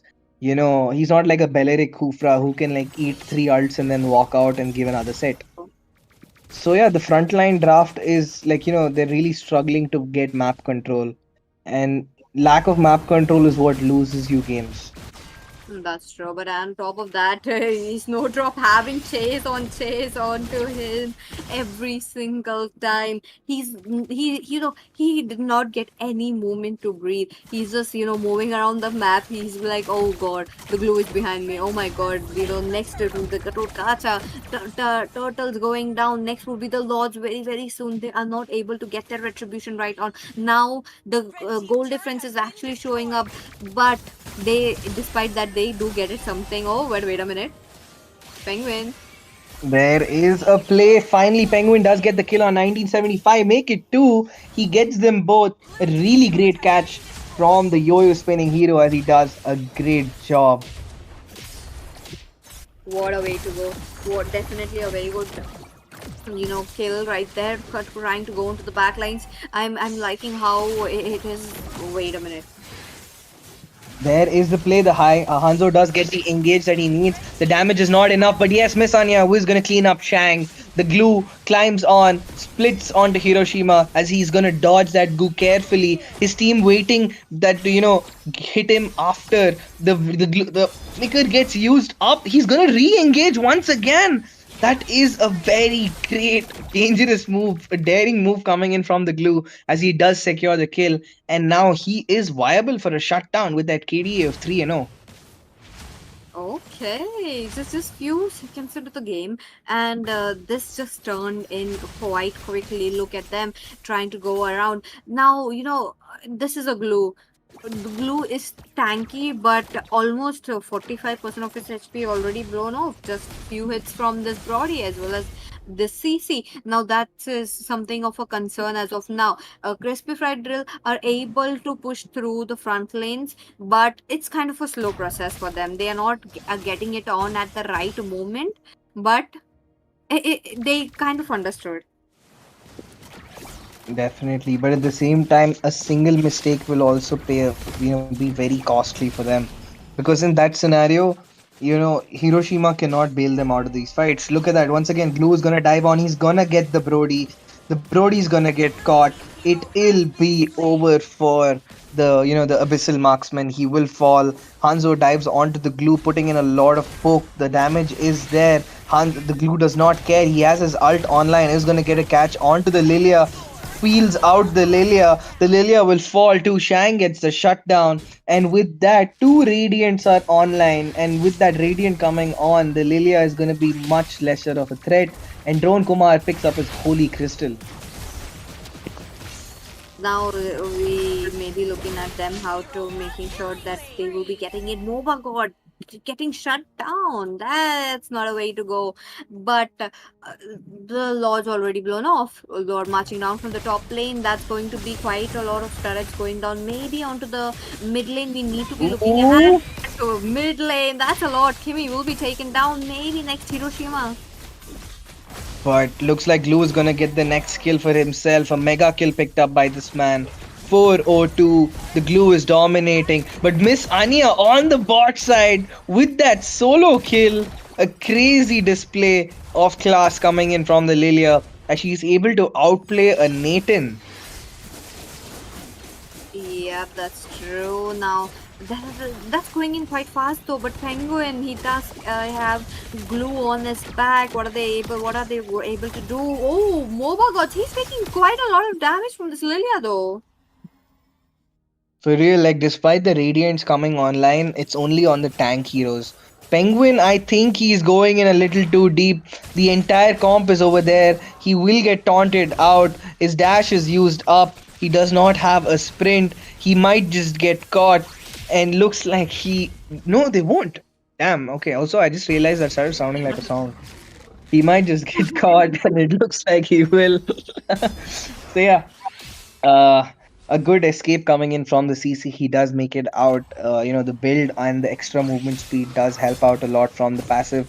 If Snowdrop nearly gets caught out by the ult. Divine taking a lot of damage. The flicker gets baited out. The AOG on top. Miss Anya will not make it out alive. The ultimate is not enough to bail her out. In fact, she did not even get the chance to use it from the amount of CC that she got hit with. Oh, that's quite a lot. Now Fusion Prime taking charge of the game once again. Look at them. Though CrispifiedDryll did close up the goal difference, does not matter. Penguin once again trying to get past through the back lanes, unable to do so. Did get Shang though. His HP was down a lot that he had to go back. Now Team Fusion Prime are gearing up for this lot. They know that they cannot miss it because CrispifiedDryll are closing up the goal difference. But Penguin once again. Okay, Penguin, can he make the impossible happen? Yes, he does. Gets a kill under the siege of the glue and 4. He is still surviving. Manages to kite out, but the AOG is gonna land and the shutdown picked up by the glue. This man has a KDA of a marksman. He is still dropping splits left and right. He wants that kill, will not get it just yet. Miss Anya biting off a little more than she can chew. She still has the black shoes to bail out. Hiroshima looking for a set. I'm not sure why they do not have enough damage just yet. There is another set coming in. The glue's ult, the glue's S2 gets used up. I keep forgetting that's not the ult anymore when I see the splits. Haruki is there. He will be able to get the ult this time. There is no way he's gonna back out. Triple though. Yep, he gets the catch, and it might just be over. No way. No way. He took the glue towards the nexus. Oh, no way. Okay. Haruki, he's not gonna make it. He won't get that kill.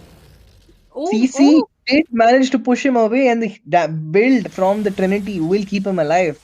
That was actually crazy. Neither of them fell. Yes.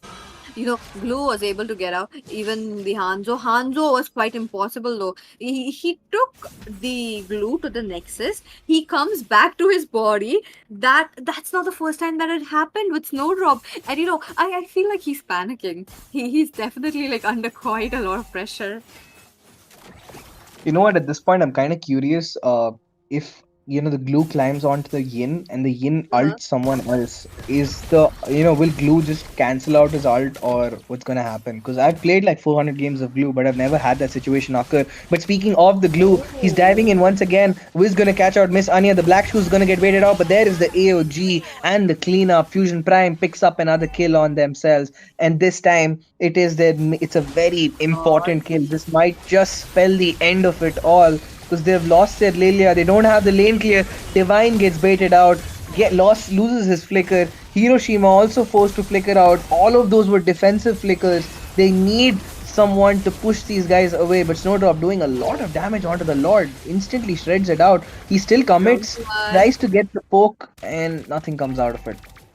Oh, that's a good defense coming in from CrispifiedDryll. They needed it. They are trying to close up the goal difference, but then it still kind of widens up just in one team fight.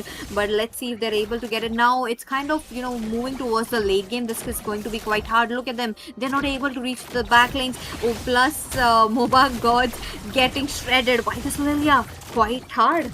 Ooh, the black shoes does get used up, but they do not get anything out of it. Surprisingly, despite the goal lead. Ooh, 1975 gets caught out Oh. once again. A shutdown, three-man AOG. Snowdrop wrecking havoc in the backline, gets two and nearly gets Drone Kumar to. Shane does pick up the immortality for himself. Is gonna make it out alive for now. Haruki taking in a lot of damage, does climb onto Divine. He's just gonna back out for now. He is making the wrong moves. He keeps walking into that bush, into the glue, and he will pay the price for it. Flicker gets used out, but finally, Haruki will fall after an insane KD of 10, man. 604 is crazy. Oh my, that's definitely a lot. That's definitely a lot coming in. But at the same time, CrispifiedDryll are fighting back. They know they're getting the damage. They know, but look Ooh. at them. The Hanzo is hurting at this point, man. He's Yes. hurting. Look at that damage. That S2 completely shredded them out. Oh, CC diving in really deep. Will she get the kill? No, she does not. Drone Kumar survives with an Oh, inch of his life. oh, The reposition gets used up. 1975 picks up the solo kill onto the Badang. And with that, they're going to shred that Lord down within just 9 seconds. That Lord was down damn. in 9.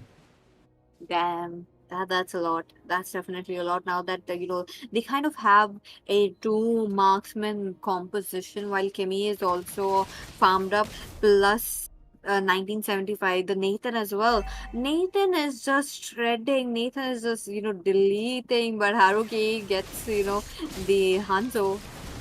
Haruki dives in once again, nearly gets the pick up onto that glue, onto the Hanzo. I mean, does not get it just yet. The Lord will be marching down the top side. They have only two inhibitors left. They will have to kite it out, kite the Lord back to mid, and forego that mid. But looks like Haruki and team are going to be zoning to ensure that does not happen.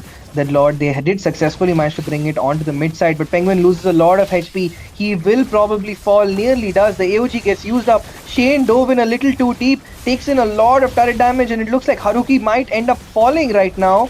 He does end up falling, and that was not the engage you want to see right now. Penguin again re-engaged without any follow-up from his team, ends up falling. Snowdrop diving in, searches for someone. He's hunting, trying to get a pick off, but everybody has already recalled in time.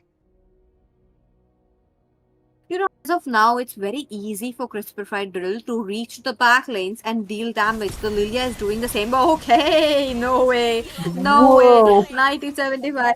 What a move! What a quick decision coming in from him to make sure that he gets the Hanzo. Now Hanzo has a very, a 30-second CD to his death, but he will be back towards the Lord. So maybe we may be looking at CrispifiedDryll picking up this Lord, but at the same time, CrispifiedDryll has to pop off YSS. They have to make sure that the Yi Sanchin won't be living to get the same, but they are melting down towers. Look at them. And it's actually crazy. I mean, oh my god, Miss Anya! Oh yes, The Lilia, this dude, is the what I'm talking damage! about. Two pops, and It the is slow getting was so much that the viruses couldn't even dash out. Meanwhile, Penguin doing a lot of damage but does not do enough to get the objective that he wanted to kill 1975. And right now, I mean, Divine has to start popping off. It is already, close to 20 minutes in the game, and he's only had 4 kill contributions out of 17. He has to, get active because everyone right now is so tanky and hits like 1-2. Haruki climbs onto the objective, onto Snowdrop, but Snowdrop does have his ult. He's just gonna heal up. Meanwhile, Oh, 1975 gets a killing no spree. way. They do trade off with Haruki, 2 people down for one. And so far, CrispifiedDryll is, on the front foot. Shang dives in with that AOG. No one is there to give him the follow up. Divine is gonna keep hitting him down. Where is the turn apart memory? Not gonna be used as Miss Anya picks up the kill. Top me, huge minion wave is gonna be crashing down. They have to send someone to respond. But there is the Winter Crown bait on the bot side. 1975 bought an Immo swap. He also bought the Oh, Radiant. A beautiful item swap to keep the marksman alive for just another day. As oh YSS dives back in onto my Divine. God. Divine makes it No, alive. Penguin is gonna re-engage with the Yo-Yo Blitz. He no will way. probably end up getting that kill. No, he messes up the dash. Oh no, oh no. He used up his retribution as well, chasing down the Brody. But look at them, they are not able to contest it. They know they cannot make it. YSS is low, there's no retribution. An easy loss for Crispified. Look at them fighting back. This is what a game should be looking like. No, now is the time for Crispified Drill to make sure that they are getting enough farm. They are getting it, they are getting the damage as well. One thing is Miss Anya is protected. Look at her, she's always going in for the YSS every single possible team fight, and that's working out very well for them. Look at them. Oh, wait a minute. Real, and also at the same time, Haruki has to understand this is not early game anymore. He cannot make plays like he was before. Because at this point, everyone from the side of Crispified Drill will be able to sustain the damage that a glue gives. Even Lilia will probably end up only losing like a quarter or three quarters of her HP, not more than that. I mean, look at that. Once again, they're going to try to climb onto her. Maybe a Purify will not be used. See, the glues S2 does not connect. She has picked up her immortality swap. Snowdrop was not able to connect with Hanzo on the dash. Hiroshima does make the play. The Oh, ultimate gets used up. A lot of damage gonna be done, but that's two important resources baited out. The Hanzo's ult along with Hiroshima. But the Lord gets completely wasted in the meantime as Haruki did his job and bought insane time to let 1975 chip down that 20-minute Lord for free. oh That's my. crazy, man. You have True. a 20-minute Lord and you didn't lose all your outer turrets even then? That's true. One thing about Fusion Prime is their lane clearance is very, very good. They have two marksmen. They don't need anything more. But Penguin on a chase as of now. He's trying to get it, but oh, Snowdrop. No way. The AOG! Shang just might end up doing this for them. He gets the kill. The immortality is baited out from the Lilia. She is gonna fall. No, This might just be the game-ending turn. no Their way. flicker is gonna be baited out. But look at the damage from Oh, the Brody as the immortality gets baited out. And there is the Winter Crown swap that gets picked up. Hiroshima is gonna die. But look at Penguin on the wait a minute. meantime picking up the inhibitor for himself. But he has to go and recall fast because the minions are diving from the mid. When is the recall? It's just Divine against the world. There's still 30 seconds for the nearest teammate to come Oh, back. Will be searching for the end. Penguin pops the vengeance. There is the Winter Crown. Kimmy is hitting the base. Fusion Prime secure match point, and it is over. We have our final semi-finalist for Nodwin Mobile Legends 5v5 Community Cup, and it is none other than Fusion Prime who take home the series in a beautiful clean sweep 2-0. oh my God, Fusion Prime. First, it was the draft. Second, they were just like, spread it all across the map, just playing it very safe and chill, just making sure that they get it. There were quite a few times that we have seen 6 deaths on Moba God already. That kind of speaks that how he was getting hunted down, especially by Miss Anya. So yes, that's how they have taken the game once again into the control. They gave it away quite a few times, but gaining it back, I think they do deserve this win. Definitely, and while I feel for Penguin and Lilia, because those two were literally they were like MVP level gameplay coming out from both of them. This game would not have lasted this long if it was not for the contributions that the CC was putting in on the front line, trying to catch off 1975 and Drone Kumar, or for Miss Anya, the Lilia constantly shutting down MOBA God. That's true. What a game. What a game that we have seen. I've really loved it how, casual that Fusion Prime were, but yet picking it away with a win. This should be actually posted as, the patch note team. Patch note performance, patch note Yes, review. But yes, actually, this is not like. But dude, the item swap coming in from 1975 there was actually crazy because true. if you ended up dying, they would have lost three people at once, and that would have been a major confidence hit for Fusion Prime, and maybe Crispified Drill would be able to do something. But yeah, the Badang, once again a very forgettable game for Hiroshima. That build did not work out for him, and he was a little too aggressive, did not have the follow up he needed. He was ulting a little too early, and every single time Haruki was just able to dash out. Yeah, that's true. Now, I really loved it, but unfortunately, this was the end that we would be looking for today. But don't worry, Fusion Prime did make it to the semifinals. So, in the coming days, you will be watching them play. And you guys don't forget, there is going to be a giveaway onto the weekends where this is not going to be a normal giveaway where they're going to be a lucky winner. It's going to be, pulled through a spin or something. You need to be active. A well deserving person will be getting the giveaway. There's a lot of diamonds to be a 13,000 1,300 diamonds and two starlight giveaways are there. So do make sure do you get it, do participate, as well as do share and do come up with the teams as well, because we love to see a team like this coming up and giving a challenge to your opponent. So let's see, with this we will be taking a leave.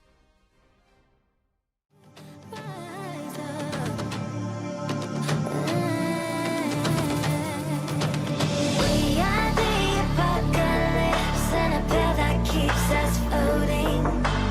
As we fly above the stars, the light won't scare us falling.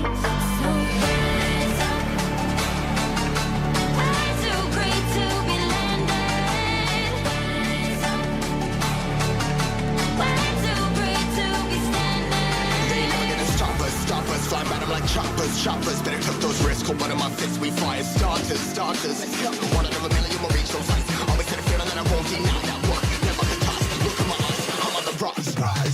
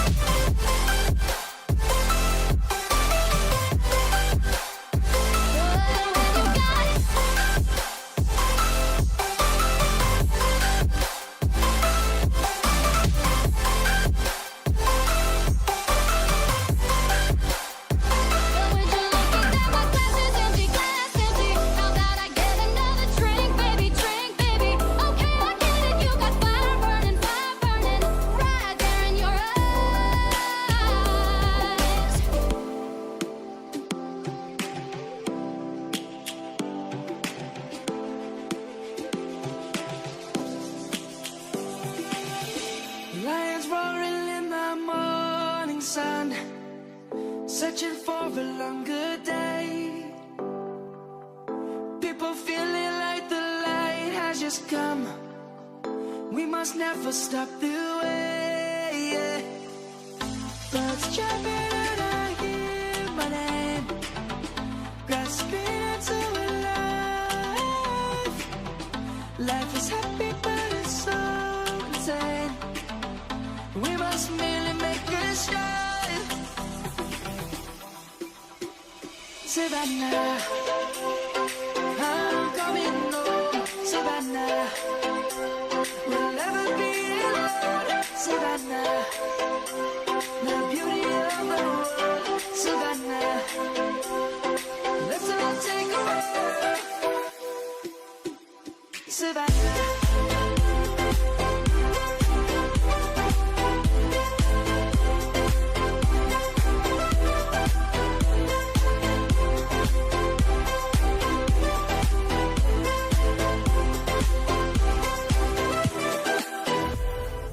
Lion's gonna come. The birds have just begun. We will always take a stand for the people